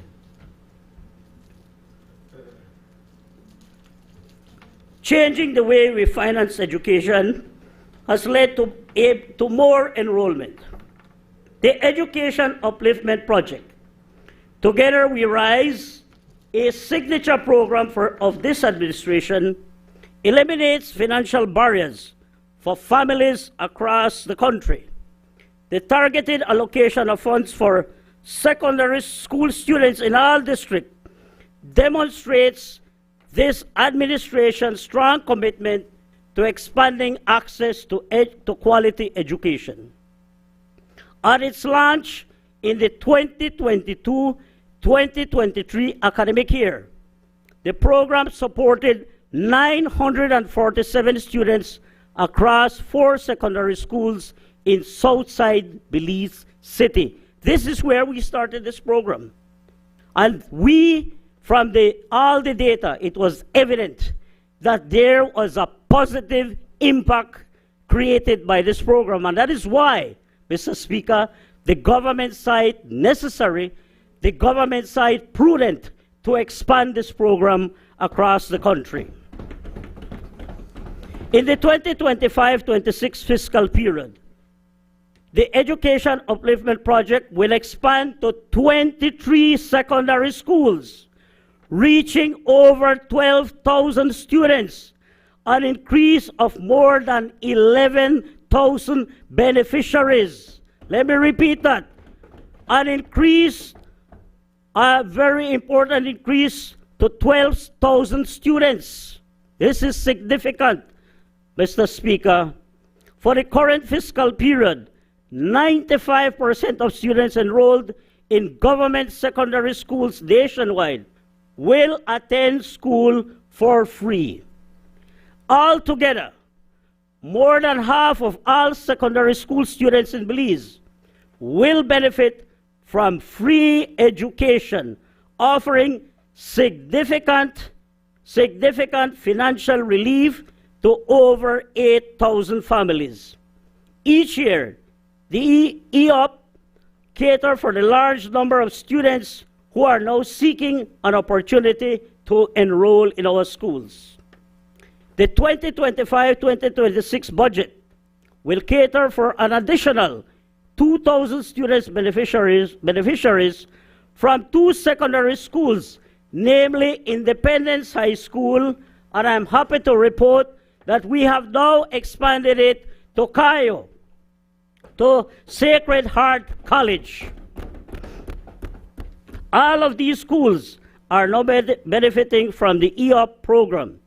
7 in the Belize district, 4 in the Cayo district, 2 in the Corozal district, 2 in the Orange Walk district, 4 in the Stun Creek district, and 4 in the Toledo district. So this is significant, Mr. Speaker. As I said, making a total combined number of schools that are going to benefit from this program. And if you're wondering who benefits from this program, the answer is simple. 100% of the students who attend these schools, they are the beneficiaries. The schools follow a recruitment process, and this responsible government covers its cost. And just to remind you all, this program covers tuition, a meal, transportation where needed, devices where possible, and school uniform. So my friends, there is no reason why our students should not be in school. And that is why our parents who are benefiting and the students who are benefiting from this program are very grateful. Because gone are the days where parents had to be worried, I don't know where I will find the money to pay tuition. Or how am I going to buy uniform? How am I going to, give my child money to eat for lunch? Those are days of the past. This PUP government is investing in our young people to transform this nation. We are not squandering the money on Pibil, Tacos, and turquoise waters in Corozal. We are investing the money in our children of this country. You see the difference between this side and that side? They talk, we work. They talk, we deliver. Very important, Mr. Speaker. Mr. Speaker, and you can rest assured that this government is making the necessary plans to expand this benefit to all secondary schools in the future. So we are working on that. Because I know that other schools and parents across this country are asking, when are we going to benefit? We will continue to expand this program. This government will invest $10+ million in students attending the EOP institutions to cover the expenses associated with this initiative. And this is not including the feeding program. That is separate. So $10 million just on this very important and proactive initiative, Mr. Speaker. Access to transportation means more access to schools and increased equity. The Ministry of Education regulates and funds school transportation to ensure that students and teachers, particularly those living beyond a 3-mile radius from the nearest school in rural or remote areas, or in locations where limited public transport can attend school regularly, getting students safely to school reduces absenteeism and provides all students with equal opportunities to learn. And I will give you an example. I am very grateful to the Honorable Minister, the former Minister of Education, the member from Freetown. I remember 2 years ago, I approached him and I said, Minister, I need your help in providing school transportation for primary school students in San Pedro, Colombia. These students are actually walking almost 2 miles every day from one end and the other end. And true to his word, the minister delivered. And today, those students and their parents, when they need to go to school, can catch a bus and ride safely to school. The 2024 budget, 2024-25 budget, supported a total of 246 bus runs, benefiting approximately 13,000 students across Belize. Over the 5 years, the number of bus runs has steadily increased in response to the rising demand, reflecting the ministry's commitment to removing barriers to school attendance and meeting the growing transportation needs of students. This budget that we are now debating, Mr. Speaker, will further improve existing bus routes and expand school transportation services to accommodate even more students. This service costs the government over $1 million a month. So in essence, we're spending almost $12 million on school transportation. In simple terms, as the need arises, the ministry delivers. And this 2025-26 budget is no exception to the rule. We will continue to support our students and parents across this country. The 2024-25 budget focused on increasing access and quality at all levels of education. Last year, the Ministry of Education provided $14,488,828 in grants, scholarships, and financial assistance to support students pursuing education locally, regionally, or internationally. This is, of course, in addition to the funds provided to the EOP schools. And I will tell you, in just my 2 months that I have been at the ministry, Mr. Speaker, it's amazing to see the amount of files that keep coming to my desk, from our colleagues here in the House, from principals and teachers, and just from parents who walk into our district education centers seeking support.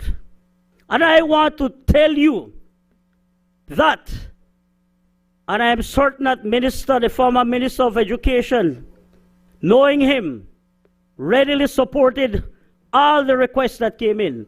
And I am also open and supportive of those parents and students who seek education assistance, because the only way we are going to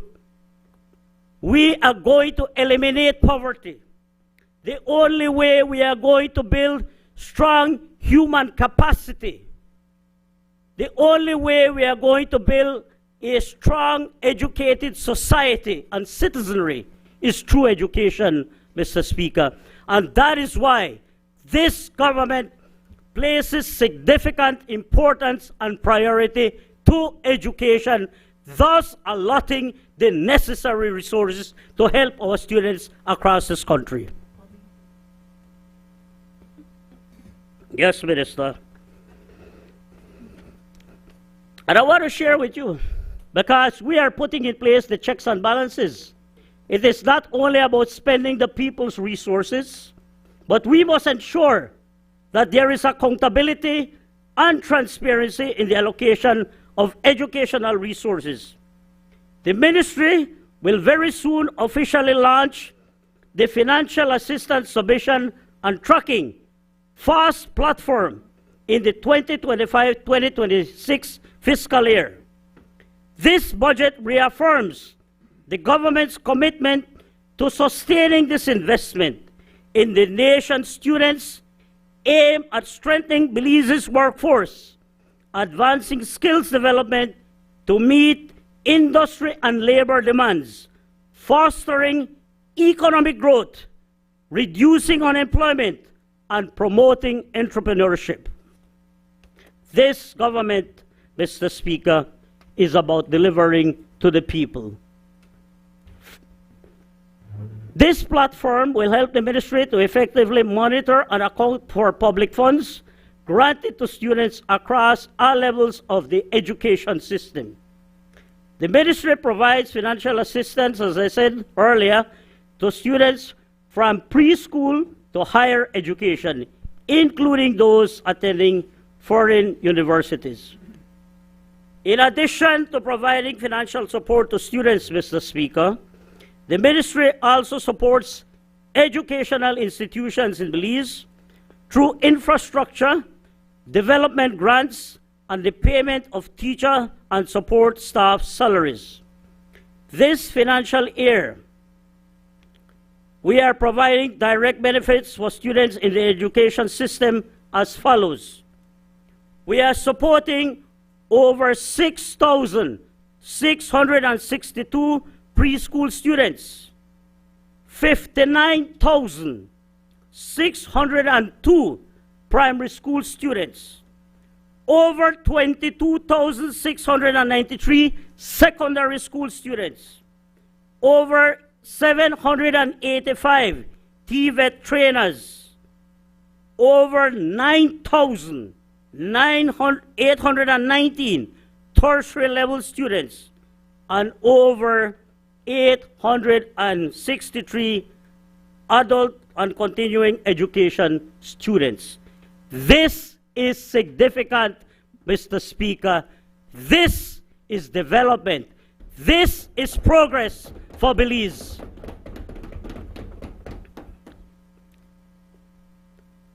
The government of Belize owns and fully funds 51 preschools, 59 primary schools, 20 secondary schools, 5 IT vet institutes, and 2 junior colleges.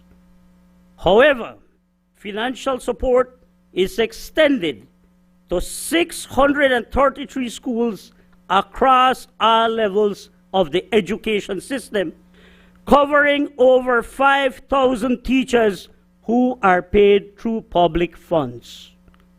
And on the matter of teachers, I want to say and I want to reiterate that this Ministry of Education and our government fully supports, respects, and appreciates and values the great work of our teachers across this country. We know that our teachers are important partners in development and in education. For it is only through education, Mr. Speaker, that we can truly develop this nation. And that is why we value our teachers.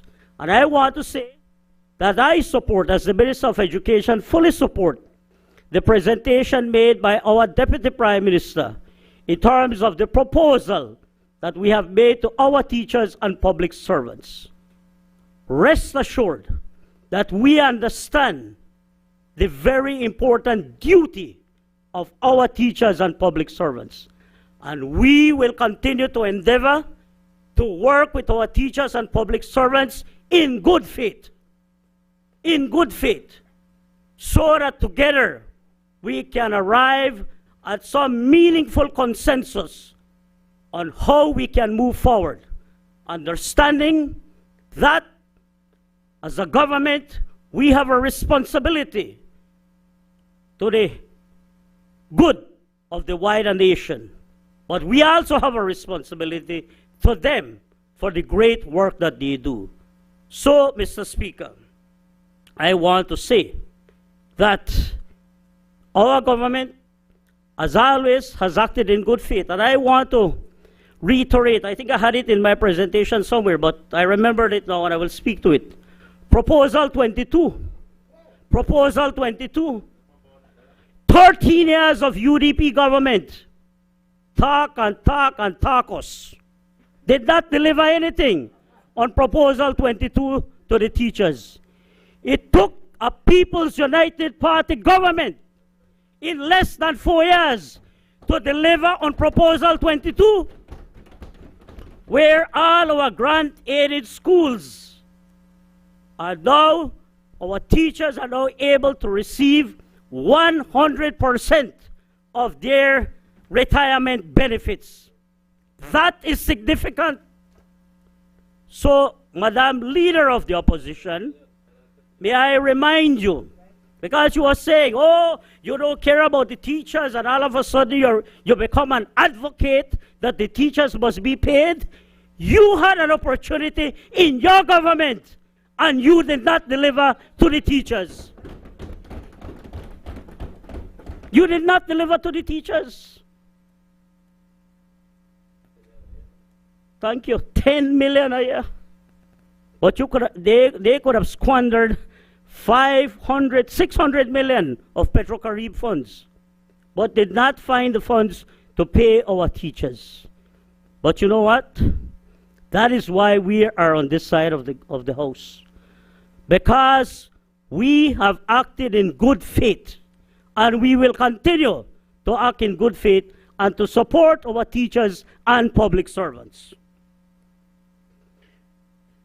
Mr. Speaker, the Ministry of Education has made significant strides in enhancing the quality of support and services offered to students with special education needs across Belize. we are becoming more inclusive.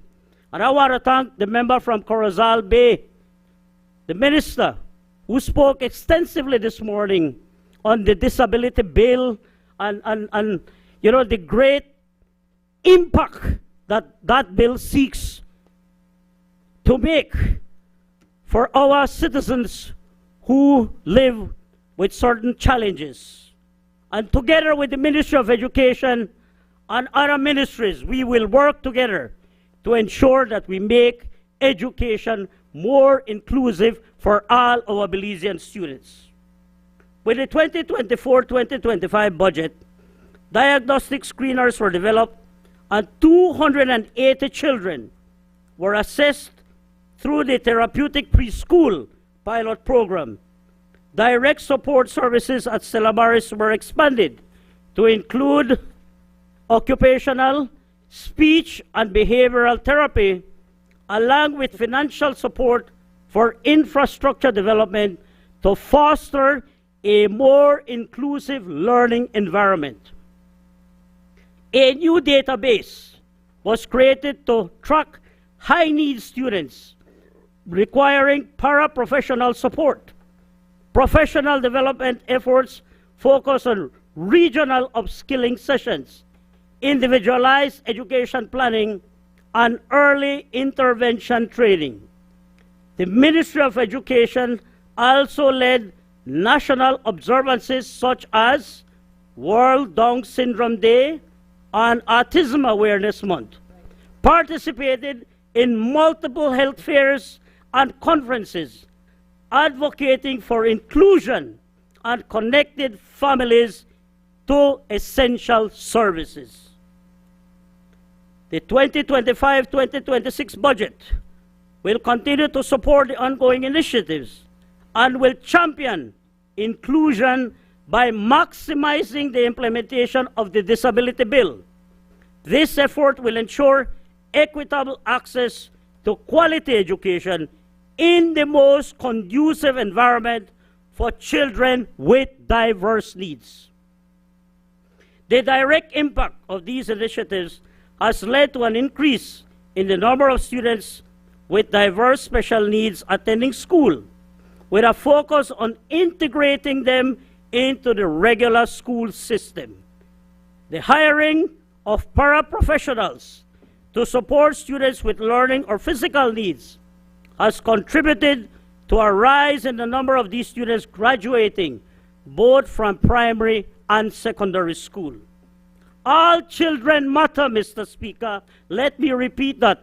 All children matter.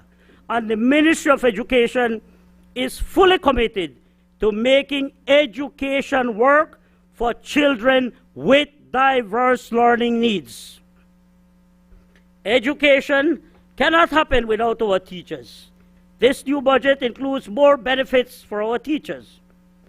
The government and the Ministry of Education remain committed to making the teaching profession attractive by ensuring that all service benefits and incentives continue to be provided to our teachers.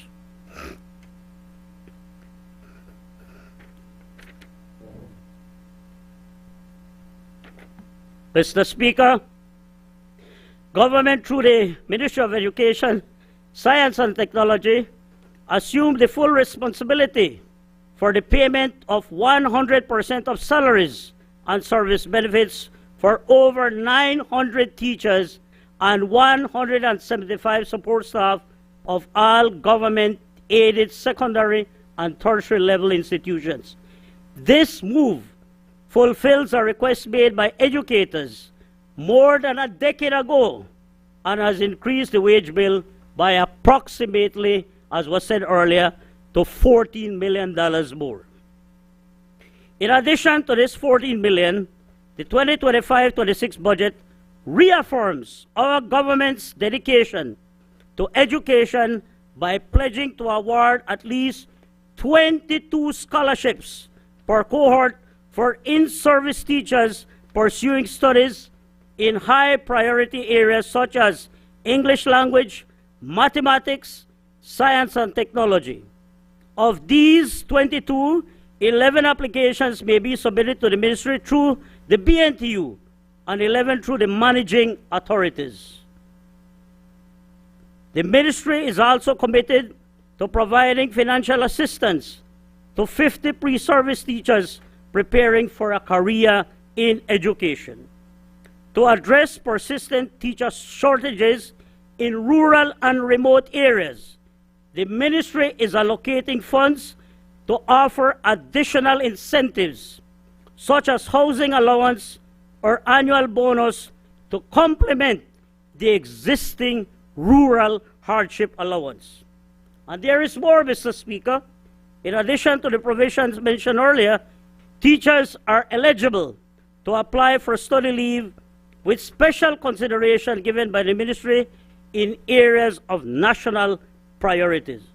Teachers are also able to apply for financial support when pursuing studies aimed at enhancing the quality of their teaching.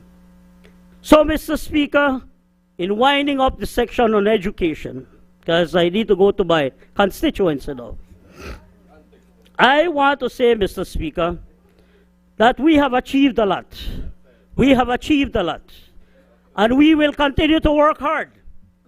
I want to take special time to recognize and to thank our development partners in education, because we have many development partners, both locally, regionally, and internationally, who support the work of the Ministry of Education. We look forward to a continued collaboration, working together to ensure that we can transform education for all Belizeans. So, Mr. Speaker, on that note, I want to thank my colleague, the member from Orange Walk North, who also spoke. He also spoke about, several of the other programs that have been achieved. And very quickly, let me just share this very quickly with you. Just some quick facts. Mr. Speaker, it is important to note that we have over 283 schools representing 7,800 students, 4,500 teachers who are now benefiting from the high-speed internet program. This is significant. I also want to share that we have developed a digital platform for teachers called the 501 Historian chatbot, now assisting our teachers in developing lesson plans and making learning more relevant and motivational for our students. We are in the process, Mr. Speaker, of finalizing a new TVET Act.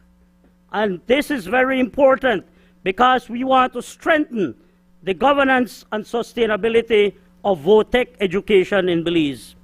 We have completed the implementation of the curriculum reform, and all schools are fully on board, and the implementation is in full swing.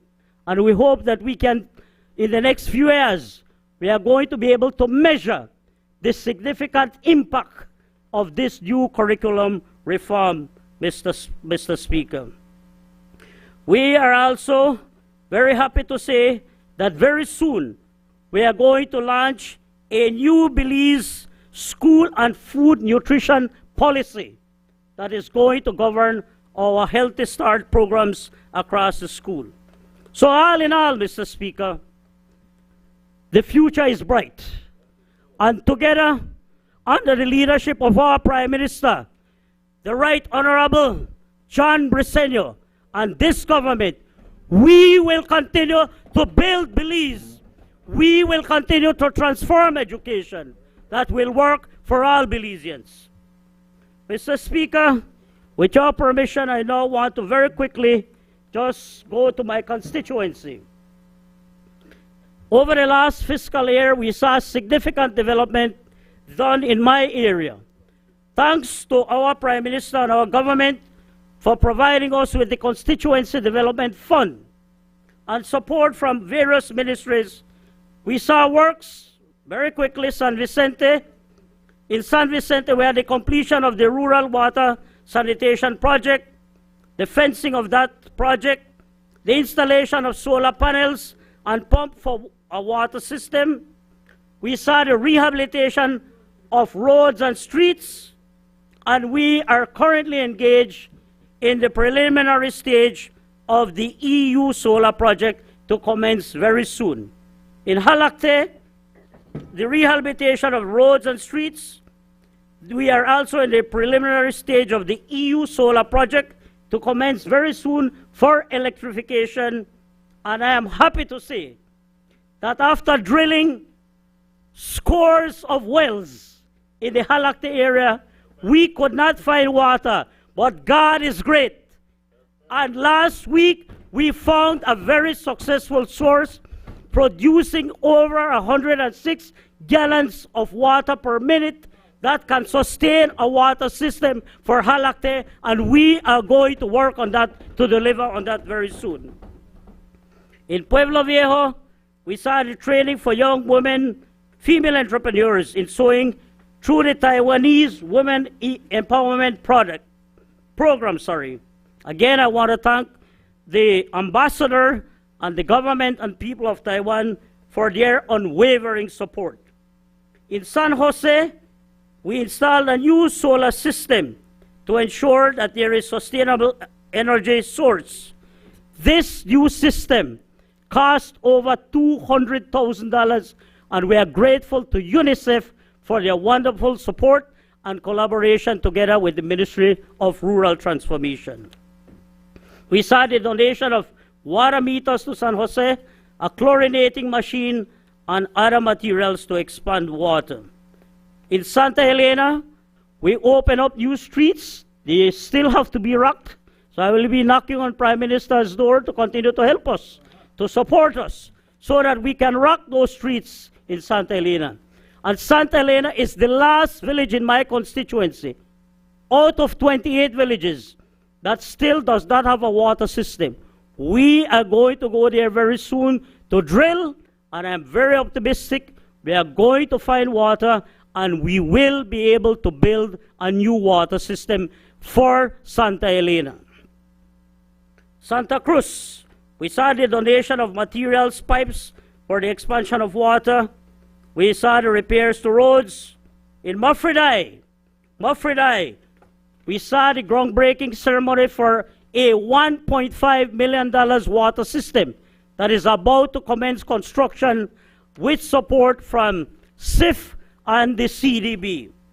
In Blue Creek, the connection of a new production well, a new pump house, expansion of electrical lines for the water system, donation of water meters, donation of pipes, major repairs to roads and streets.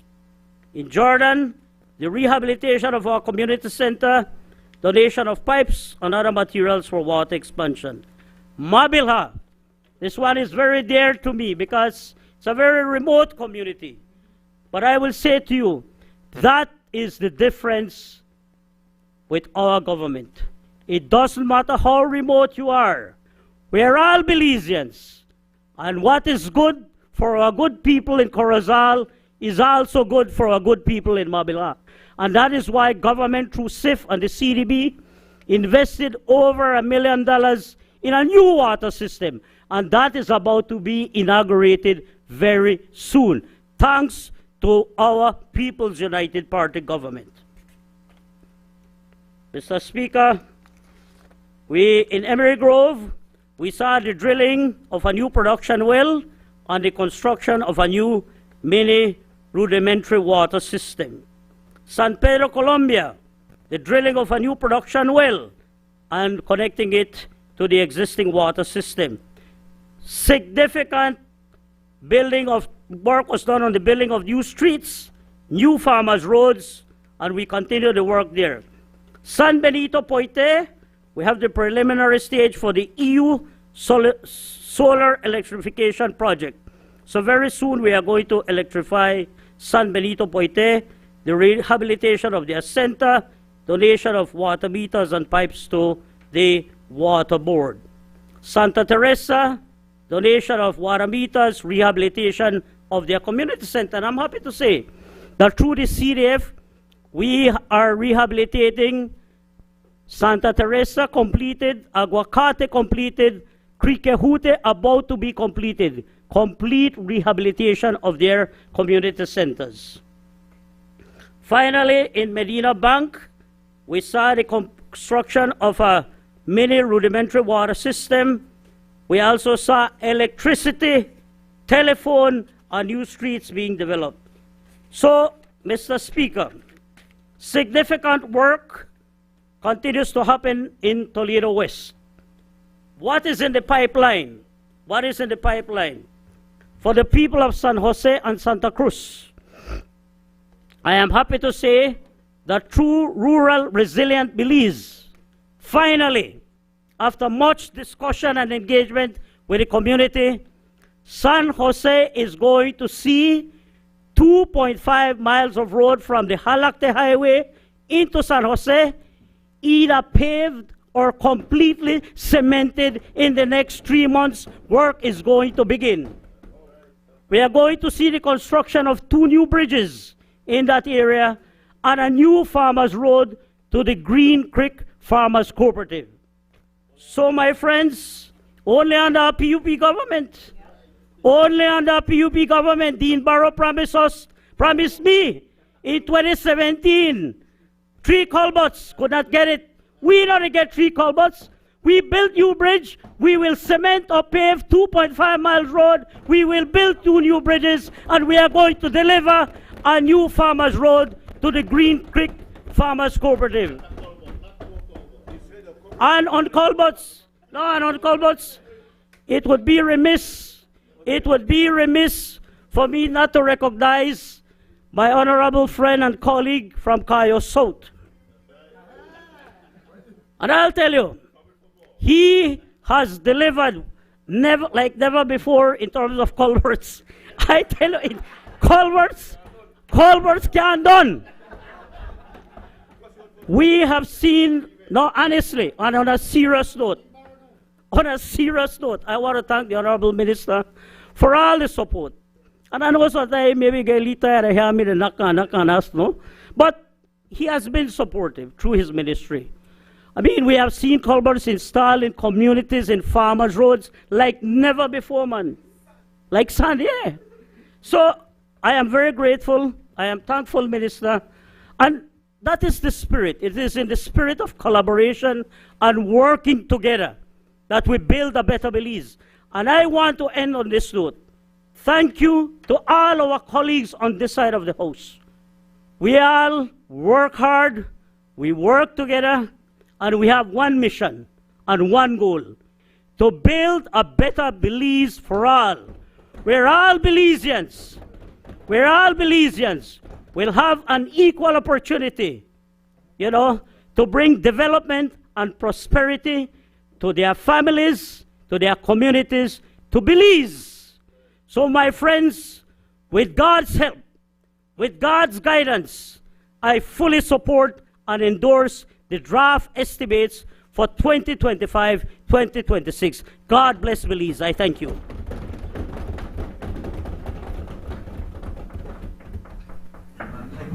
I now recognize the member for Belize Rural South.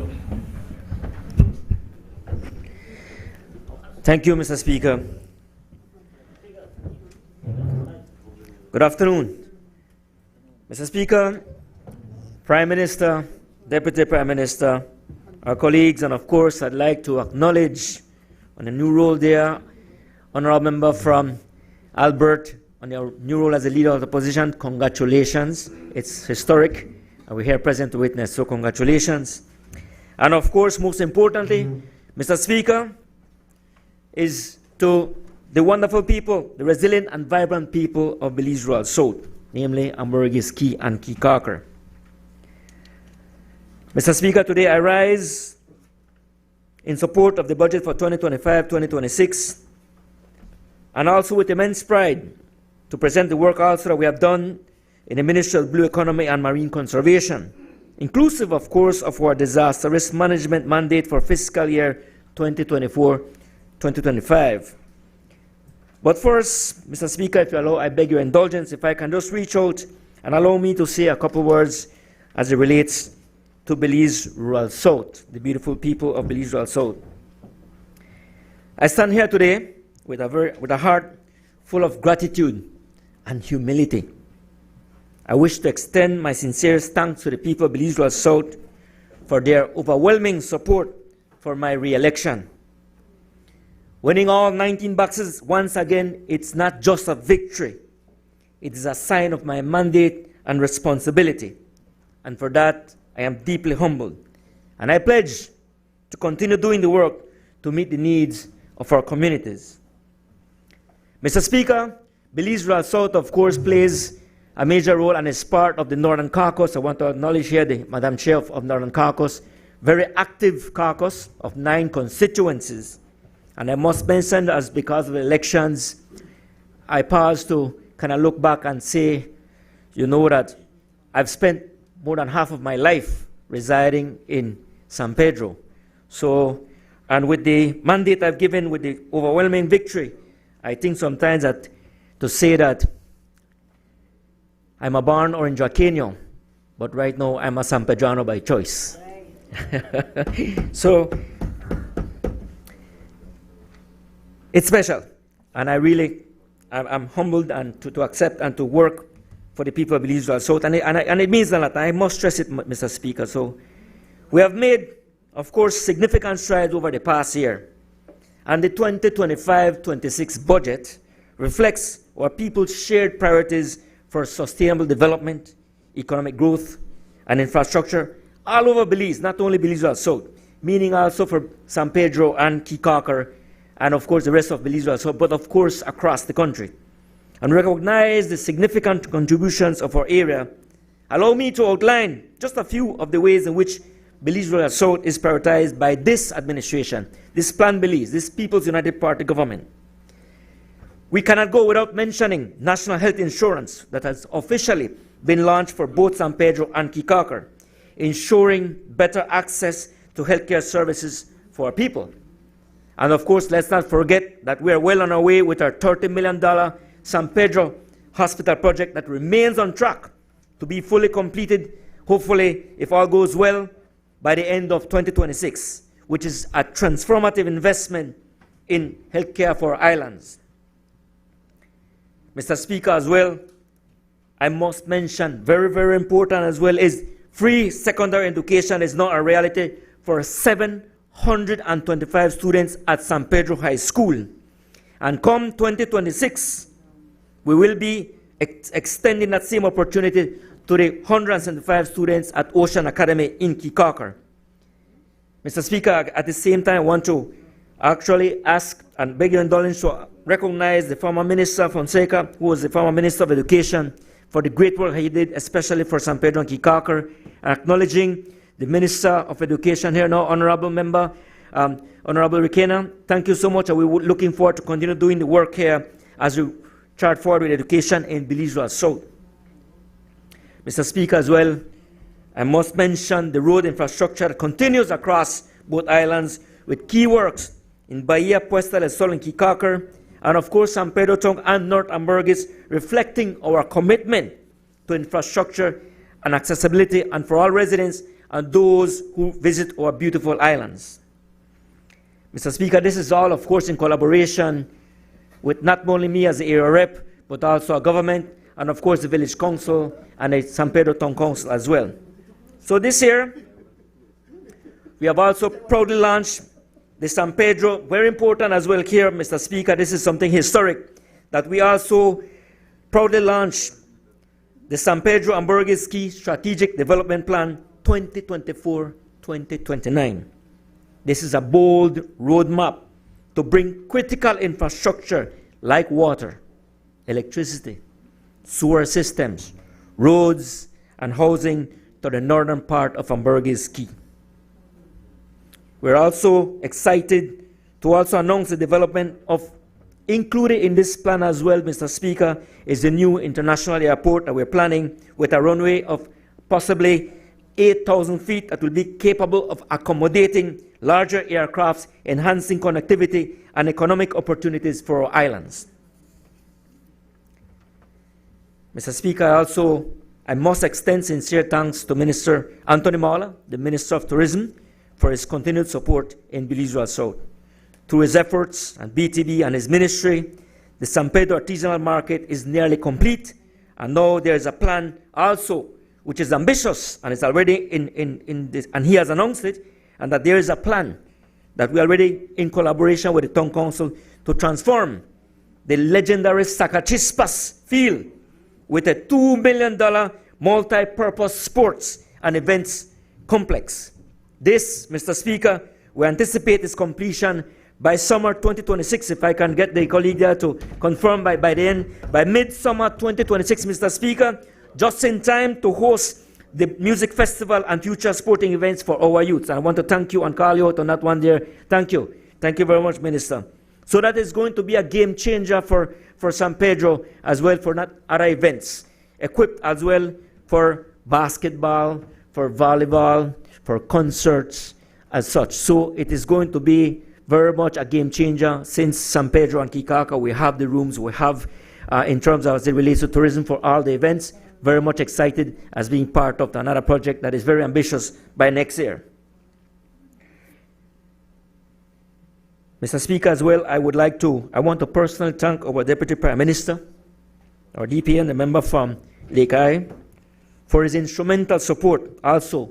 And this I want to highlight again in securing a historical land acquisition of as much as 700 parcels in North Ambergis to be distributed to first-time landowners, Mr. Speaker. This is a monumental step in empowering families and future generations on Ambergis. Mr. Speaker, with your permission also, I just want to say a couple of words in Spanish as it relates to, very important to Belize South when it comes to the amnesty and our people there who have benefited tremendously from this government as it relates to the amnesty that occurred. Quiero dirigirme la palabra a nuestros hermanos y hermanas de habla hispana. Lo importante que hemos hecho con este gobierno de recibir a nuestros hermanos de todo Centroamérica y toda Latinoamérica y el Caribe también, de recibirlos con las manos abiertas en referencia a lo que es la gente que está aquí trabajando con nosotros y están documentados. Con el programa de la amnistía ha sido un mucho éxito. Incluso hace 2 semanas se pasó en el cabinet que también los otros 800 o so, lo que son los miembros, aquellos que aplicaron y no calificaron, ahora ha cambiado la póliza de que si aplicaste y estás en 2019 también calificas. Eso significa que aquí estamos dando la oportunidad de que ustedes se formalicen y que contribuyan a lo que es la economía de este país. Y sé que eso mucho afecta lo que es en San Pedro y Kikaka, porque hay mucha gente ahí que trabajan y contribuyen, se han integrado, tienen familias, beliceños, y es importante que este es el gobierno del Partido Unido del Pueblo, Plan Belize. Thank you, Mr. Speaker, on that one there, that you give me that you get. Todos ganamos, indeed, todos ganamos. Mr. Speaker, again, if you allow me to please refer to my notes as it relates to what we have accomplished in the Ministry of Blue Economy and Marine Conservation. And by extension, last year I did, and again, thanks to our Prime Minister that he gave me the confidence to serve also with the Ministry of Disaster Risk Management. Again, this year, our ministry continued to deliver on a promise of sustainable, inclusive, and climate-resilient development through bold reforms, strategic partnerships, community investment, and evidence-based leadership.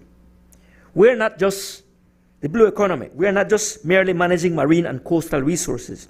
We are shaping Belize's future prosperity by protecting the very ecosystems that underpin our economy, culture, and national identity.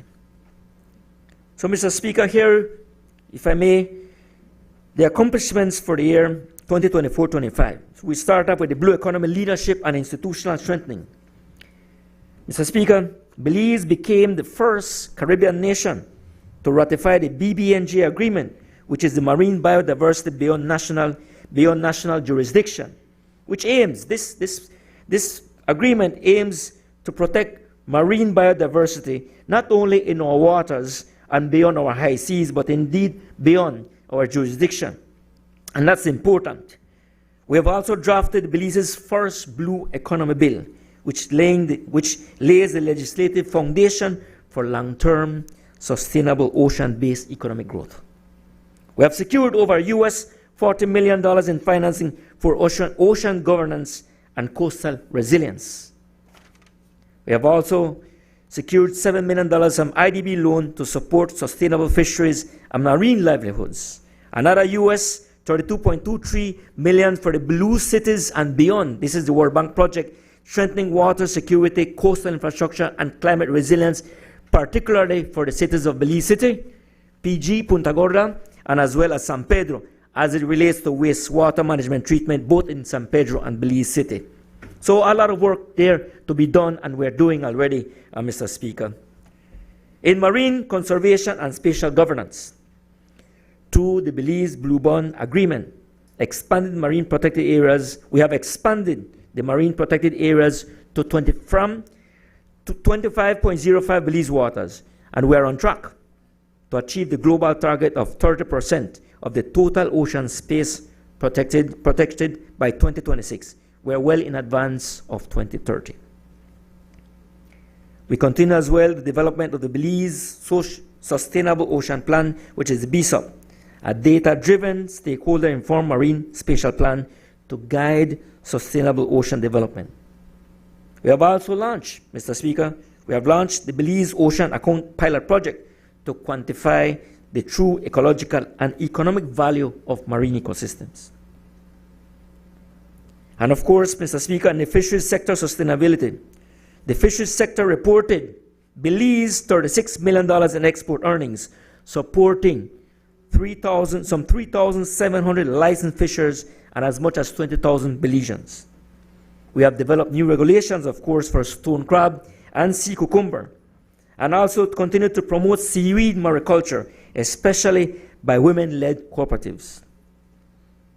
Through the Fisheries Department as well and different partners, Mr. Speaker, we have conducted over 5,700 marine patrols, enhanced by drones and smart technologies, and reviewed 26 environmental impact assessment, EIAs, helping to balance development with artisanal fisheries protection.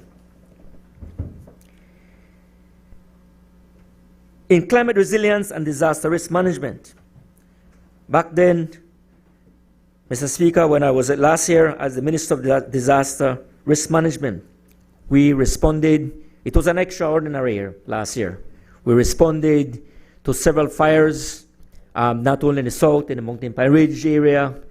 There was a severe drought, and at the same time also after the drought came deluge of lots of rains and floods, and of course with the many threats of different tropical storms. It was an incredible year, 2024, Mr. Speaker. And I want to thank everyone. In collaboration, we work together, and of course in the disaster risk management, we had the NEMO, we had the fire service, we had the med service. They all came together as one to work together and responding to all the different assaults that we had on our country in 2024. With that said, Mr. Speaker, I cannot continue to go on to acknowledge the former Minister Habet, who was there as disaster risk management, that did the great work, and I came in and continued to work with a great team there. And as well, I have every confidence that Minister Henry Charles Usher, the member from Port George, will continue to do that great work in carrying the noble work that these people do behind the scenes, Mr. Speaker. So we want to call it out as well to acknowledge them as well. Mr. Speaker, of course, in 2024 and 2025, it goes without the challenges. Again, I continue in terms of, as it relates to the blue space, we continue to have problems with the sargassum influxes.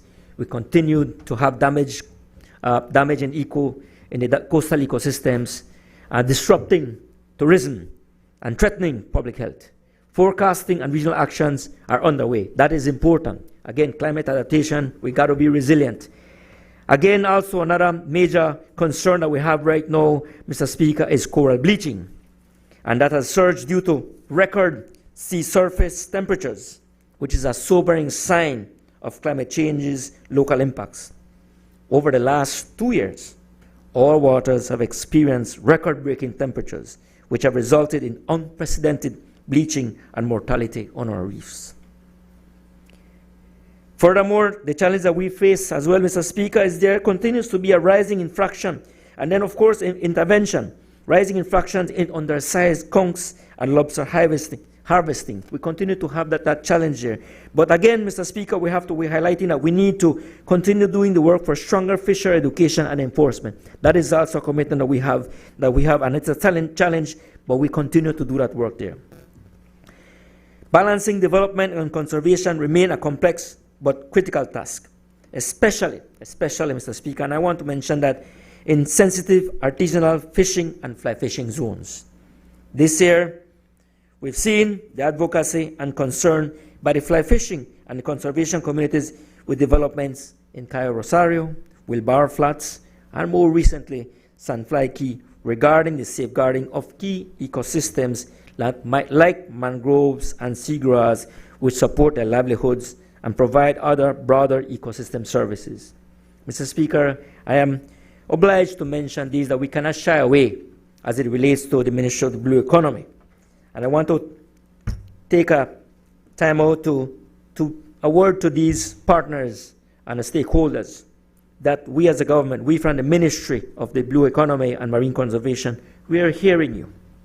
We're listening. We must work together. That is the message. We have to work together. We're in this together. Not only the stakeholders, but the government of the day, the government that we serve right now, the investors as well, is also that the Blue Economy calls for, that we must harmonize and put it together and working together. And we must lead. We must lead, Mr. Speaker, including the Department of course, Environment, and all the relevant departments that are involved here in terms of developing what is the blue economy, the blue space, very important. And many learning lessons here, Mr. Speaker, as we move forward, because we have doing the work and looking at other different investments that may come up ahead, that we do it the right way. Consultation is the name of the game that we want to do. Mr. Speaker, again, the 2025-2026 budget, we continue to invest in our future, in the blue space. So this year, the budget builds on our momentum and aims to deliver deeper, more transformative outcomes. As it relates to combating climate change, we must expand implementation of the National Adaptation Plan for Coastal and Fisheries Sector. We must scale up the National Seagrass Management Policy to preserve blue carbon sinks. And again, responding to sargassum, we must strengthen forecasting with the Met Service. We must pilot eco-innovative solutions for harvesting, reuse, and management. I'd like to highlight as well and commend the good people of Holchan that we are right now currently using 2 harvesters that is working right now. But of course, the issue with sargassum, Mr. Speaker, this year it is terrible. We see it in the news, and obviously that the 2 harvesters we're using is just part of this ongoing battle that we fight on with sargassum. It is indeed not only a national problem, it is a regional problem that we must work together. So again, it is important that we all come together in fighting this plague that is plaguing us right now. Finally, we must finalize, revise fisheries resources regulation and mariculture guidelines. We must complete also the new conch and lobster stock assessments and update the harvest strategies and management plan. We must expand the artisanal fishing loan program, unlocking finance and training. And of course, the rolling out of the illegal and unreported and unregulated plan of action. This is a plan of action with the National Fisheries Enforcement Strategy. Mr. Speaker, I want to also go back again and mention with the San Pedro Strategic Plan. We launched the San Pedro and Burgess Key Strategic Development Plan 2024-29, which is Northern Burgess, yes, the Northern Burgess Strategic Development Plan, the 2024-2029, which is a landmark community-rooted vision for one of Belize's fastest-growing island communities. This plan, Mr. Speaker, plans to integrate the blue economy principles at a local level, aligning economic opportunity with environmental protection and social upliftment. It includes, the coastal infrastructure investment, which is ecosystem protection and the wastewater management. It also includes education and training for youth and small enterprises, and clearing zoning, which is important to protect mangroves, reefs, and fly fishing habitats while supporting growth. San Pedro reflects what can be achieved when planning, people, and sustainability come together. In closing, Mr. Speaker, the ocean is Belize's greatest natural asset. The work of my ministry, it is not just about protection. It is about prosperity. It is about preparedness. It is about national identity. This budget, Mr. Speaker, is not an expense. It is not an expense. It is an investment in a safer, stronger, and bluer Belize. One where our youth are empowered, our communities must be resilient, and our oceans continue to provide for generations to come. As a representative of Belize Rural South, and on behalf of the people of Belize Rural South, Mr. Speaker, I commend this budget to this honorable House and to the Belizean people we proudly serve. Thank you very much. Thank you.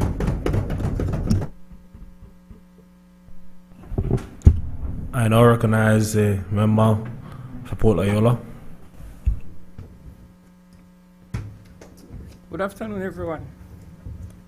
Mr. Speaker, first allow me to express many thanks to the wonderful people of Port Loyola.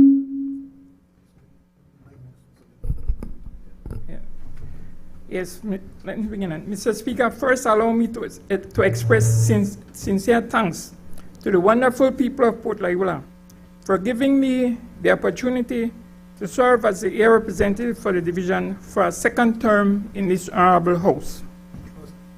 Mr. Speaker, in making my contribution to the budget, the draft estimates of revenue and expenditure for fiscal year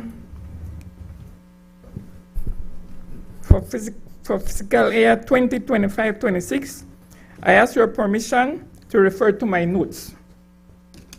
Mr. Speaker, this is the first budget in the second term of a PUP government led by Prime Minister Briceño.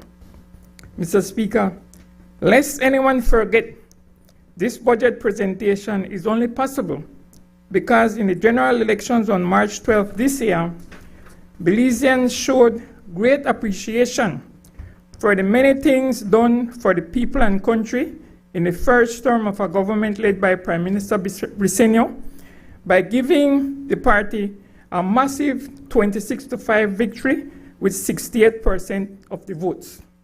Mr. Speaker, that huge election victory was possible because Plan Belize is working for the Belizean people. Mr. Speaker, in reflecting on the results of the general election on March 12th, could the record indicate that I was re-elected as the air representative for Port Loyola by over 1,000 votes, which was over 200 votes more than when I was first elected as the air representative for the division in 2020.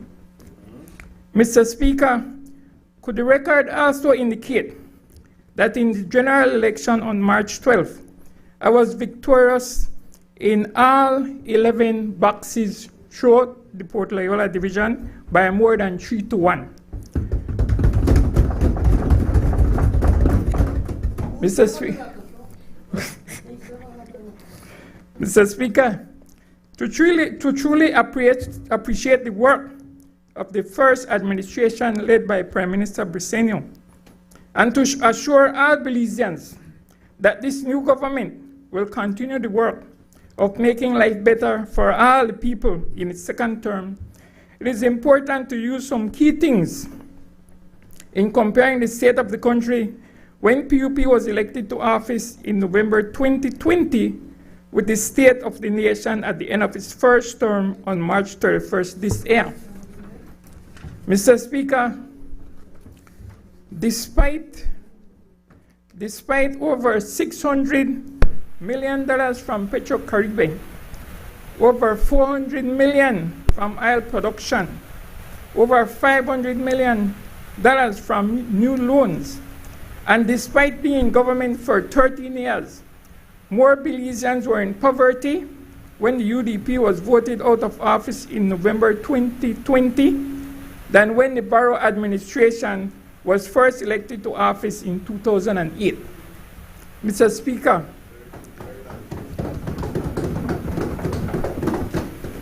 Mr. Speaker, 4.5 years after November 20, without the benefit of millions from Petro-Caribbean, oil, and a heap of new loans, with proper management of the resources of the country and careful spending on people-centered projects by this PUP government, the rate of poverty in the country has dropped by 10% from 36% in 2020 to less than 26% by March 2024.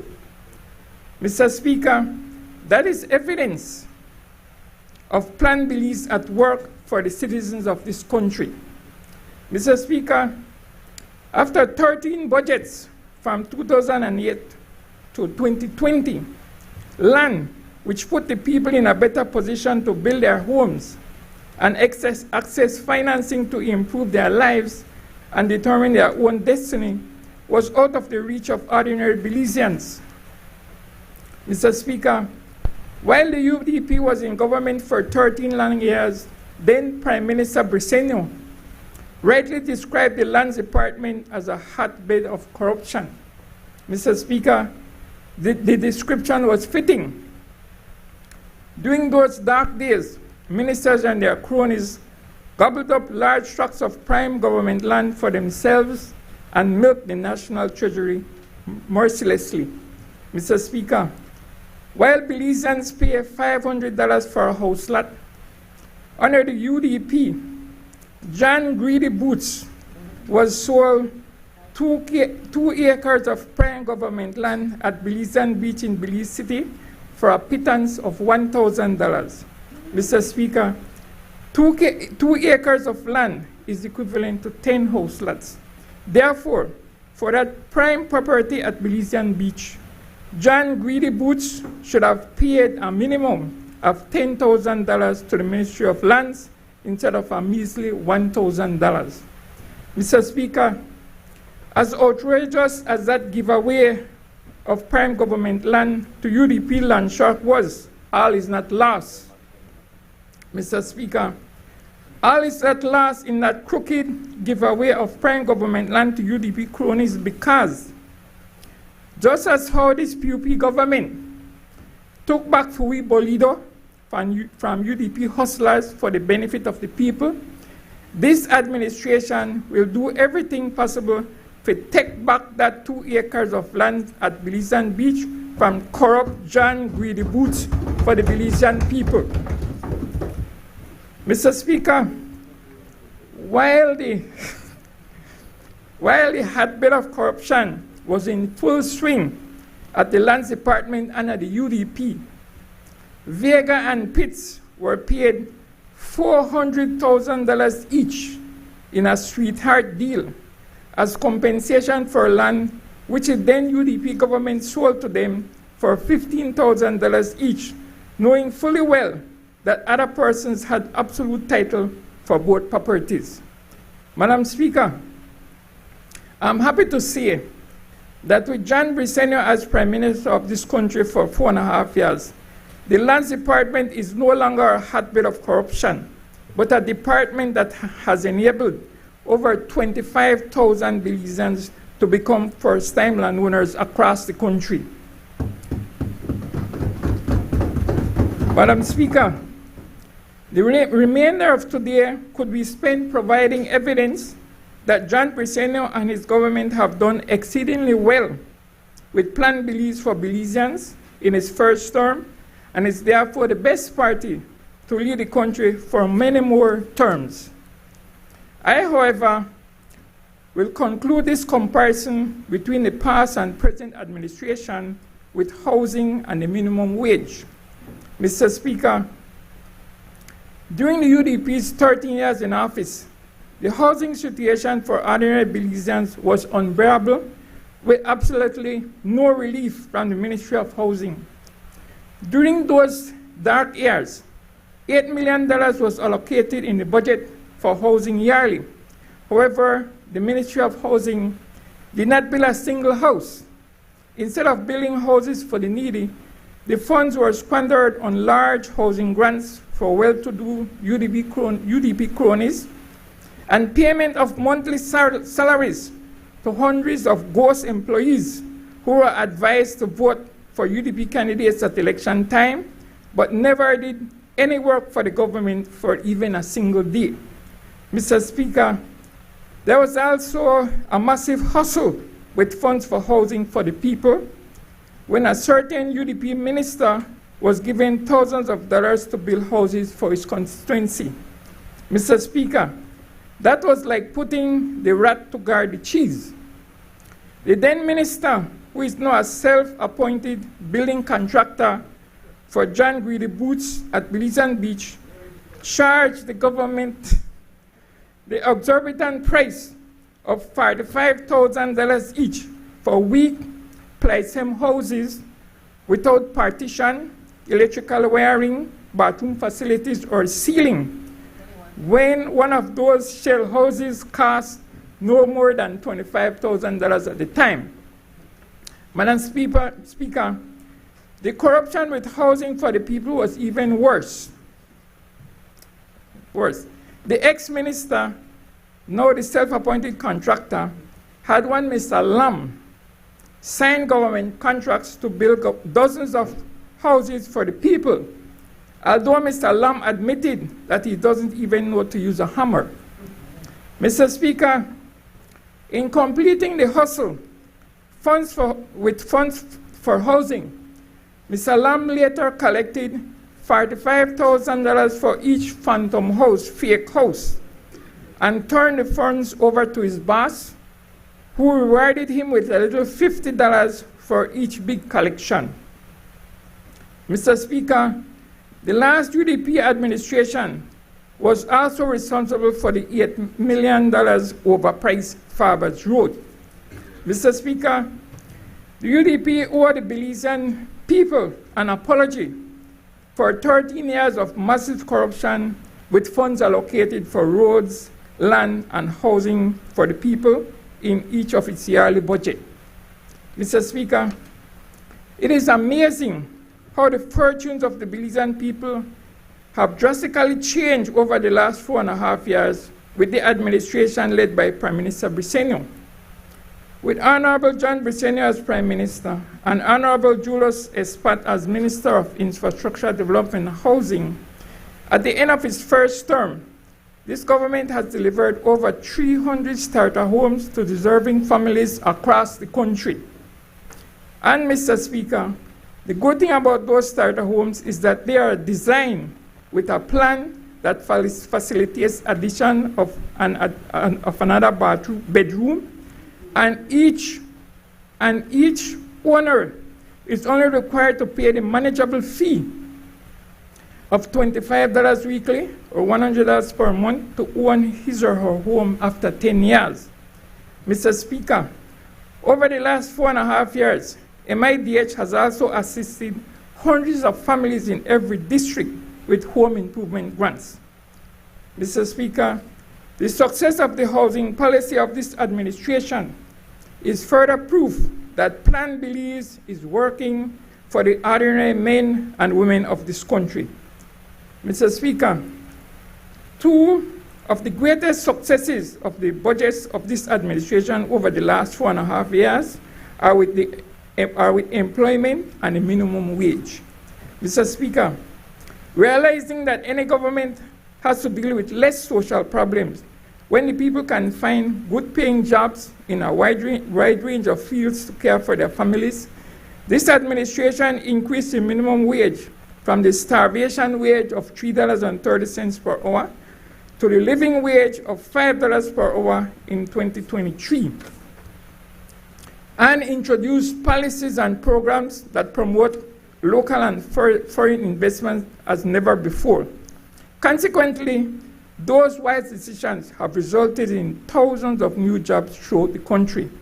Mr. Speaker, the days when hundreds of persons, including high school graduates, couldn't find employment is a thing of the past. As a result of this administration's proactive approach to economic development, 97 out of every 100 Belizeans who seek jobs are gainfully employed.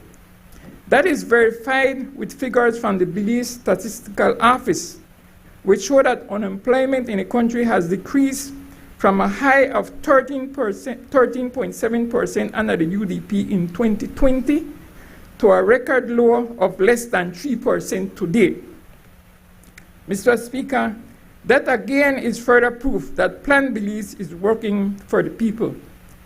Mr. Speaker, the draft estimates of revenue and expenditure for fiscal year 2025-2026 is filled with data, policies, and programs which give Belizeans the confidence that they can look forward to another fiscal year of stability, improvement in their standard of living, more opportunities to pursue their dreams in life, and better communities. Mr. Speaker, in this fiscal year, $336 million is allocated in Capital 2 for the upgrading of road infrastructure. That is a necessary investment to make the Sartaneja Road and sections of both the George Price Highway and the Philip Golson Highway safer.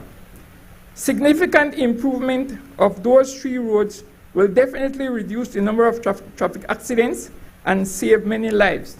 Mr. Speaker, additionally, $4 million from Capital 2 will be used to purchase specialized road equipment, and $30 million will be used for the maintenance of roads, streets, and drains across the country.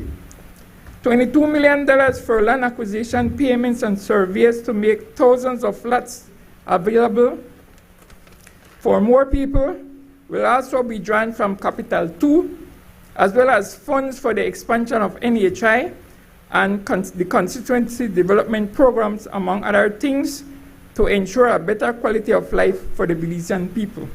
Mr. Speaker, in further promotion of quality health care for the Belizean people, I'm happy to state that the budget for fiscal year 2025-26 include $9.5 million for construction of a first-class hospital in San Pedro Town, with funds provided by our good friend Taiwan, as well as $6 million for a tertiary hospital in Belmopan, with funding from Saudi Arabia. Mr. Speaker, construction of those two important hospitals is further proof that while the UDP is known for broken promises, under the leadership of Prime Minister Briceño and this government, it is delivering on its promise of better health care for all Belizeans. Mr. Speaker, turning to the Port Loyola division which I represent, I'm happy to report that during the first term of this administration, grocery bags were delivered to the most needy persons on every street. Thanks to former Minister of Education, Francis Fonseca, scores of students from primary school to university were able to pursue a better education as a result of education grants from his ministry at the time. Mr. Speaker, thanks to Honorable Julius Espat, Minister of Infrastructure Development and Housing, 11 deserving single mothers and their families are the proud owners of starter homes that has significantly improved their standard of living. Mr. Speaker, with the starter homes, families also have more funds for better education, starting a small business, or pursuing other dreams. That's because while those families only need to pay $25 weekly or $100 per month to own their new homes in 10 years, a number of those same families were paying $125 weekly or $500 per month to rent houses they could never own and had to vacate once they could not meet the weekly or monthly obligation. Madam Speaker, again, thanks to Prime Minister Briceño and Honorable Julius Espat, Minister of Infrastructure, Starter homes are a huge plus in providing deserving Belizeans with homes they can be proud of. We therefore look forward to the delivery of 5 more starter homes for the residents of Port Loyola at Blackberry Estate shortly, and many more of those homes for the division in the second term of this administration. Mr. Speaker, I have also assisted scores of residents of my division with home improvement grants. Mr. Speaker, they say land is gold, a very precious commodity that opens up many opportunities for a better life once it is in your hands. I'm proof of that because I was only able to escape living with my family in a tiny beaver-board house which leaked like sieve whenever it rained, after I was given a piece of land in Belize City by the then Minister of Lands, Florencio Marin Sr. Mr. Speaker, thanks to myself and Deputy PM Cordell Hyde, who is also the Minister of Natural Resources, over 700 residents of Port Loyola have become first-time landowners. And many of those persons have seized the opportunity to build their own homes or are in the process of developing their land for family upliftment and other benefits. In empowering the people with land, I also held a land clinic in Port Loyola, which enabled scores of residents to receive land documents that had been pending for months and years.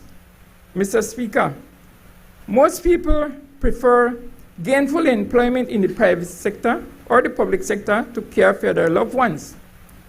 Nevertheless, scores of residents of Port Loyola are hardworking entrepreneurs, persons who offer a wide range of service in the community and providing meaningful employment in their neighborhoods. Mr. Speaker, I'm happy to mention that in promoting that entrepreneurial spirit in the division, I have assisted scores of small businesses, including food vendors, barbers, grocers, mechanics, and land keepers with small business grants, which have enabled them to better serve the community.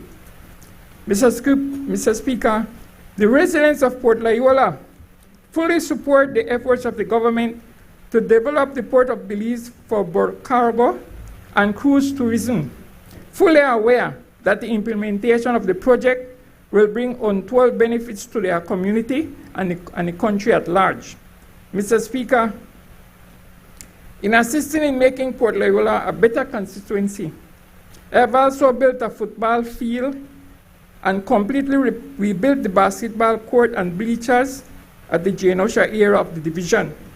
I have also provided lights at the basketball courts in the area and promoted constructive entertainment in the community by holding numerous tournaments with very attractive prizes. Mr. Speaker, progress in any community is severely restricted without proper streets. Therefore, in making Port Loyola a more welcoming community, I have paved Carl Thompson Street, Freedom Street, Genosha Boulevard, and concreted Neil Spin Road, T Street, Nurse White Street, and Baldwin Drive, as well as a large portion of Cesar Ridge from Central American Boulevard to Reggae Street. I have also built 2 new streets in Arlington Drive and upgraded most of the other streets in the division. Mr. Speaker, a lot has been done to make Port Loyola a better community for all its residents and the wider Belize City and the country.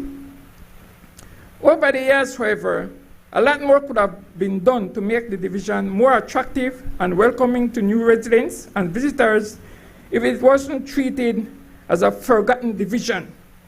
Mr. Speaker, it is an open secret that Port Loyola is the poorest division in Belize City. A prominent person in political circles made that point publicly in saying that the former area representative for the division should be ashamed for enriching himself with large tracts of land while he did absolutely nothing to afford the people of the area a better standard of living. Mr. Speaker, residents of Port Loyola are not asking for pity from anyone. For the record, residents of the division are intelligent, hardworking, and law-abiding Belizeans who look forward to a better life for their families and a prosperous division and country they can all be proud of. Mr. Speaker, the truth is that Port Loyola has been the most marginalized division in Belize City for decades, up to November 20th, when PUP was elected to office under the leadership of Prime Minister Briceño. Mr. Speaker, that sad state of affairs existed even prior to independence, because for decades and decades, most of the time, the movers and shakers in government made the deliberate, cruel, and selfish decision to spend millions of dollars in the yearly budget to upgrade the infrastructure such as streets, drainage, sporting facilities, and lots, as well as access to water and electricity in other areas of Belize City and the country, while spending the bare minimum in Port Loyola to keep the residents quiet. Mr. Speaker, Coretta Scott King, wife of slain civil rights leader Martin Luther King, best describes that injustice to our people when she said, open quote, "Freedom, justice, and prosperity cannot be parceled out in pieces to suit political convenience. I don't believe you can stand for freedom and prosperity for one group of people and deny it to others," end of quote. Mr. Speaker, given the very unfair treatment that has been meted out to the residents of Port Loyola for almost half a century, after successive ER representatives for the division gave their full support to the budget up to the end of the previous administration in 2020, I'm happy to say that despite pushback from certain actors in the society, from the first day in office in November 20th, Prime Minister Briceño and his government have been committed to correcting the injustice that has severely hampered continuous development in the Port Loyola division and some other parts of the country. Mr. Speaker, in understanding the challenges to progress in Port Loyola, I would like the record to state that Prime Minister Briceño is the only Prime Minister of this country who has taken the time to visit the division, to meet the people, and see the hope in their faces for a better life which all Belizeans deserve. Mr. Speaker, today, in order to make Port Loyola more on par with development in many other divisions in Belize City and the wider country, I'm asking the members of this honorable House to take a major step in putting an end to the long cycle of underdevelopment in the division by supporting my call not for $100 million, not for $50 million, not even for $20 million, but for $10 million for infrastructural development in the area out of the budget of $1.7 billion for this fiscal year. Mr. Speaker, $10 million for infrastructural development in Port Loyola out of this year's budget is a pittance compared to what has been spent yearly from budgets prior to 2020 to make many constituencies in Belize City and across the country shine with development. Mr. Speaker, $10 million for infrastructural development in Port Loyola is a reasonable request to answer the cry of the residents for paving Louis Bevan Street and Ariel Hall Street, and to concrete Arlington Drive and Cedar Ridge Road from Reggae Street to the Yaba Bridge.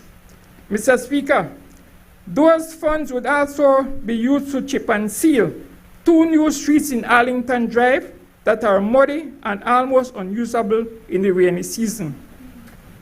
Mr. Speaker, $10 million for infrastructure development in Port Loyola would also address the cries of the residents for new roads in Janosha, Penwood Extension, and Farbers Road Extension area of the division to enable the people to develop their land. Mr. Speaker, a blessing of $10 million for Port Loyola in this year's budget will end the terrible suffering of over 50 families with children in a portion of Arlington Drive, who suffer when their homes and yards are covered with over a foot of very unsanitary water for more than 2 months in the rainy season every year, due to a lack of proper drainage to allow excess water in the lower area of the community to flow to the dike or the sea nearby. Mr. Speaker, if the financial amount requested for the Port Loyola Division is approved, Honorable Julius Espat, the Minister of MIDH, will be able to use those funds, the funds from that allocation, to assist me in solving the major problem of flooding in a section of Arlington Drive. Mr. Speaker, a portion of the funds requested for Port Loyola in this year's budget could also be used to repair or rebuild the back building of St. John's Vianney Primary School to make it safe for the teachers and students. B, upgrade the basketball court on Penn Road.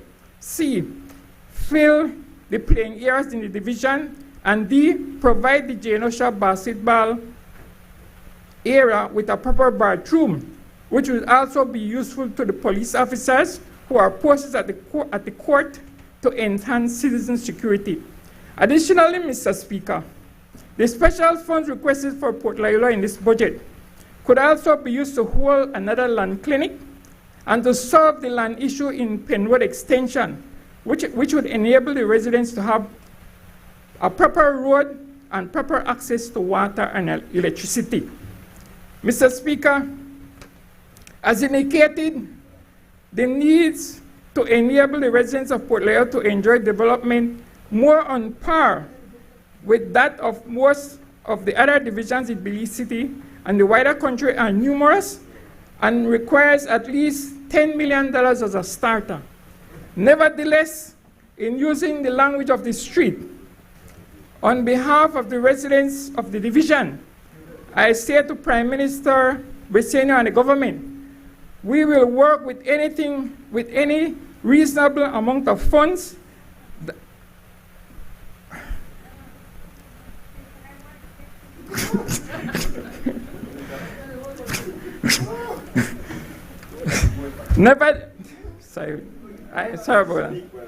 Nevertheless, in using the language of the street, on behalf of the residents of the division, I say to Prime Minister Briceño and the government, we will work with any reasonable amount of funds that give the residents of Port Loyola added confidence that this government is truly committed to making life better for all Belizeans.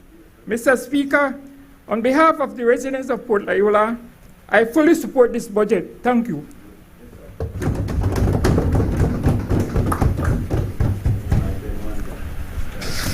Honorable members, I think we're ending a little early today.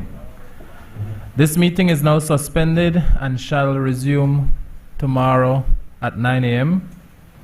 Members, I respectfully remind you that we want to start on time tomorrow at 9 so we can again end early, so please be seated by 9 a.m.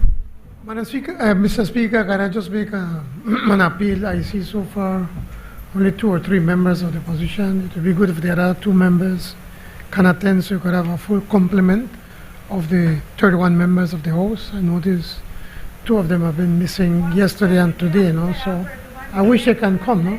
Thank you, Madam. Thank you, Mr. Speaker. Thank you, Honorable Member from Orange Walk Central. This meeting is now suspended. Thank you, everyone.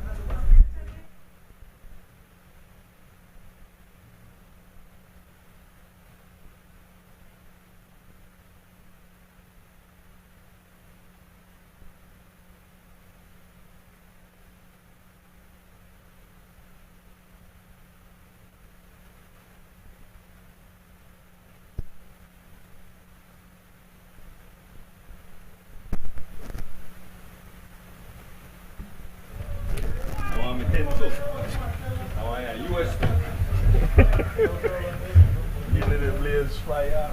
Don't play.